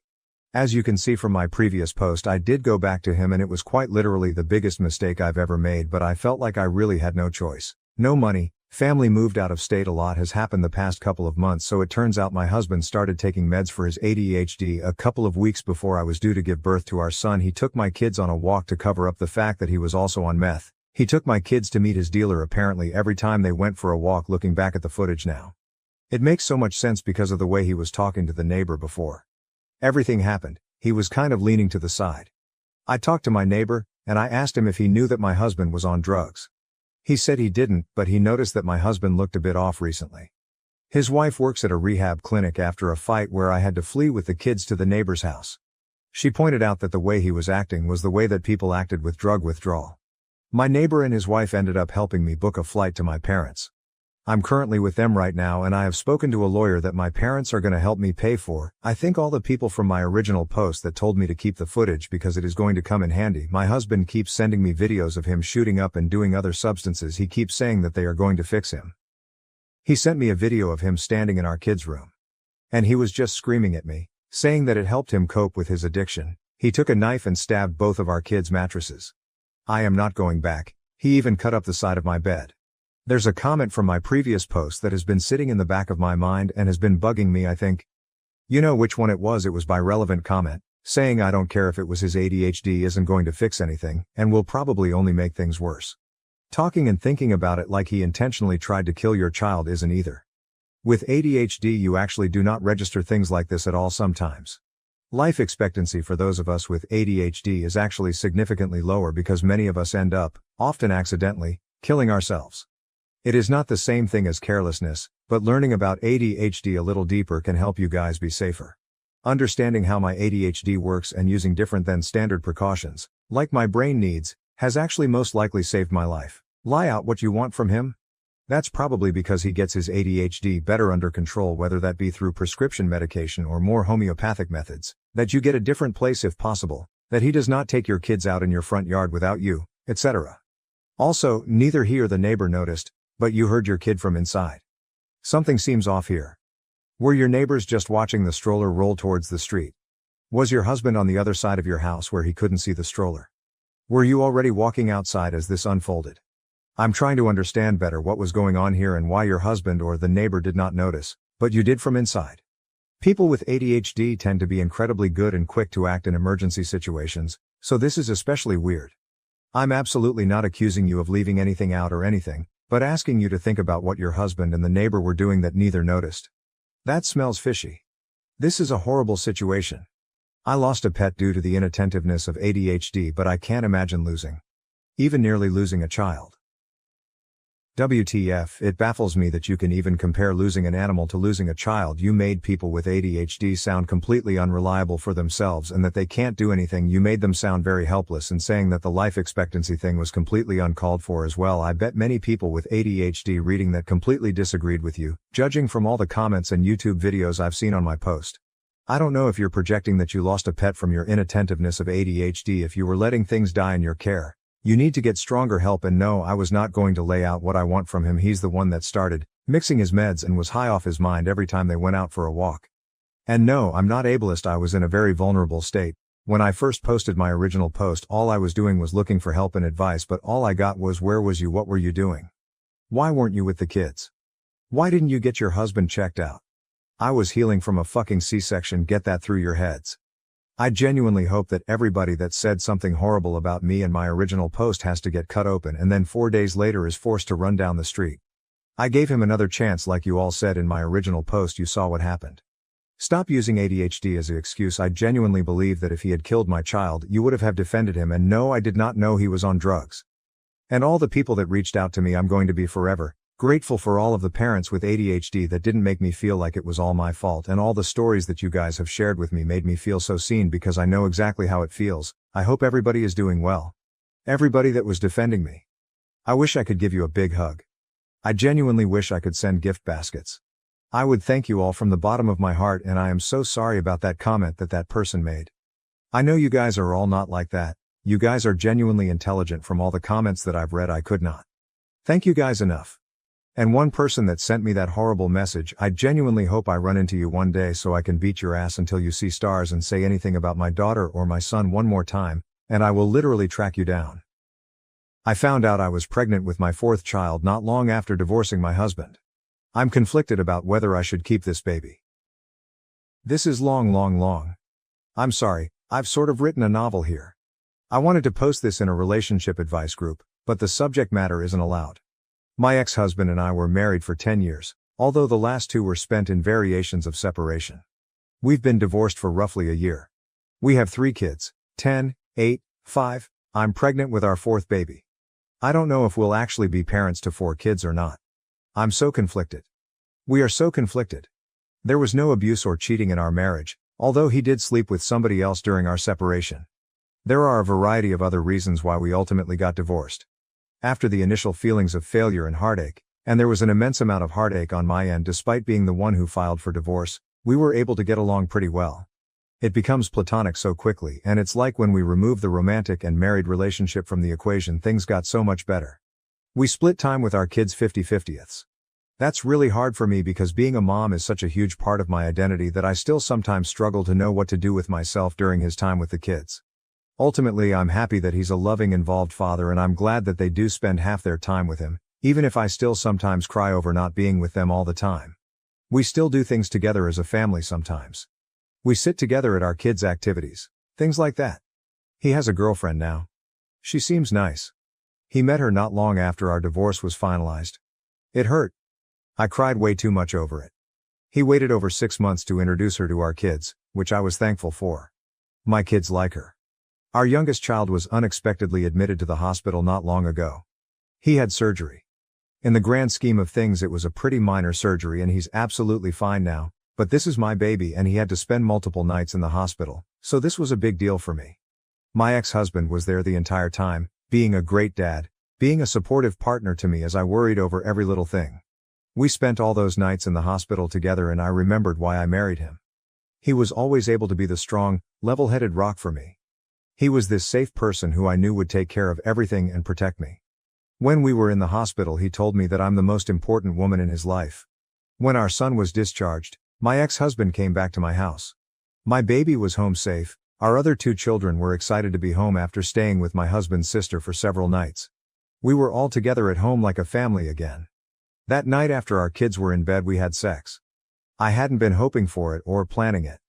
It was just like as soon as the kids were tucked away in their rooms, we were having this intensely passionate, needy, amazing sex that we shouldn't have been having. We went to sleep in my bed and at some point in the middle of the night we had sex again. The next morning we both decided our emotions with the whole situation with our son just got the better of us. We said we didn't regret sleeping together, but that's all it was, and we were just going to go back to our normal divorce lives. We wouldn't make it awkward, just move on. Then I found out I was pregnant. We didn't use a condom. I don't even have condoms in my house anymore. I'm not on birth control. I haven't been since we divorced. I haven't needed it since I haven't had the time or interest to start dating again. I really wanted to be single for a while. I know I was ovulating when we slept together, which was probably a contributing subconscious factor as to why it happened. My body sees him being a good dad to our kids and it wants another. My cycle is like clockwork and we've always conceived on the first try every time we've tried to get pregnant. Our first kid was not even a try. It was 2 weeks before your wedding you find out you're pregnant and spend your honeymoon with morning sickness surprise. So now I'm about 8 weeks pregnant.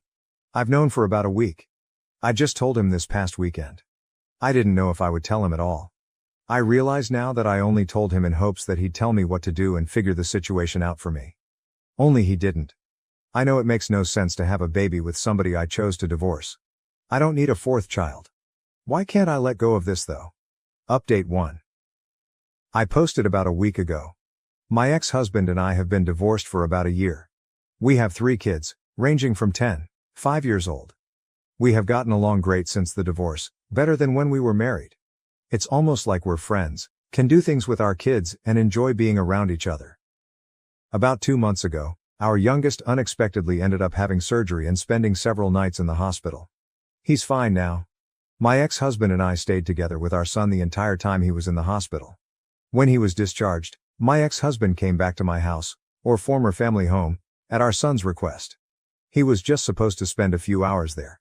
Help our son get settled, then go home. However, I guess all of the emotions and being together as a family in our former shared home got the better of us and we ended up having sex twice that night. Now I'm 9 weeks pregnant. I wasn't on birth control, was on it until after our divorce was finalized, but have been intentionally remaining single for a while and not involved with men in any way, so was giving my body a break from birth control. Initially we were undecided about what to do, but as of last weekend we made the decision together to have the baby. It feels sort of crazy to me. Definitely not a situation I ever imagined I'd find myself in. I already picture this baby looking just like our other kids. I guess that's why I struggled with the idea of not continuing with the pregnancy, which I know isn't really a valid reason to have a baby. This is probably the last baby I'll ever have. I'm 39, so even if I were to meet a man who I trusted enough to want to have a child with and a future with, I'll be well into my 40s by then. I plan to be very picky, but I'm not even at the point of wanting to find somebody new yet. We're not getting back together, for now. We get along great when we're not married and living in the same house. We feel it'd be irresponsible to all of our children to attempt to get back together right now because of this. Chances are higher that we'll be able to co-parent this baby successfully if we live separately. However, we are committed to working together to do what has to be done to take care of the baby when he or she gets here. Our kids are doing so great right now and they seem very happy and secure with the current setup of our lives and homes, so we want to stick with this for now. I don't know if I really understand what I'm getting myself into. Our other kids were all born into a marriage and a 2-parent home. I know that sharing custody of a baby will be a lot different than the kids going back and forth between homes. I might be feeling too positive about it, but I think it could work out fine. The new baby will just see this as normal, right? Next thing to worry about will be having to explain this to everyone when we tell them. My family and friends will get over it, but I'm especially concerned with explaining it to our kids. I'm worried our oldest won't take the news well. She also knows what sex is and how babies are made. And for everyone concerned about his girlfriend, she's not his girlfriend anymore. Top-rated comment: these two are 100% getting back together within a year and then breaking up again in another. Update 2. Several people have asked me for an update on my situation. My ex-husband and I are having a baby. My other posts are on my profile. A recap is that we were married for 10 years, divorced for almost 1.5 years now, and have 3 kids together. We slept together twice during a stressful family time and I ended up pregnant.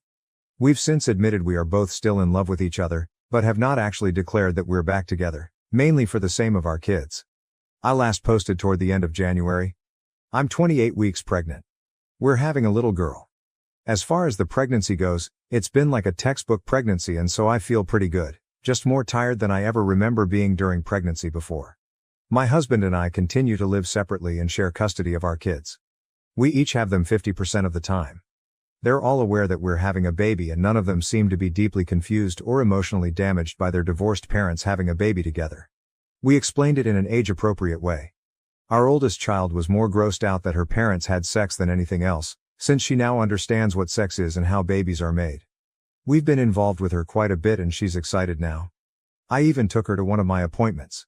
She's excited to have a baby sister and she understands that mom and dad love her and her siblings, that we love this new baby, and that we love each other as people and as parenting partners without actually being together as a married couple in one house.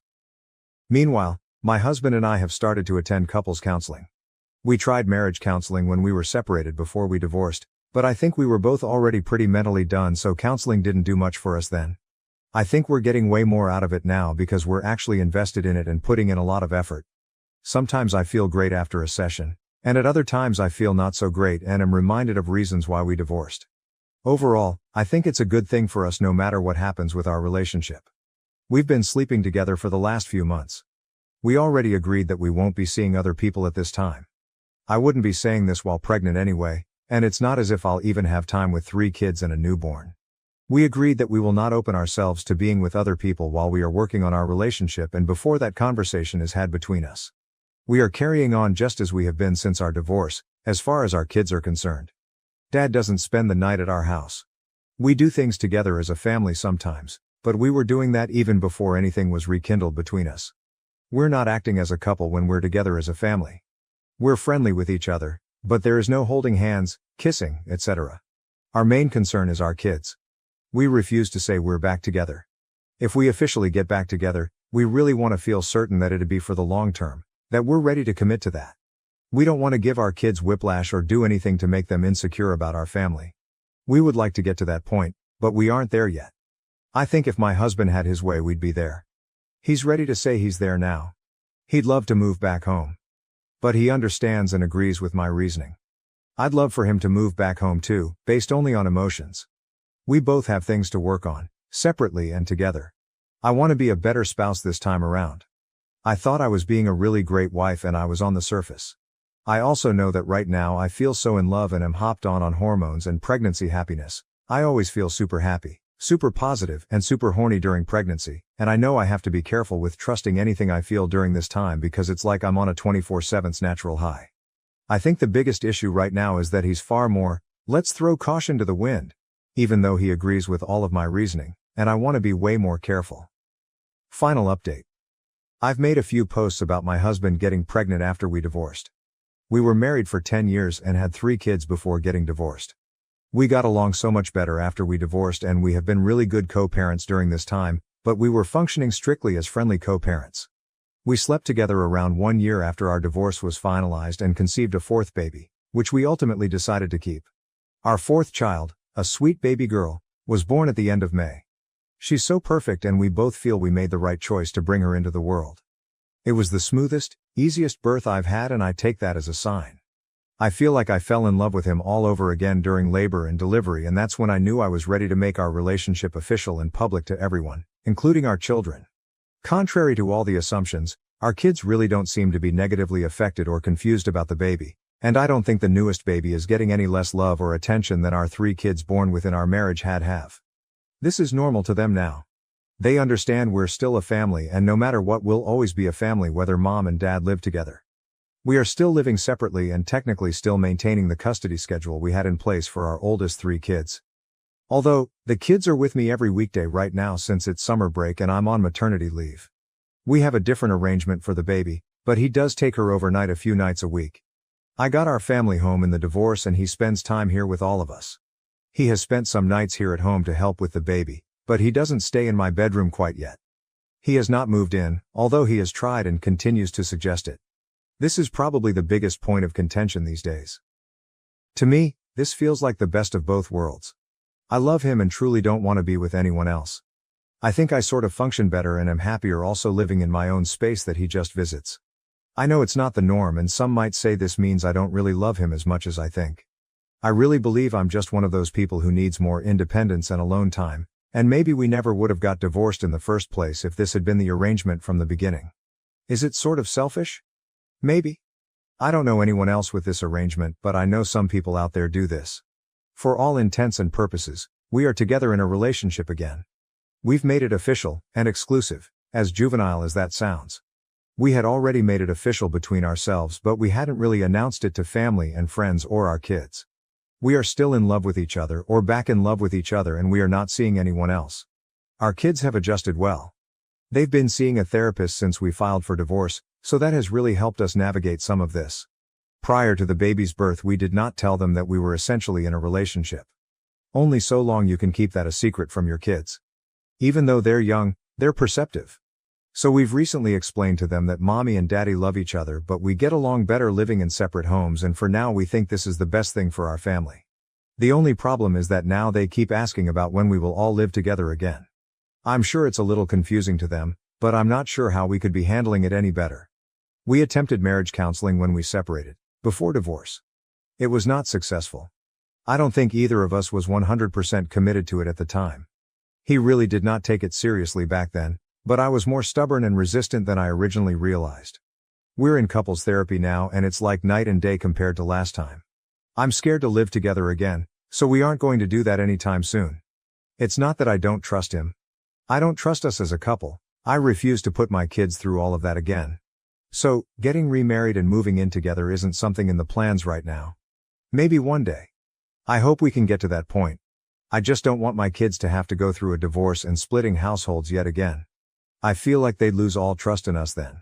OP on their living situation. I think it might be best for us to find a way to each have our own place next to each other or on the same property, instead of one actual house that we share. Other than not living together, we are together. It's no different than any other couple that's dating but doesn't live together. Well, it's a little different since we share kids and we were once married and I still usually refer to him as my husband, but not too different.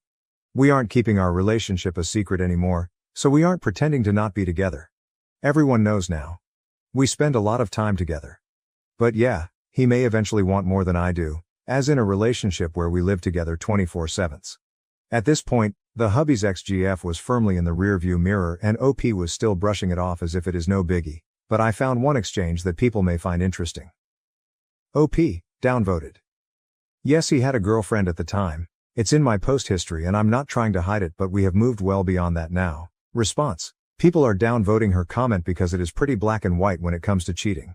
Cheating hurts others and a lot of people value living in a world and having actions that don't result in hurting others.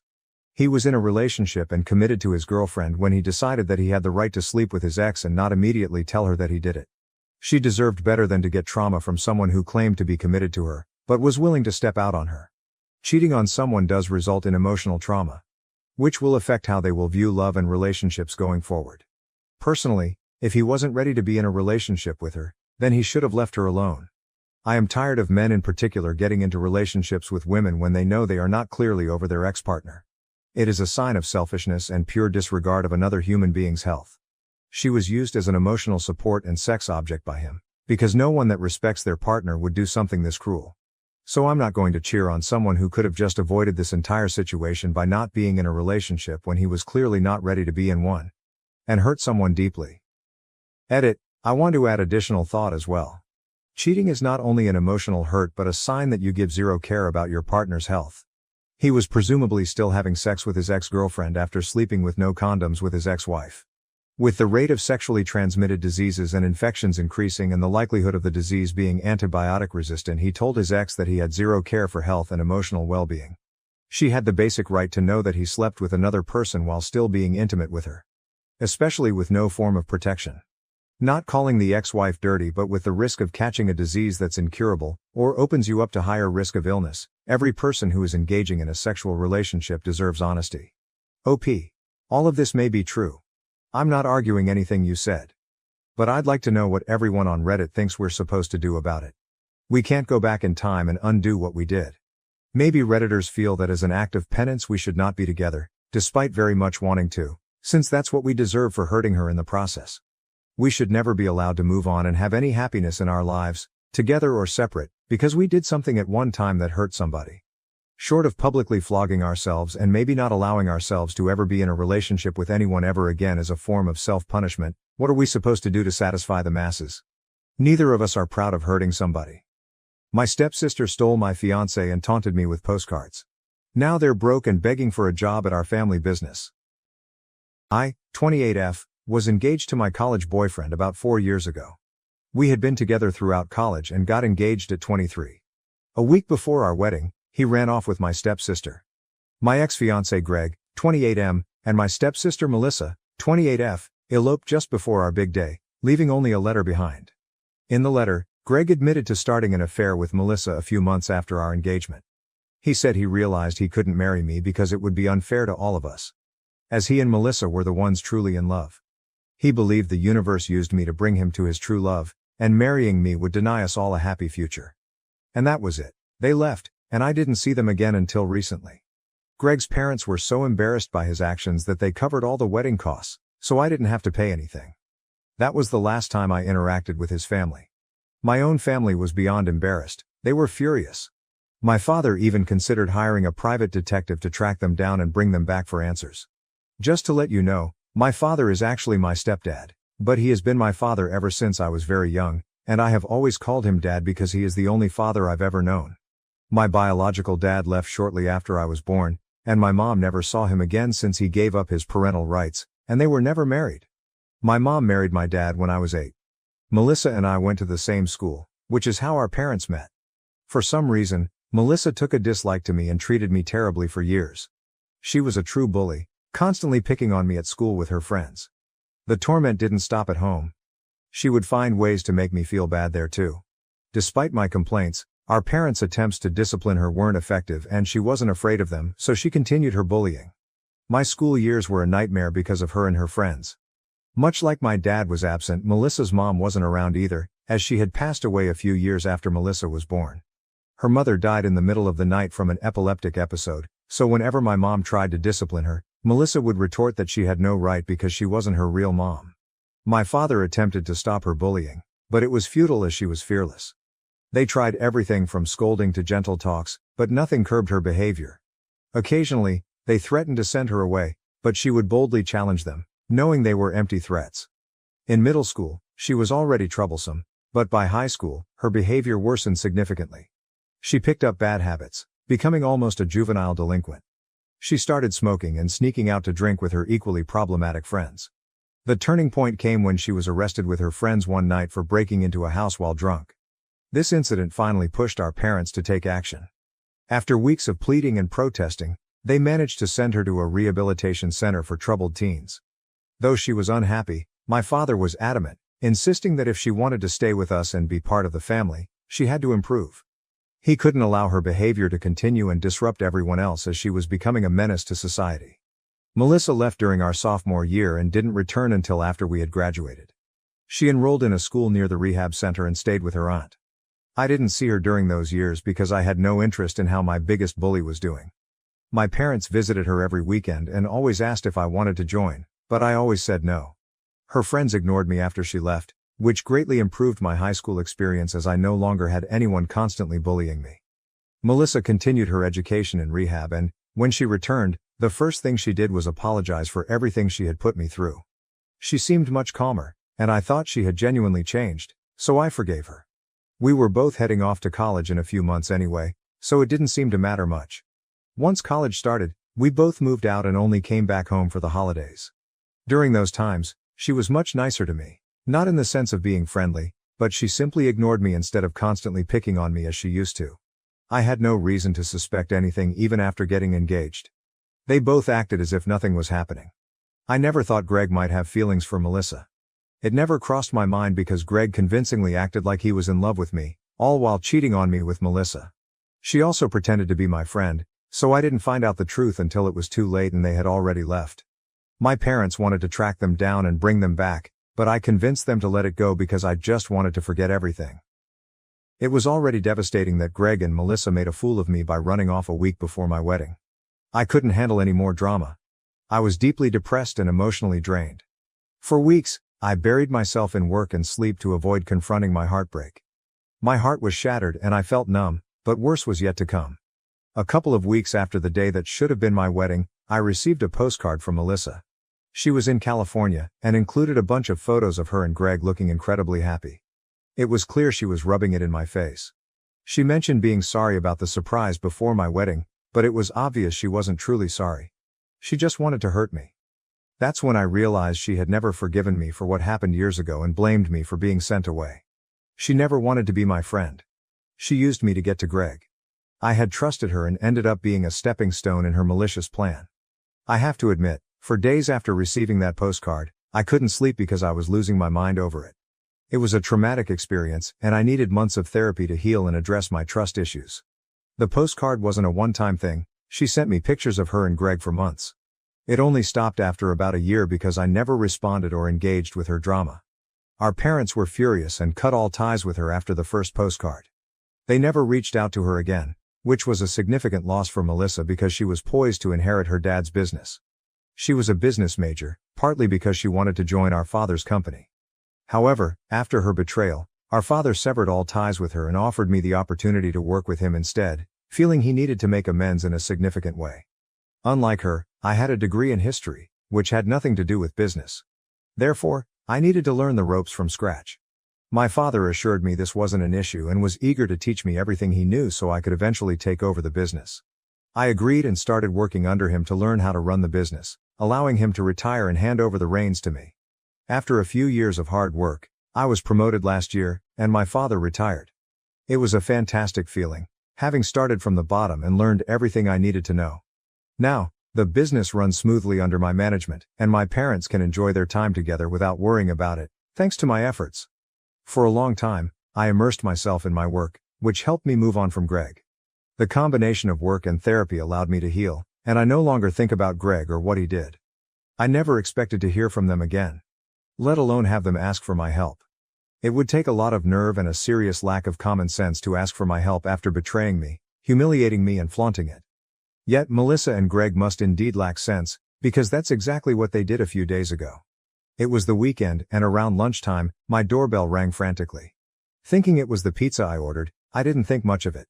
To my shock, when I opened the door, instead of the delivery guy, there stood Melissa, looking extremely worried. Speechless, I waited for her to speak. It was clear she was there to ask for help. She looked destitute and her appearance betrayed her situation. Melissa, always impeccably dressed, now wore old faded clothes that looked long out of date. Her jeans were too short, and she appeared malnourished. I had already decided that whatever she asked, my answer would be no. She explained that she and Greg had been struggling ever since he lost his job a few months ago. Instead of job hunting, he had taken to drinking. Although she had been trying to find a job, her efforts were unsuccessful because she had left the workforce to handle household chores when she moved away with Greg.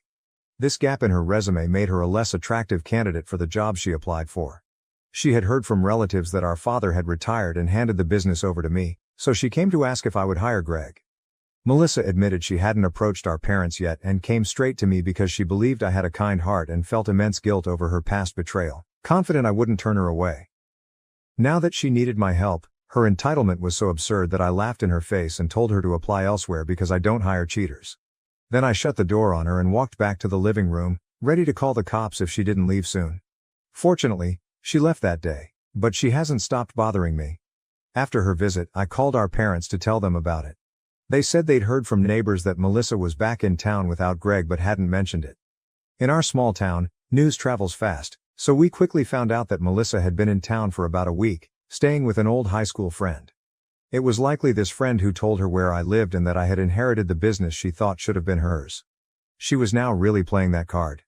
A few days after visiting me, she went to our parents to complain about how heartless I was. She expected them to side with her, thinking she had the upper hand by playing the victim, but she was wrong.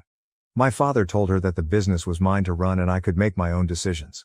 He wasn't going to interfere.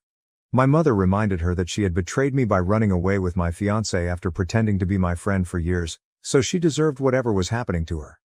Melissa had lost the right to ask any of us for help, especially after sending me postcards to torment me. She tried to defend herself, saying it was all in the past and she was a different person now, but my parents told her to leave, wanting nothing to do with her anymore. She threw a tantrum, accusing them of always favoring me and treating me like the golden child while ignoring her. My father responded that he had made more allowances for her behavior than any other parent would, but she insisted it still didn't matter. I had everything she was supposed to have, including the business I was flaunting. She claimed it wasn't her fault that Greg fell for her and chose her over me, yet she felt she was being punished for it. She said the postcards she sent were sincere apologies, not attempts to torment me. Honestly, I haven't stopped thinking about her words since my father told me. It's true she was supposed to inherit the business and be in my position, but she lost that because of her own actions, not mine. I never asked my father to cut her out and give me the business, he did that on his own. It seems unfair for her to blame me.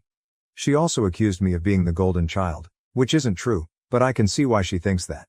She believes she was sent away because I complained about her bullying.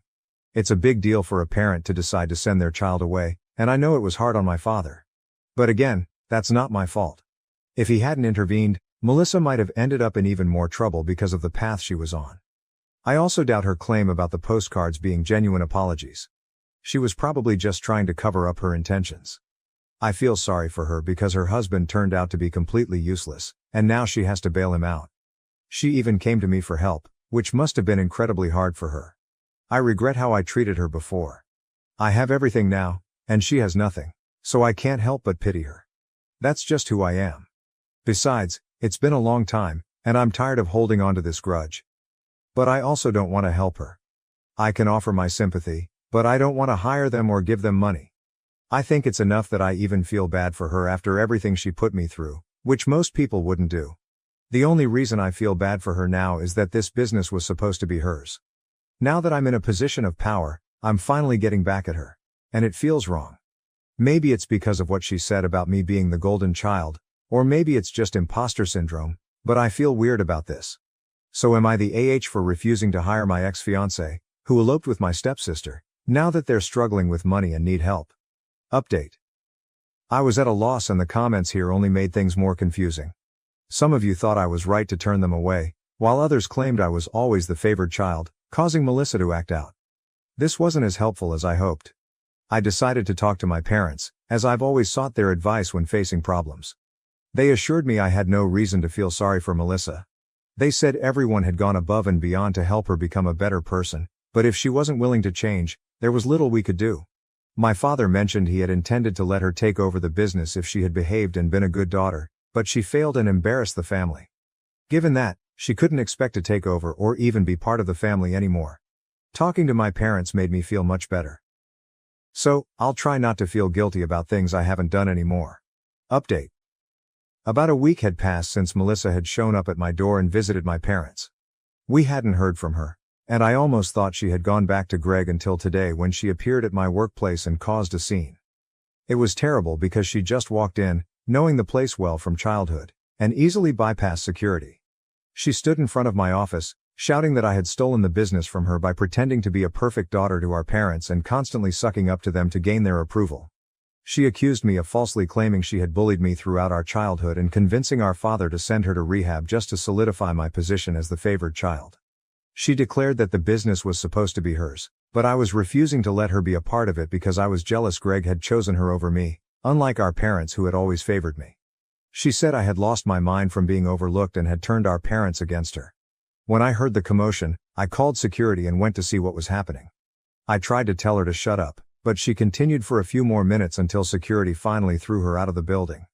I called my dad before contacting the police to get his opinion, and he was furious. He told me to go ahead and call the cops. Luckily, when the police arrived, she was still lurking nearby, likely waiting for me to leave so she could confront me again or maybe even physically attack me. The police took her away and charged her with trespassing and disturbing the peace. They are minor charges, and she might get off with a fine or community service at worst, but it will go on her record, which is never good. I informed my dad about the charges and arrest, expecting him to be upset, but he just seemed exasperated and said he was tired of dealing with her craziness. I feel bad for him because it must be hard having a daughter like Melissa and being blamed for everything that goes wrong in her life, even though it's usually her own fault. Honestly, we have all been really patient. Update.